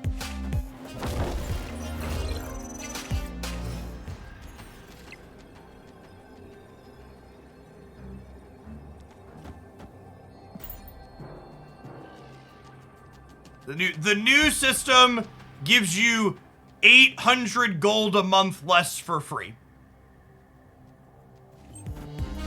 That's the metric. It's 800 per month less.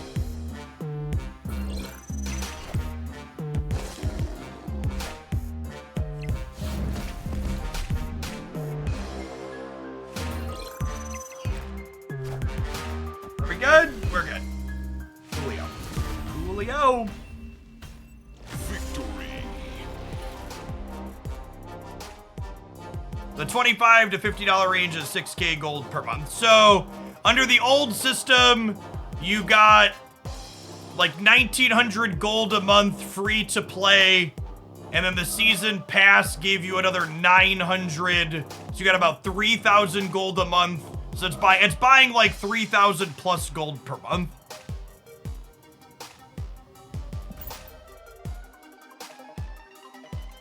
Under the new system, you get like 3,000-ish gold still with the season pass. And in fact, here's a good tidbit / math for small spenders, is they kind of moved some of that gold into the season pass in a way, because the season pass now gives you 600 extra gold per month with the weekend missions. Oh, snap. Opponent snapped. Hey, Exis, thanks for the 3/4 of a year. So if you're a season pass player, the previous system and the current system are basically identical in terms of gold, because of the weekend missions if you're doing those.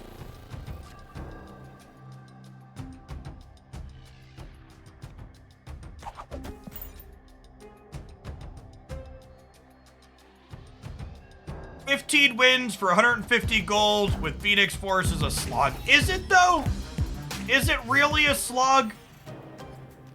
Let's say you're mediocre at Marvel Snap, and I'm mediocre at Marvel Snap, and so are most of you, I'm sure. If you're mediocre at Marvel Snap, getting 15 wins over 3 days, if you win half of your games, assuming 5 minutes per game, is less than an hour per day playing. The next OTA is Thursday. All right, and this is the part where they put Ultron under the Invisible Woman thanks to our wave, and then we Enchantress them, and they get locked out of these locations.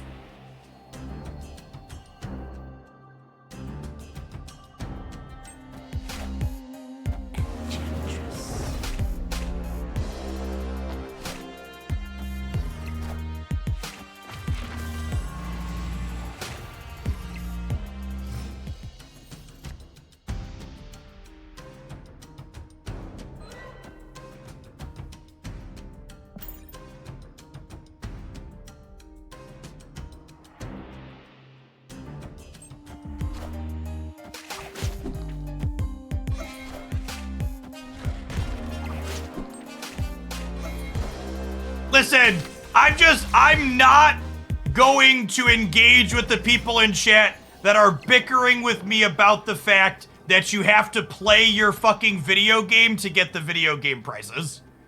I don't have any sympathy for your argument. I'm sorry you have to play your game for the game to give you rewards. I don't.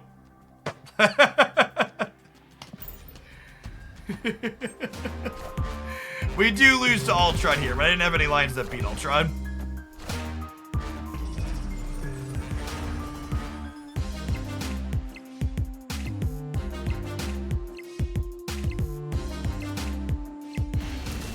This is definitely a matchup that's much harder for us because this particular build has elected not to play Polaris.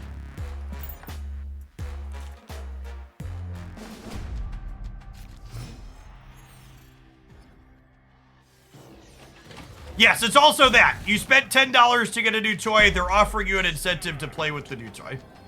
It's exactly what the system's trying to do.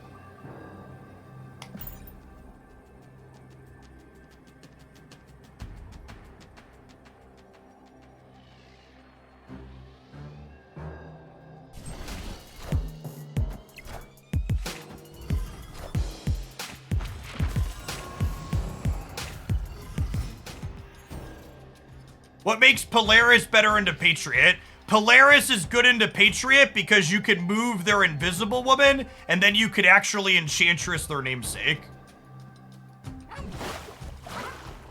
Play in the Pet Mansion? No, I don't think I will.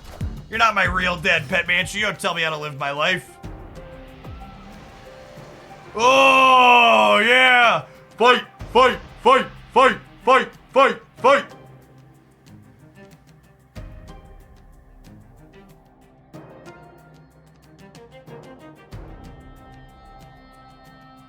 Think I want a tempo wave here.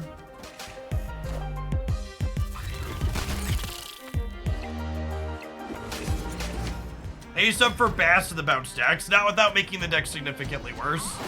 Bast is pretty important in that archetype.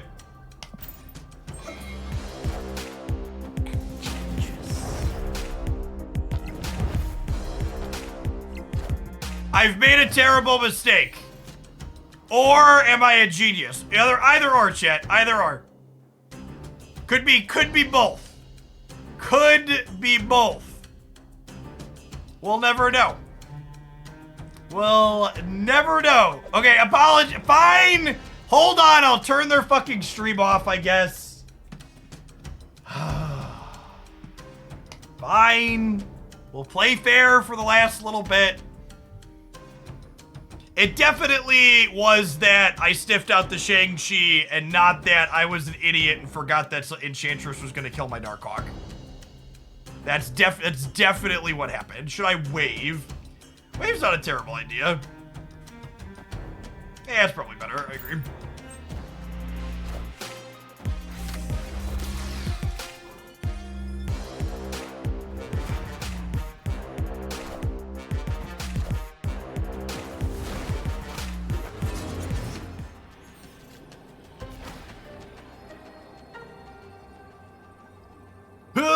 We're actually dead to Ultron again, huh? Can't beat Ultron middle.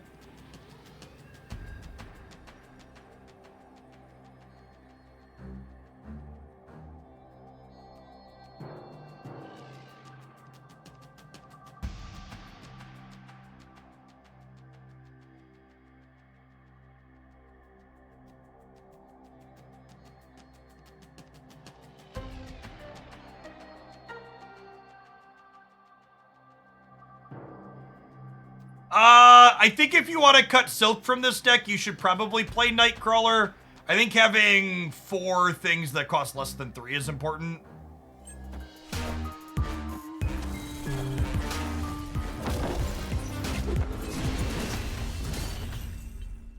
Victory. Then we put Doom left in case they put Ultron there. Yeah, I guess that's fair. I was thinking they'd Ultron middle and it didn't matter, but sure. There's a world where they put it left and it beats that. That was definitely a game of Marvel Snap.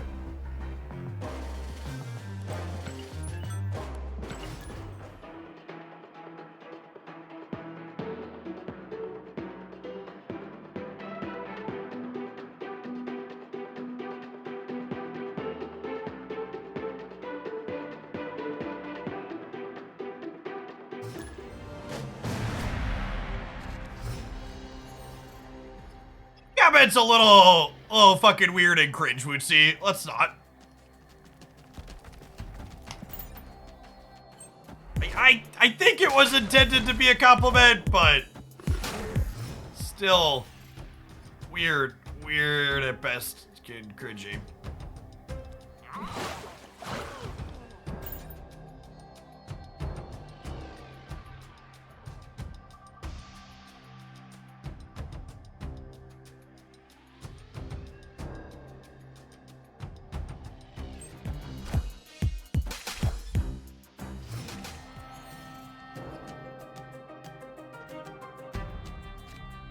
What do I think about Legion? I think Legion depends on how does Legion interact with the flooded zone.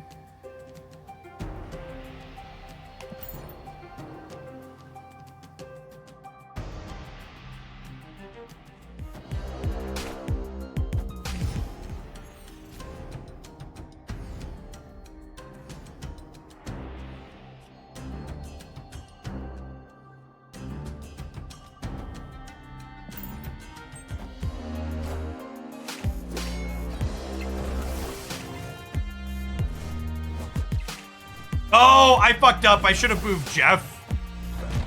Although I guess that didn't matter actually, right? Because I can't wave and Miles anyways.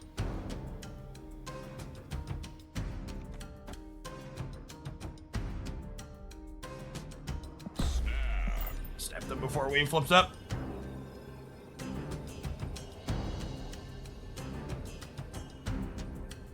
Someone asked what's up with the sides of the glasses. These are a new sponsored product that I'll have an affiliate link for later this week. But they're interesting. So they're glasses frames that hold on by gripping the sides of your head so they don't go over your ears and get smushed by over-ear headphones. Which is something that I didn't realize I needed in my life. Because I definitely walk away from my my head being crunched over my ears after wearing my headset all day pretty consistently.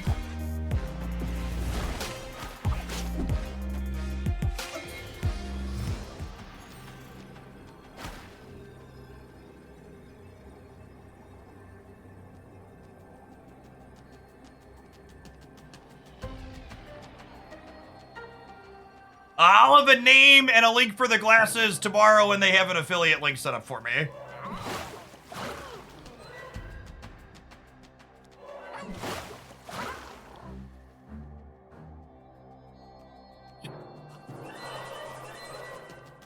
Yeah, they seem good. I think we're just dead most of the time here, right?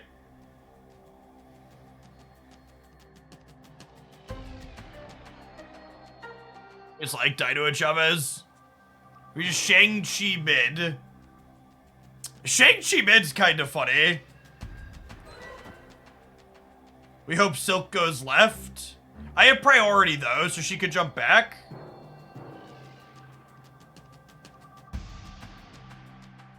So I think they're gonna play left.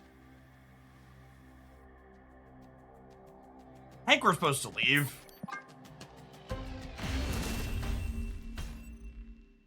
Escaped. We just die too often. When your deck is so awkward, you can't even beat bounce after you wave on 5. What do you think about Echo and a Destroy Shell where you could have a worry-free lane for your Shuri Never? I think in a world where people play Armor and Cosmo, that sounds great. I think in the current world that I live in, that's not something to consider.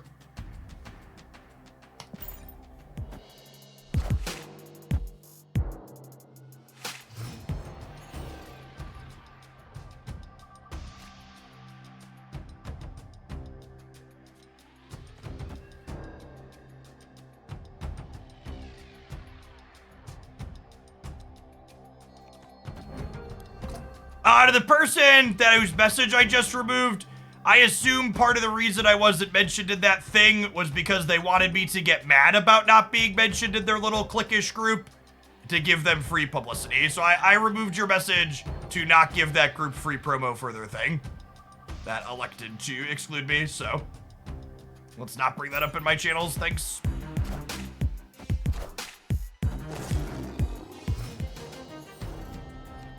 Life never changes really after high school, chat. It's all about clicks and who you're willing to suck up to and who likes you. It's all more of the same. You just play Rock Slide on Curve. Adults are just children that got bigger. Word. Laughs nervously in the Supreme. I appreciate that there were two different people that made Supreme Court jokes there. We're in good company.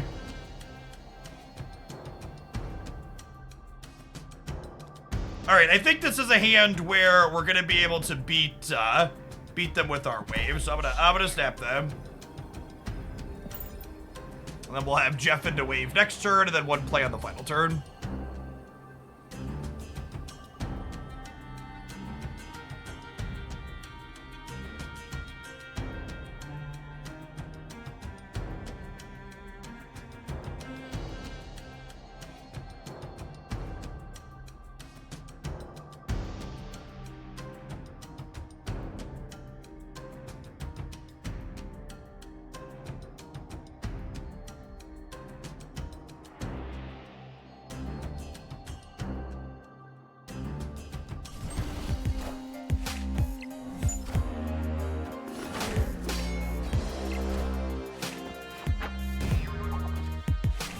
Wave is getting porked. No, Dr. Doom over here is ready to catch all the ham for us.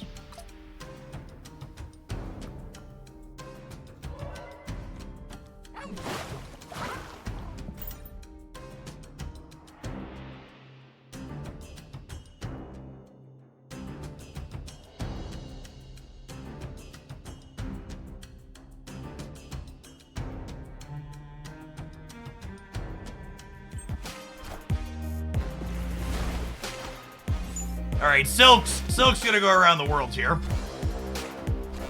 We're currently getting a lesson in why good bounce players are good at beating turn 5 wave. This archetype that we're currently playing is one that I think if you said, Jeff, if they nerf the bounce deck on Wednesday, what's a deck that you expect to, or Wednesday, on Thursday, what's a deck that you expect to be really good? This is my answer. Opponent snapped. We just can never fucking win, right? How do I win this game?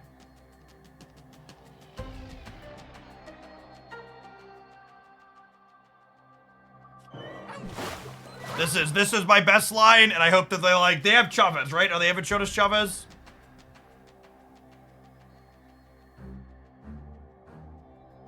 Yeah, we have to leave again. I don't know that we have a, I don't think this matchup's winnable.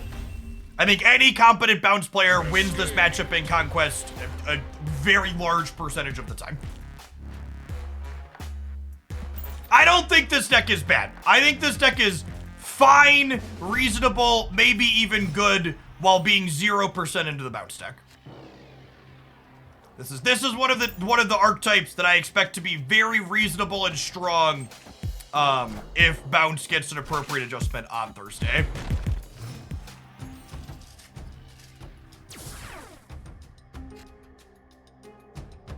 How many tokens will the Echo Weekly quest be? They've been 300 the last few weeks, so I expect it to be about there again.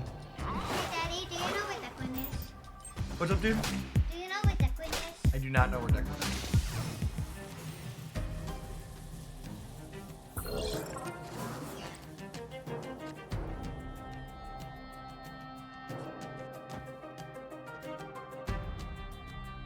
You're basically required to have Shadow King, Invisible Woman, and Killmonger. Yeah, and I think by the time you put Shadow King, Invisible Woman, and Killmonger into this deck, the deck is just so different that it's just not really the same thing anymore.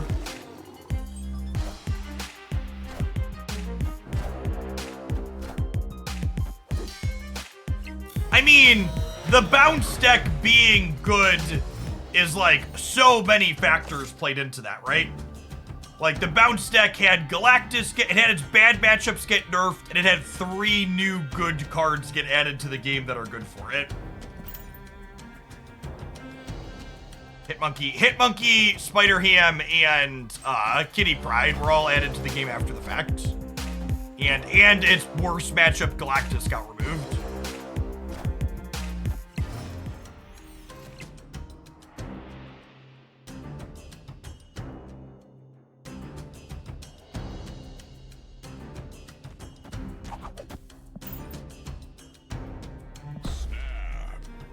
I'm gonna snap. I think winning the left tier and then drawing Shang-Chi to win the middle is our most likely outcome.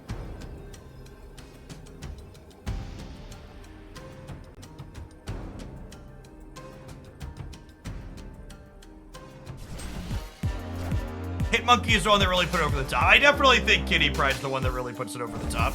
It's unfortunate that we lost Spider-Ham there. That was gonna be our redraw if we missed drawing Shang-Chi this turn. That's fine. We don't have enough points for the left anyways.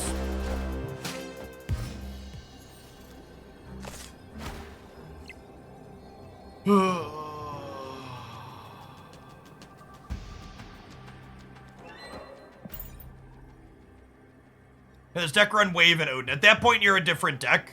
You might as well play something else. Yeah, I'll play Rock Slide and hope for the best.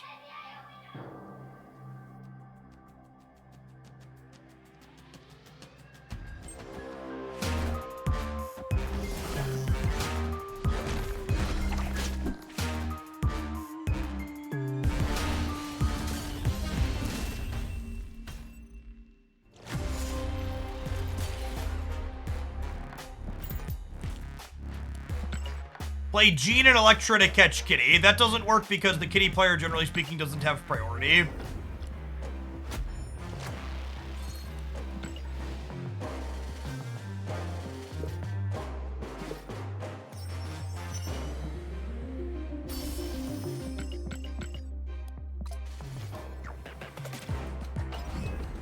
All right.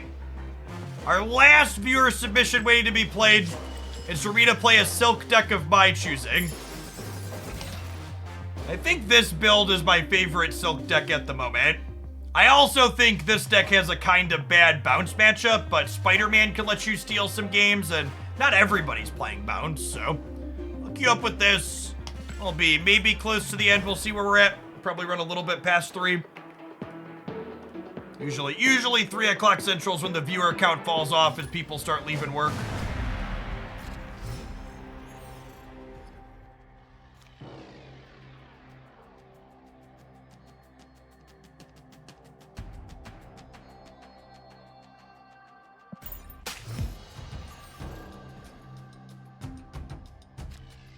People watch Twitch while working. Can you believe that?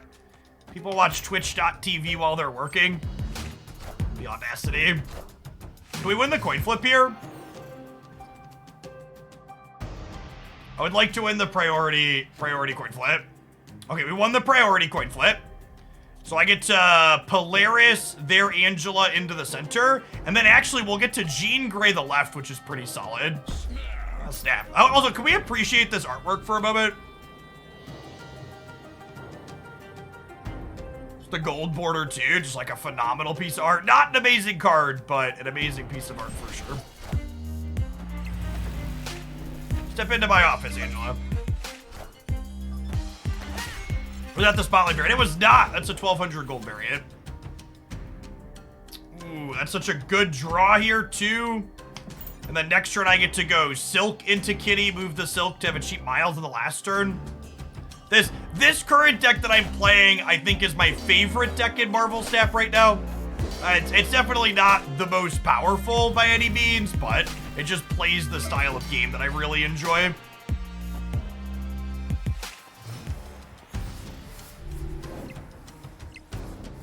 It doesn't look good split. Yeah, I won't split her until, what's it called? I won't split her until, I have enough to try and go for a gold border background. Which, honestly, I might just leave her here forever. The fire is almost a fool's gold.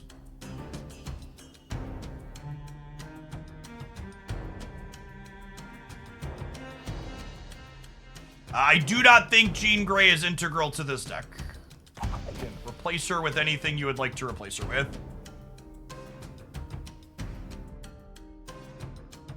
We should Spider-Man the Strange Academy. Jean Grey prevents that play, unfortunately. That's fine.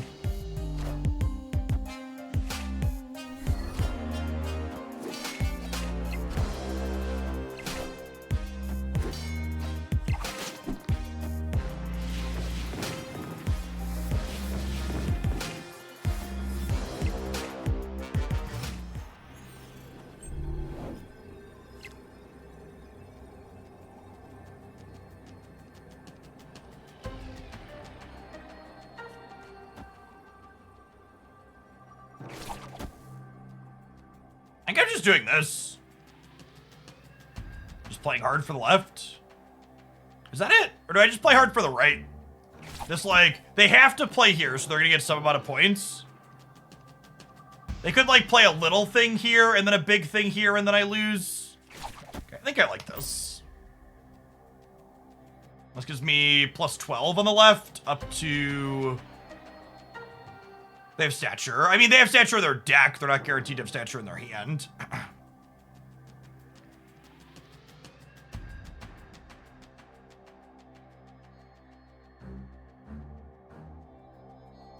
Choke me respectfully. Are you my soulmate? Oh, snap usernames. Friendly neighborhood Spider-Man here. Ooh, they could be a Shang-Chi deck's a good shout.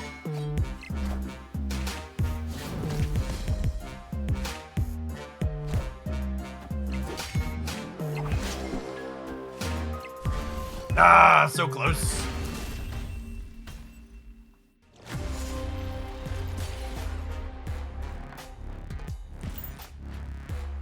Angela suffering from success, dying to Shang-Chi.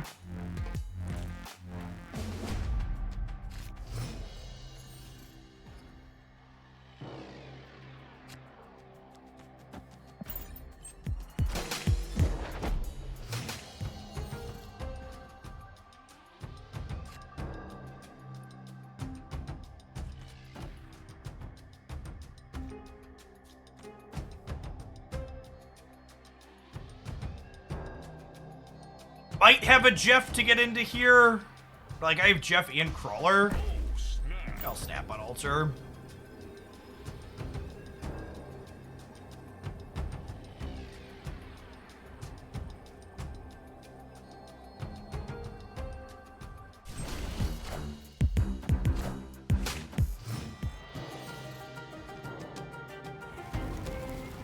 This just in. Bones. Opponent is bringing the spice.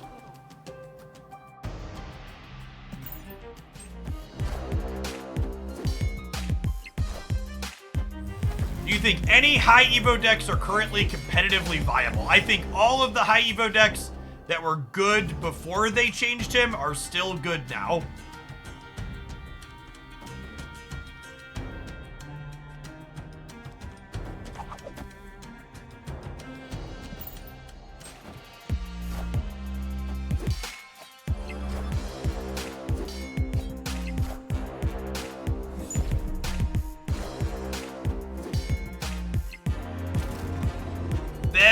Getting a copy of our Jeff is a real unfortunate beat.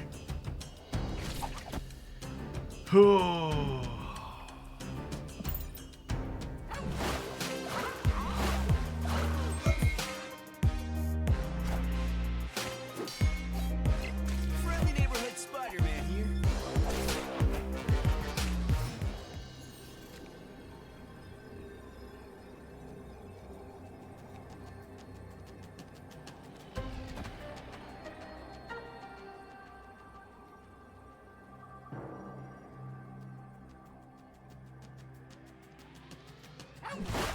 This is 9, 23, 25.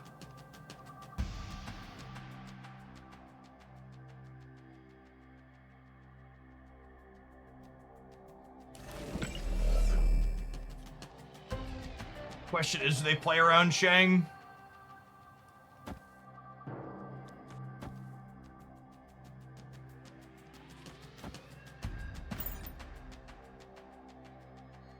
Should I hit my screen?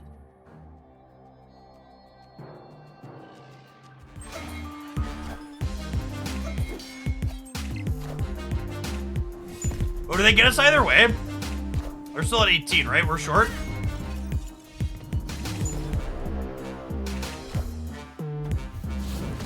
Yeah, we're actually short either way here, right?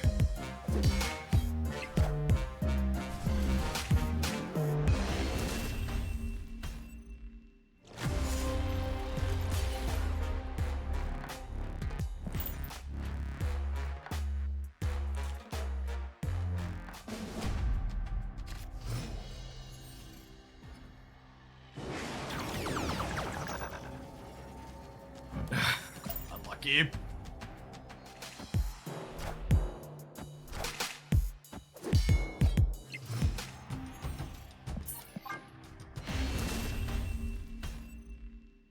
Escaped.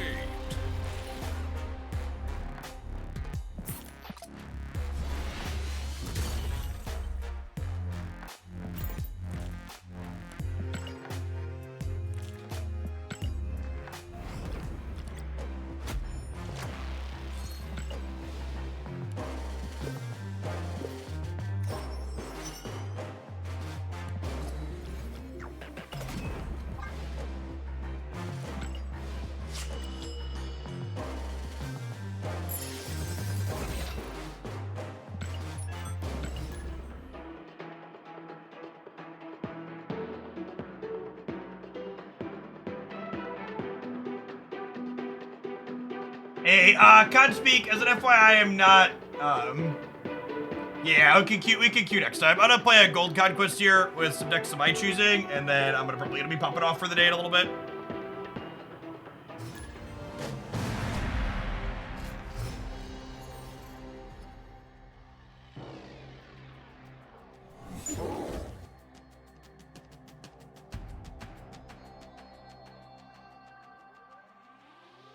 Also, the link you gave me doesn't work. I don't know if you cut part of it off or not.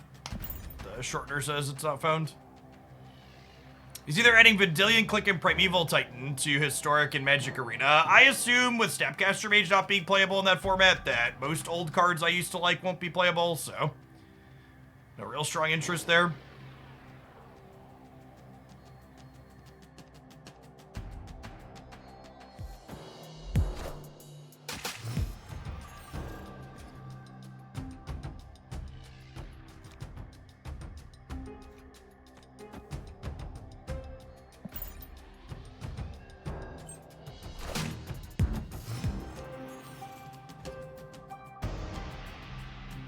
You think your first permutation there would have beaten that line that they had? Nope. Go back and watch me count. You're wrong.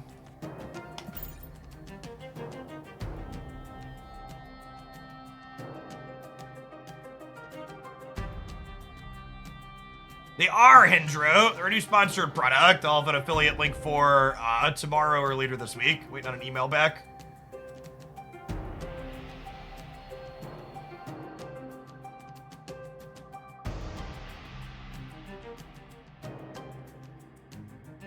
Hoping to draw Jeff, Nightcrawler, or Kitty next turn. Something that I can play alongside Silk into Angela to get Silk to jump.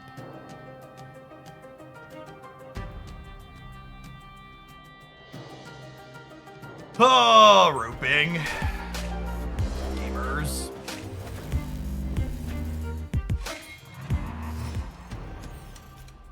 Well, that's incredibly fucking unlucky.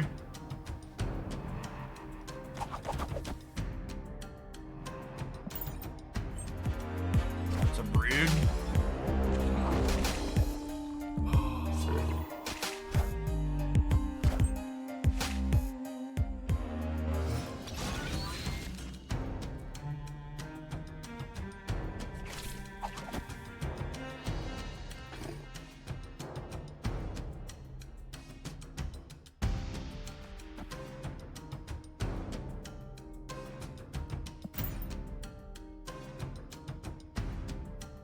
My price to switch to streaming on Kick. In order to get me to promote a gambling cryptocurrency platform, it would have to be life-changing amounts of money.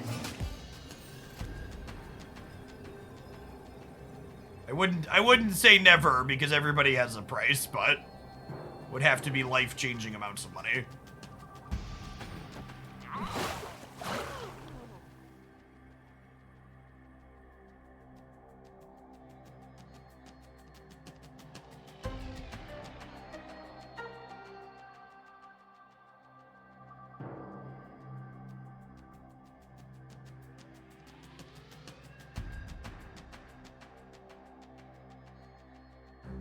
I think we win this a lot of the time, right?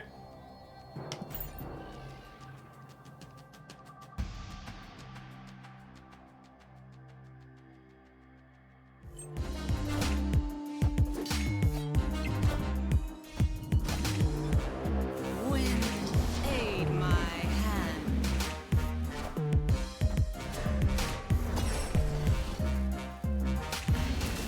When you say life-changing amount of money, like the amount of money crypto has grifted from the U.S. economy, or the amount of money that Bitcoin has lost over the last 12 months in aggregate asking for a friend? When I say life-changing amounts of money, I mean like, it would probably need to be a, okay, this contract is done, I'm work optional now, amounts of money.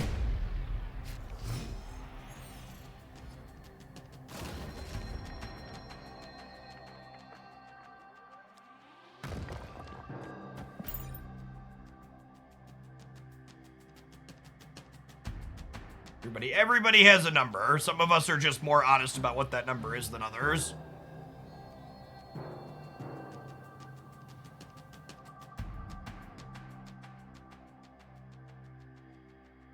What? one yacht and enough fuel that Kick would never find me again.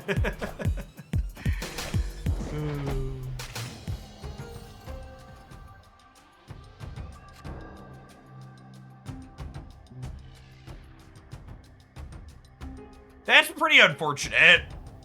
Crimson Cosmos here, because I want a Craven somewhere and then like move Nightcrawler into Craven's path, but oh, I guess I'm putting rocks in my deck. I don't know, this might be wrong.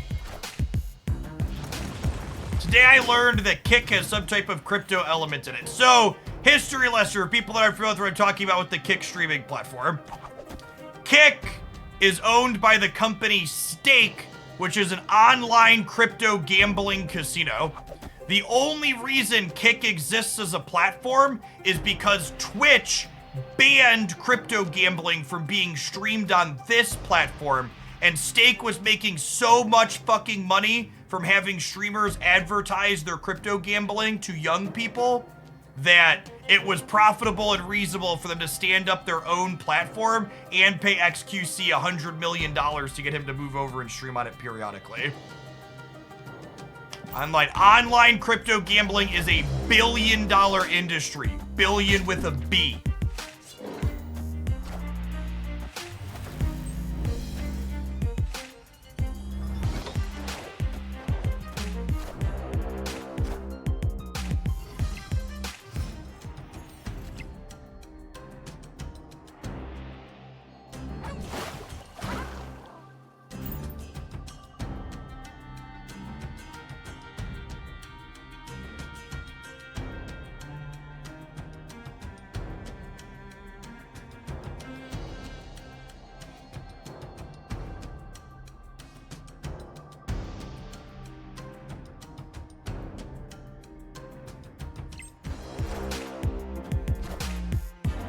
Wind, aid my hand.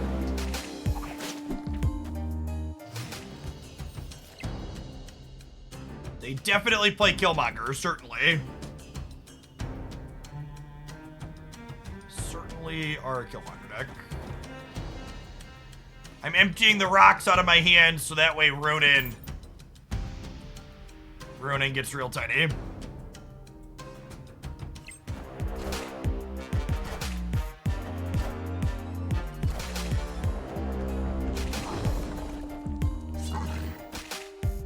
You know, I almost played Kitty into the expansion path, and I talked myself out of it. That's funny.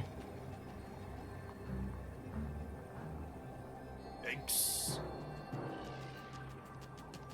Okay, I'm staying for one more cube. I guess with Max Surfer here.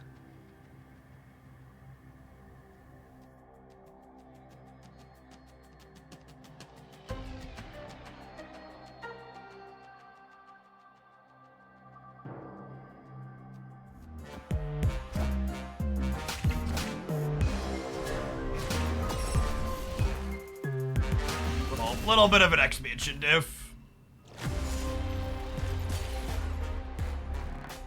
Any 3-drop in Surfer gets us. I don't think it was any 3-drop. They already had Polaris in play. The Maximus is what, like 3 power over the average 3-drop, and then it was 4 more power on top of that? Why pass? Where did you want me to play a fucking card? What was my option other than pass?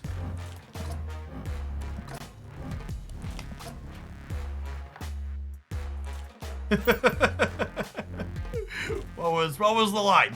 Help me understand.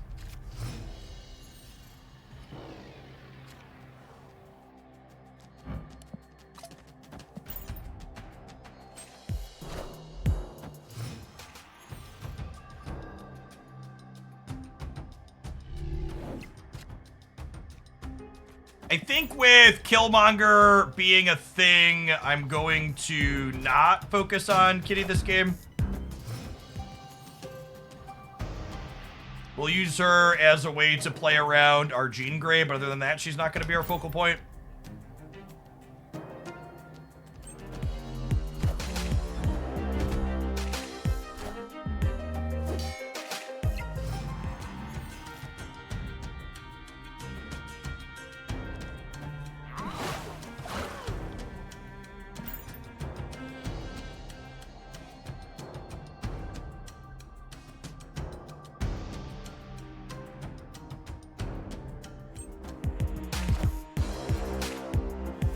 me. You have added an exclamation point to my card. Clear for takeoff.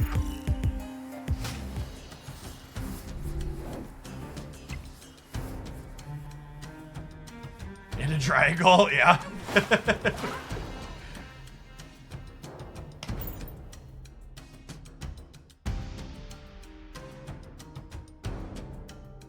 Then we'll have Miles plus Gamora on the last turn.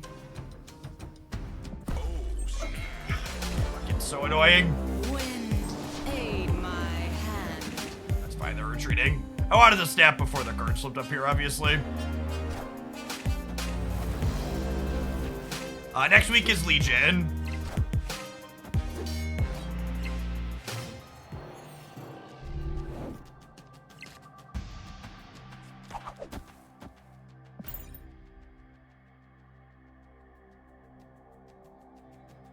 Legion, and then Mirage.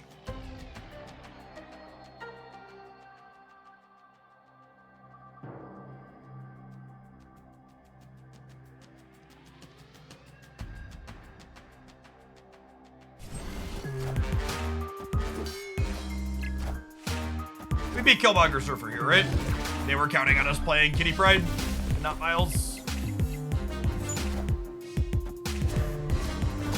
You need Miles mid. Jean Grey has a text box.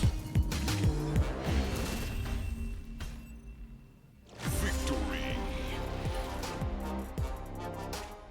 Well, Jean Grey actually doesn't have a text box, but Rogue has Jean Grey's text box. I guess, technically speaking, our Jean Grey did not have a text box, actually. But Rogue has Jean Grey's text box. All right, sorry, yeah, chat. Sorry, I apologize, chat. You're right. Okay.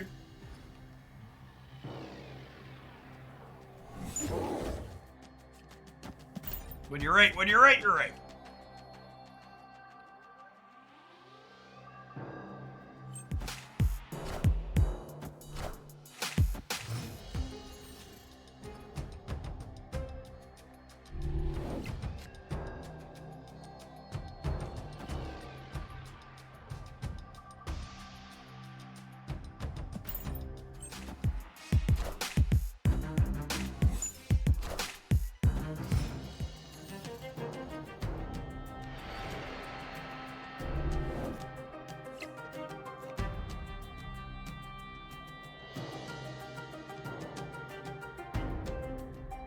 Is this a play Kitty Pride for the rest of the game angle?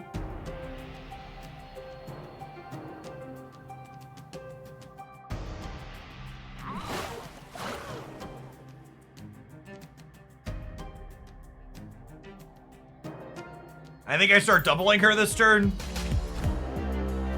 So do whatever you want for playing Spider-Man angle. Yeah, there's 2 copies of Goose in play, so it's not really a thing anymore.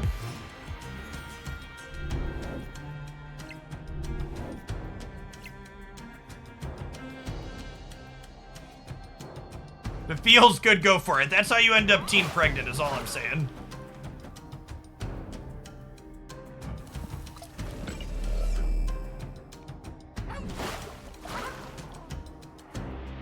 We don't need to move Jeff. That's true. That's true. Miles gonna be cheaper next turn regardless.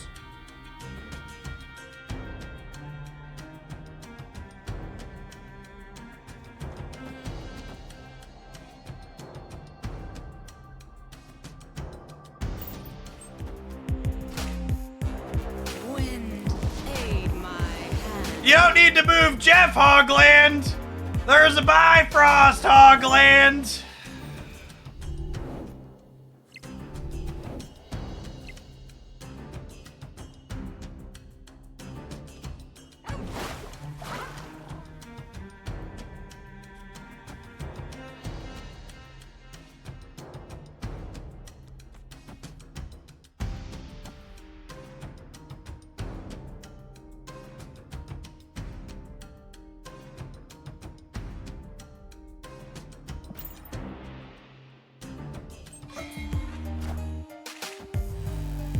Doesn't Spider-Man mid just win? Does Spider-Man mid just win? Does it? Does Spider-Man mid just win? Please, dear Twitch chat, tell me more about this Spider-Man mid strategy I have heard so much about. More like Twitch chat's mid, am I right?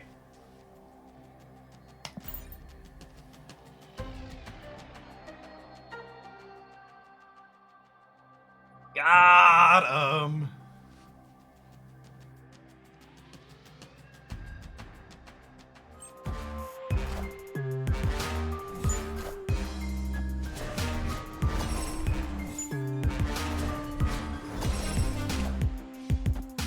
I think we're good. Okay.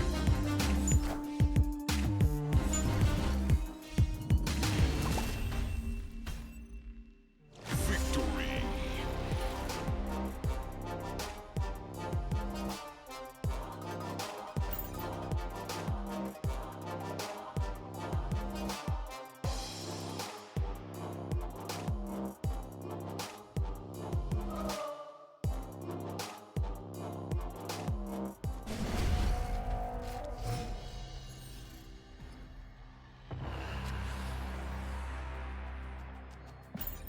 Death's Domain is actually bad for us because we can assume that the 12th card we don't know from our opponent is a copy of Brood, which will let them play to there.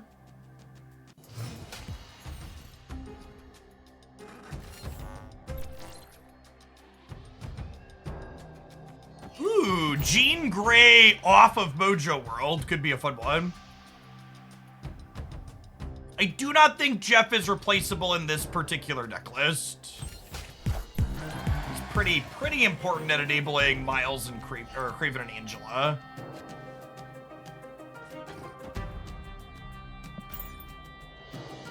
I don't think Jean Grey is necessary at all for this deck. I think this is the least bad Jean Grey deck I've played, but I wouldn't be surprised if she's not optimal.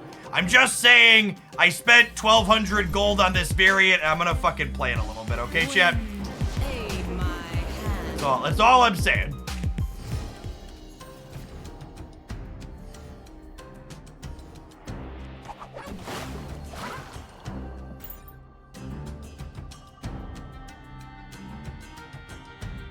Beautiful. It is a phenomenal piece of art.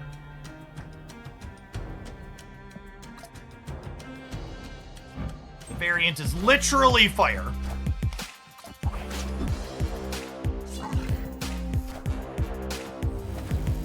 Got me. Got me. Oh my god, and she swings again.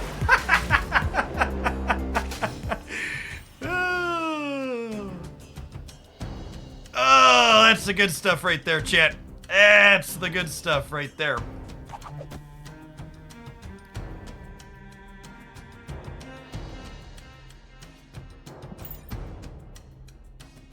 Imagine if you could fist Jean into Death's Domain. Look it, whatever you're into on your own time is between you and Jean, but let's keep the stream a little more PG than that, okay, Cater? Hizar, thank you for the 7 months. I appreciate the prime. Welcome back.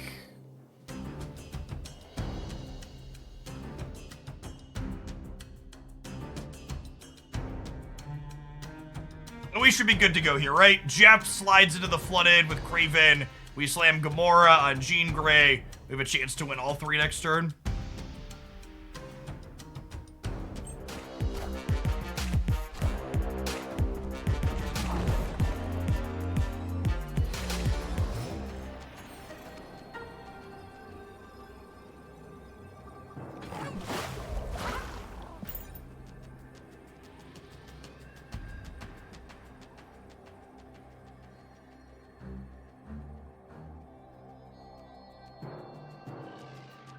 You beat Brood now. Yeah, well, Brood would make Silk move. But we do Gamora up to, what, 15 on the right?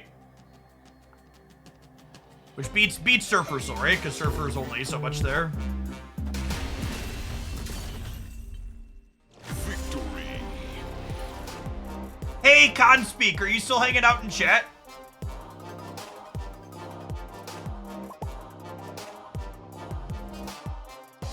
You still here, Conspeak? You are? I'm gonna load up your Galactus deck. I appreciate your generosity. We're gonna finish out This was the first match in a gold conquest run, so we're gonna finish out this gold conquest run with your Galactus pile of cards.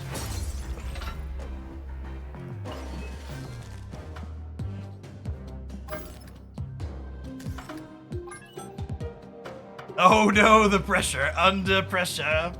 Bum bum bum bum bum.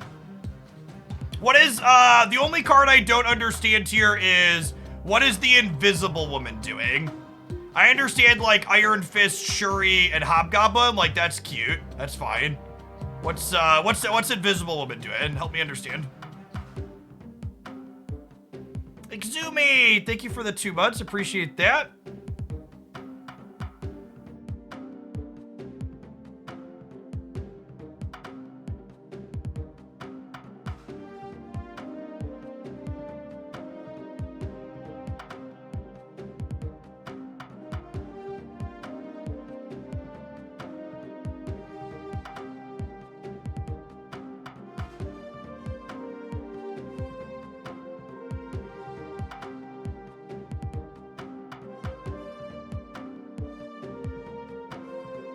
Gamers, chat, gamers. I don't see an Invisible Man. I see what you did there. It's like surprise Nimrod Shuri. I can see that. I feel like the only thing I look at this deck, I kind of... What's last question. What is Nebula doing? And why is Nebula better than Destroyer? Is the Nebula just like a distractor?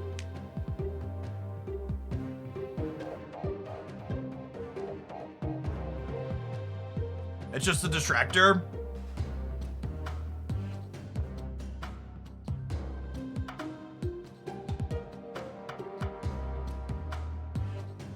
I think this deck should have Destroyer in it. I think that's the only change. I find the Invisible Woman seems cute. That's fine. And honestly, Destroyer can even combo with Invisible Woman in some cases.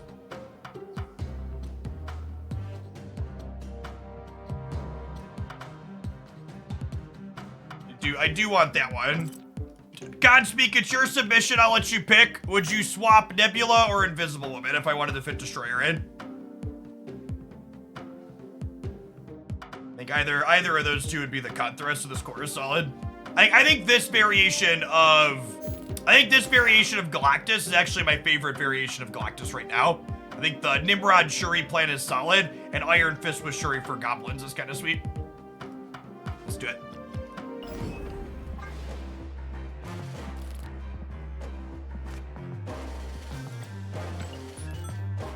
What happens when you blow up Invisible Woman with Destroyer? The face down cards live. Am I gonna pull on the Blade banner? I play Star Rail pretty casually, so I don't know that I'm gonna pull for things. We'll see. I don't know. When I play Star Rail, I like load up the characters and like poke at them if they seem cute. I pull for them. I don't pull on every character.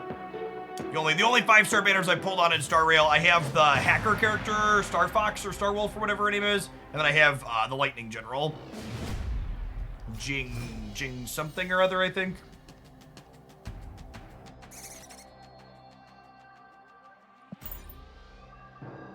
Star Rail is very much my casual phone game that I play off stream.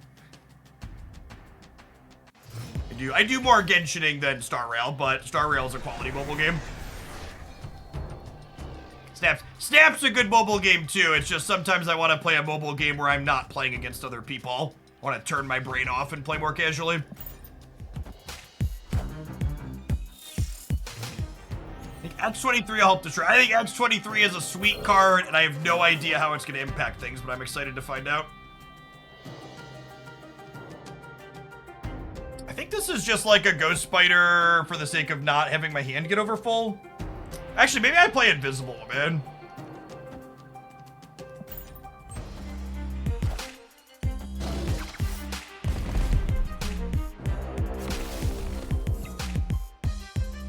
I got a game in Star Rail. Star Rail is a turn-based RPG with a gacha loot box collector mechanic.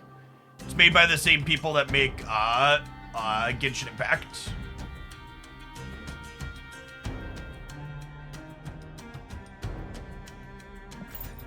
We've done some sponsored stuff for them in the past. If you look at my everything channel, there's a couple of videos up there.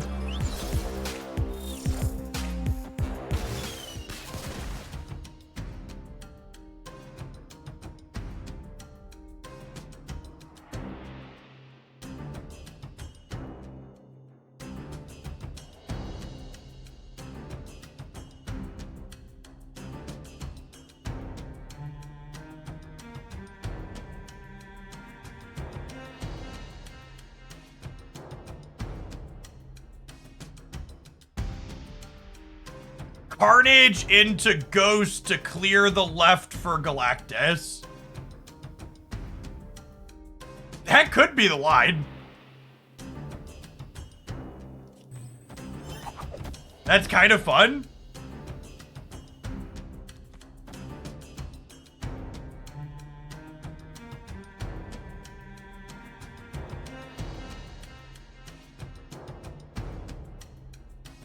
Is Deathlock better? Yeah, Deathlock's technically better. Good call. This also leaves me options.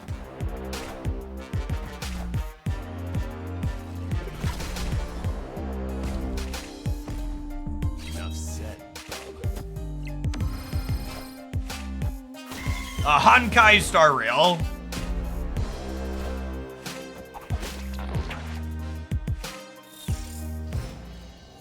You like potatoes? Well, conveniently, you're in Twitch chat, a place that is notoriously filled with potatoes.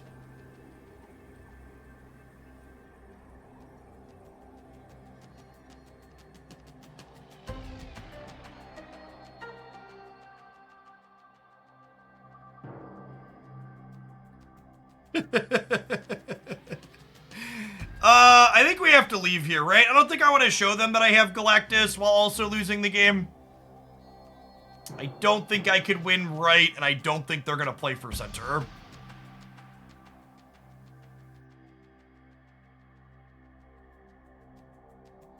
This is like my play to win line, hoping that they play for left. I could stay for one more cube for this line, I think. Opponent snapped. Okay, Boomer.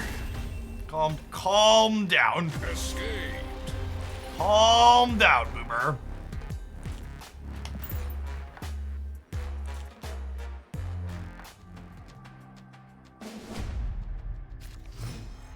Oh, that snap's necessarily spooky.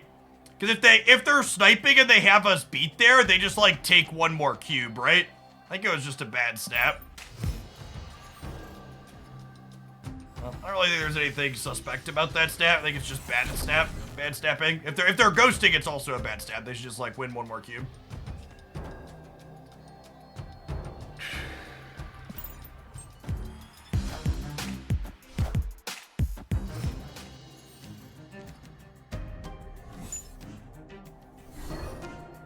Our opponent having Null and Death and us having neither of those cards feels a little bad, man.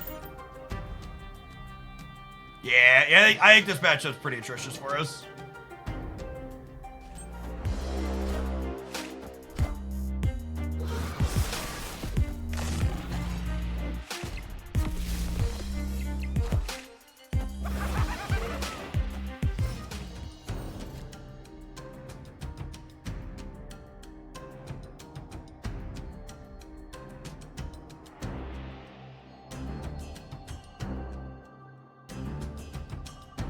Isn't the conventional wisdom that if you're going to snap, you'll wait an entire turn in doing so your opponent can't change your play? Listen, if you want to sweat that fucking badly, I've got this chair here sitting behind me that's got these pedals at the bottom of it so you can ride a bike while you play your video game.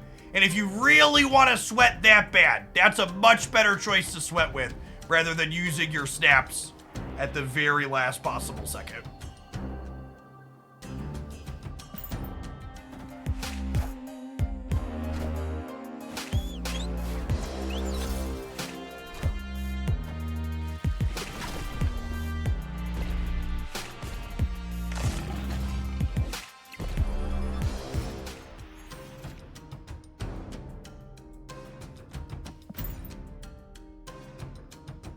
They do know now, yes.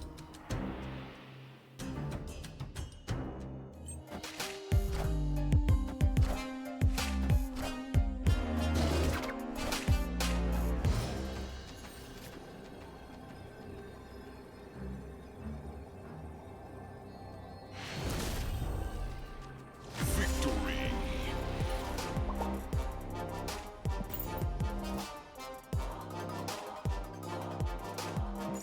All right, so the odds for being ghosted definitely went up with the double emote at the end there.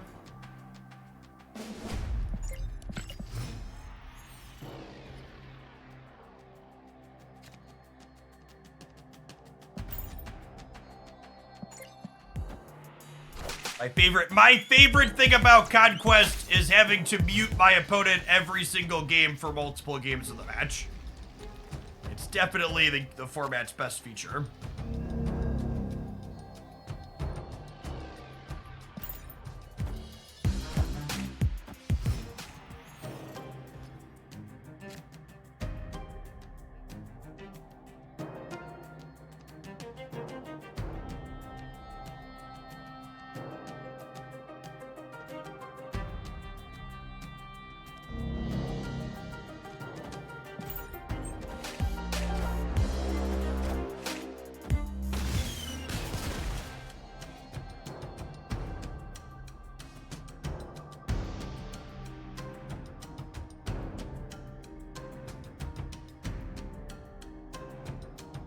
Feels like Destroy has gotten really popular. Is it because of the Nimrod buff? Well, non-Nimrod Destroy is actually the more popular Destroy variation in my experience, and by the numbers, I believe.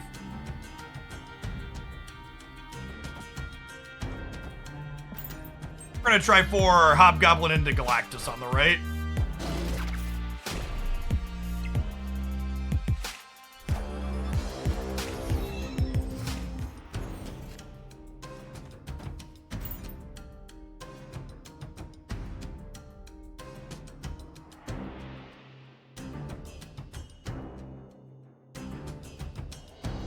I think the primary thing that made the Destroy deck better was the metagame shift away from Armor and Cosmo as being top things to do in the format.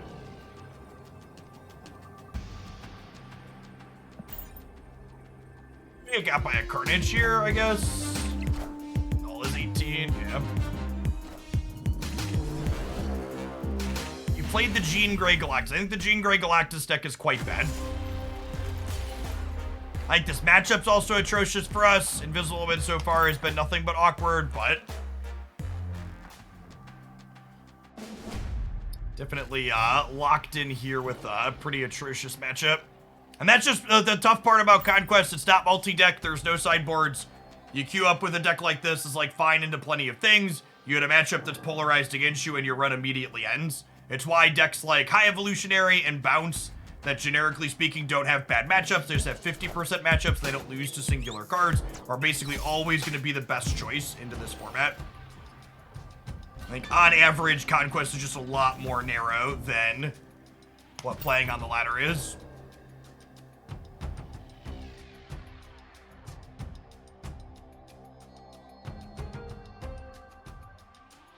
Their Yondu is very good at adding 15 points of power to null. That is definitely the truth.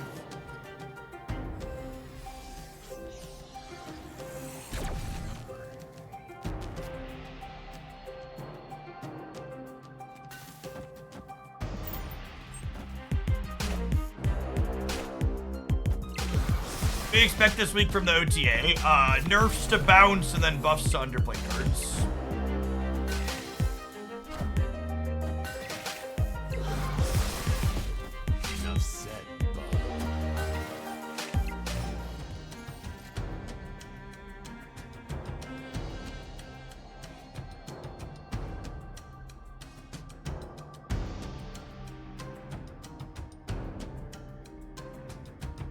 I'm just vibing for now. This is Punisher's week. That would be nice. Aren't I helping their null by eating Venom? I mean, I'm gonna help my Venom too, though.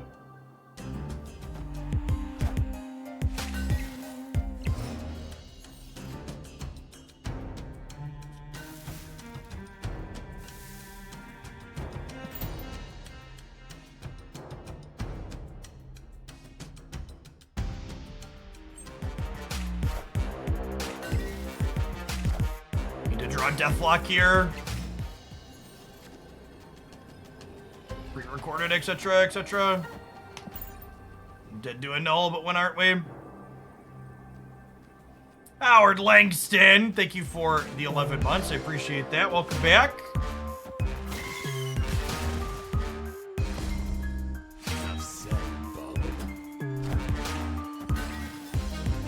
Oh. Nimrod feels kind of bad if you don't get Shuri. I disagree with that. I think Nimrod is pretty reasonable even when you don't get Shuri into matchups that aren't this one that turns our goblins off as well.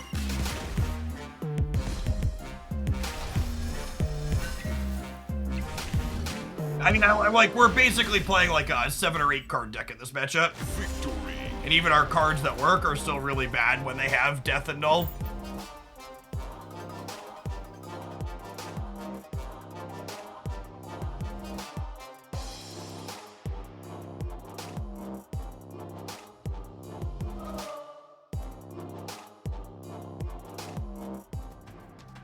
Snap there, been correct. I think they would have left. There's also another world where, like, they have Null there and we die. We lose a bunch of cubes.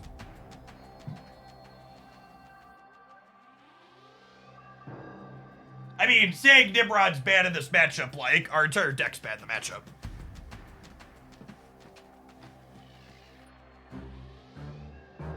That is the one thing I miss about playing ladder, not playing ladder versus Conquest. On the ladder, when you hit a bad matchup, you can just leave. And in this game mode, you're just like trapped forever. Like, well, this is the next 20 minutes of my life, is climbing this uphill battle that probably ends with me losing.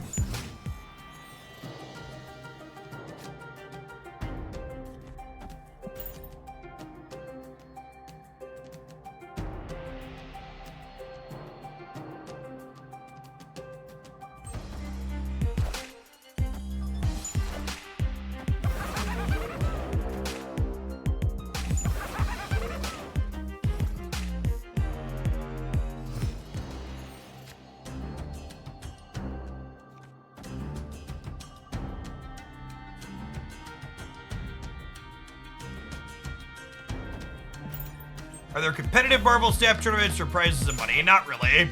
There's a small number of community events that are run by varying people, but nothing for, like, significant esports money.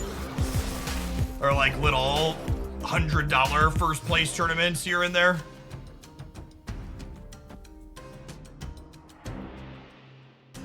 Are we sure Shuri is in our deck? I am not. Could go either way, really.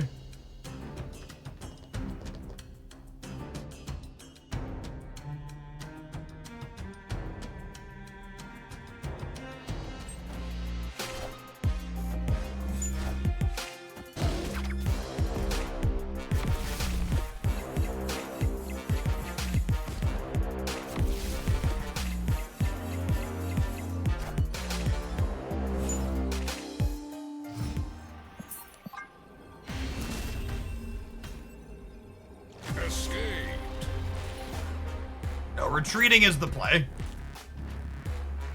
Please stop emoting me, you asshole.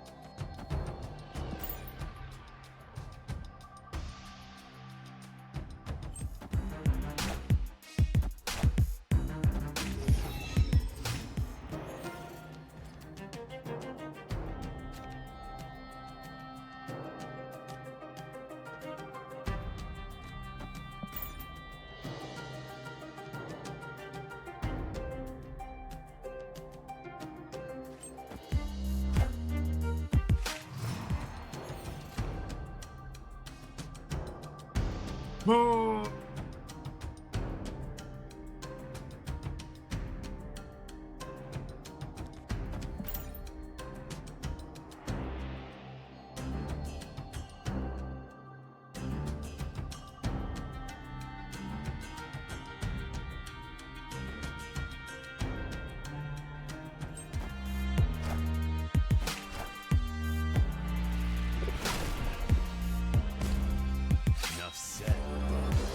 The glasses are a new sponsored thing. I'll have a link for later this week for him. They grip onto your head without being over your ears to alleviate some of the pressure over earphones often put on. From headphones all day. They seem to be working well. Normally I feel it in my ears by the end of the day.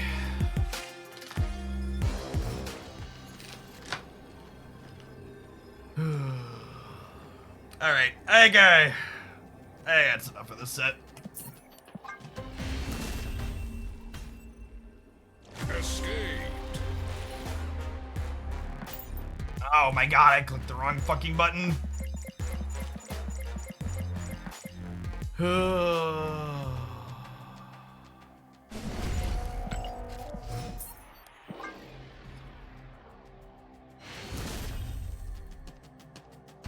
Escaped. Let me out! Let me out!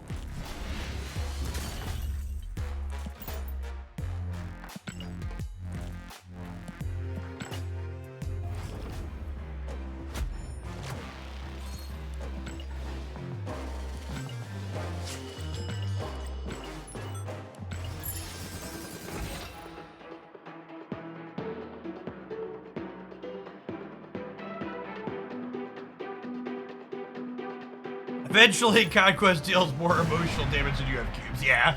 Yeah, the longer games and the no sideboards, they really cut into the, you know, one of the big things Marvel Snap does well as a game with the ladder gameplay is that the fast games and the cube mechanic serve to mitigate a lot of the traditional card game feel bads, and it lets you feel smart. And there's no feeling smart when you're locked in a room with 10 cubes on the line with a bad matchup.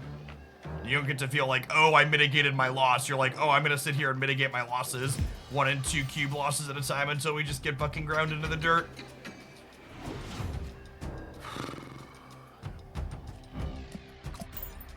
Okay.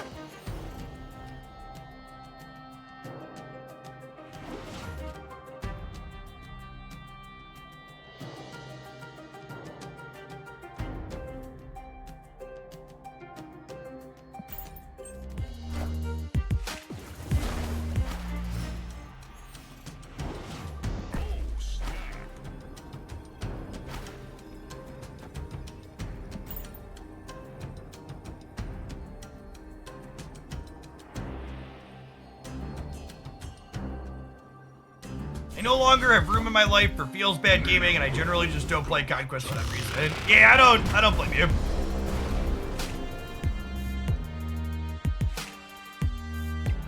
I never really got angry playing Marvel Snap until Conquest existed. Yeah, I think that that's a very reasonable, natural take. But it's easier to get mad at Snap in this game mode. It is because you just, like I said, you lose those types of mechanics that like make the game just feel less bad. I'd probably play more ladder than we do on stream if I could just not have bots constantly on the ladder.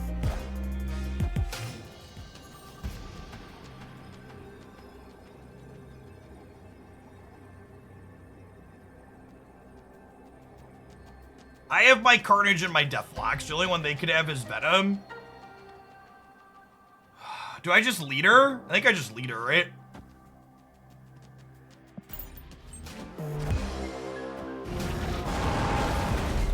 Oh no! Leader loses to Destroyer because of the Wolverine. Rip.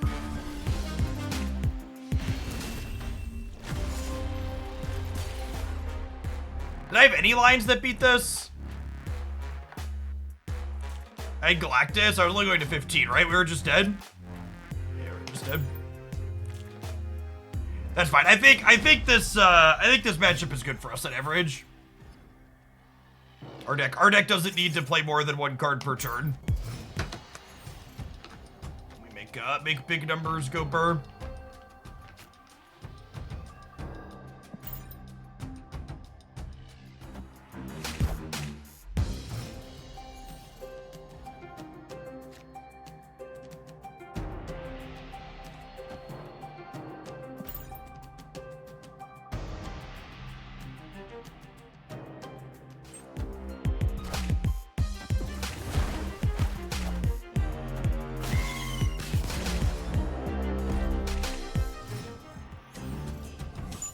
Well, Iron Fist Carnage Bin was a cute idea.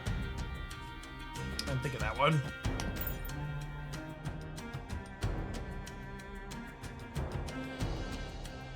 Here's a way Gene can fit into this deck. I think the Gene Galactus deck is nonsense, and I don't understand the desire of people to play it other than to just want to be adorable. Do less cute shit. Play more good cards. You'll win more games.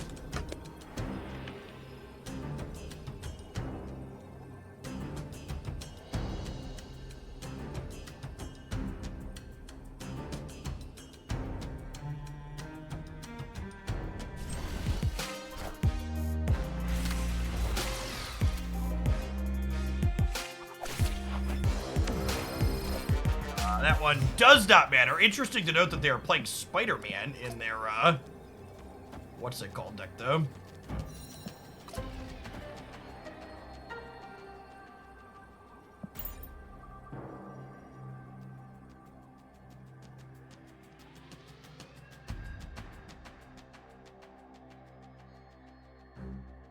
Not super often, Grindel.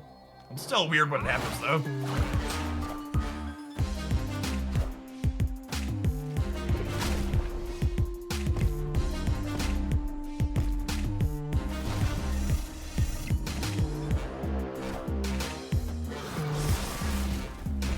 Old casserole here. We have our 4 cubes.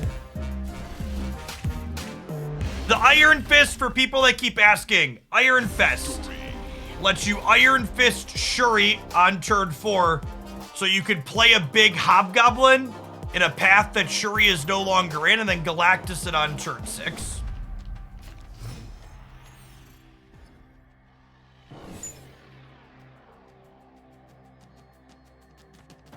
The event of winning a gold conquest ticket is misleading. You still have to pay medals for it. No. There is the ability to pay medals to get a singular gold conquest ticket, but that is separate. That is separate from what is currently that other event. You can also Fist and Shuri together on turn 5 to get a 14 power Galactus on 6, sure.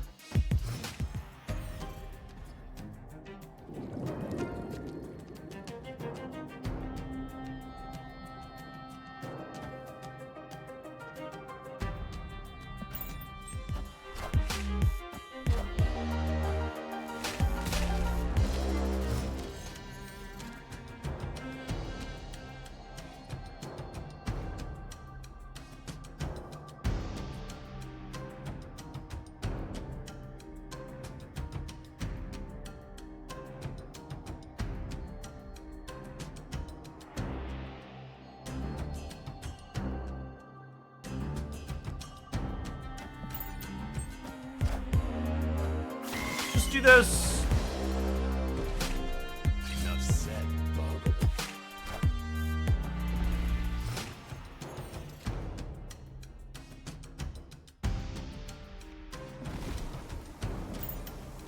Terrible.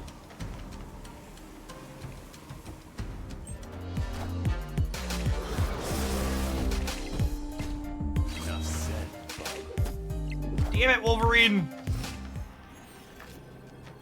Don't you think getting gold feels shitty now with how rare it is? Wouldn't it be the opposite? Wouldn't gold being rare make getting it when you get it feel better?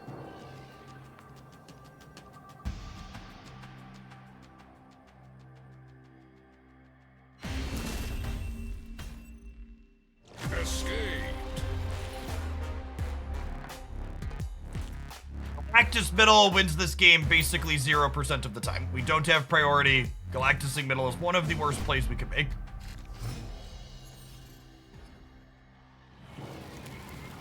Parker! I like gold more than 50 tokens. Yeah, the psychology behind the 50 and 100 collector's tokens pockets is like not good. They definitely need to adjust those.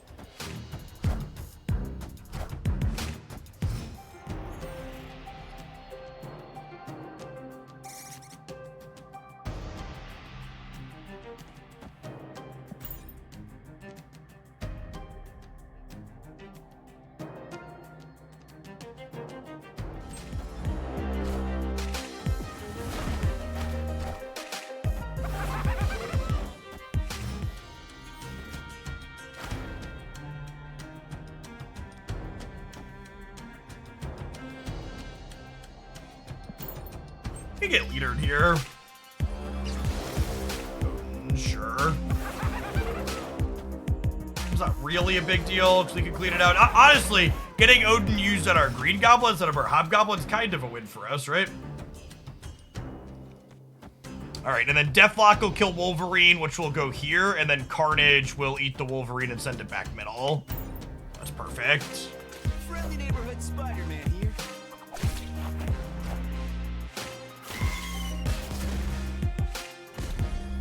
Enough said.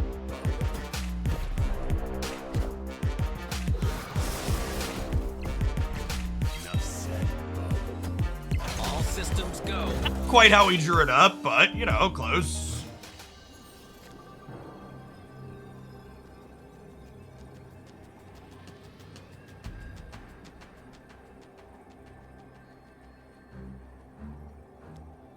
I think we're just dead here again, unfortunately.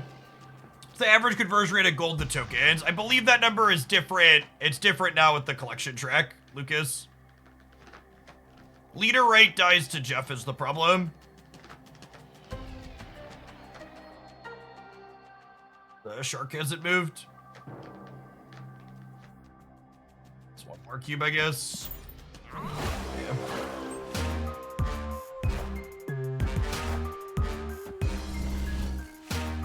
Actually kind of close. Why not Galactus on the Daily Bugle? Because I am cursed with literacy and the ability to understand what my cards do when I read them.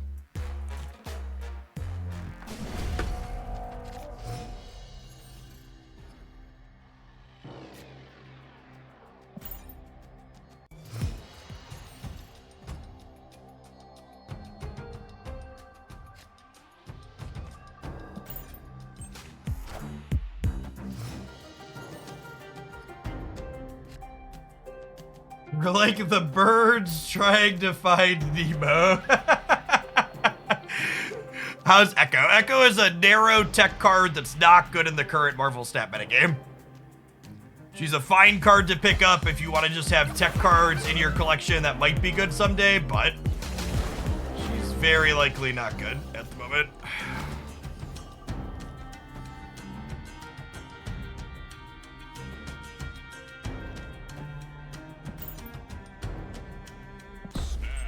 God bless America. The snap timings, chat.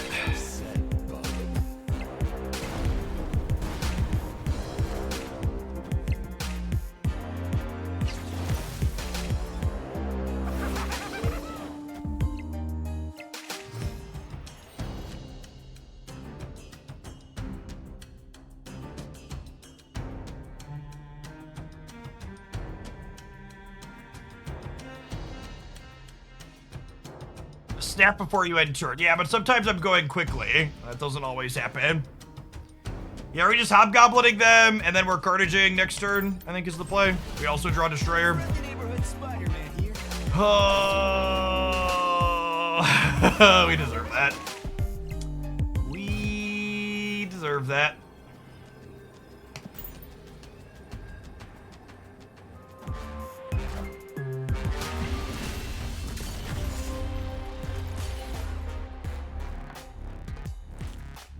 How is this different than the Galactus list we played the other day?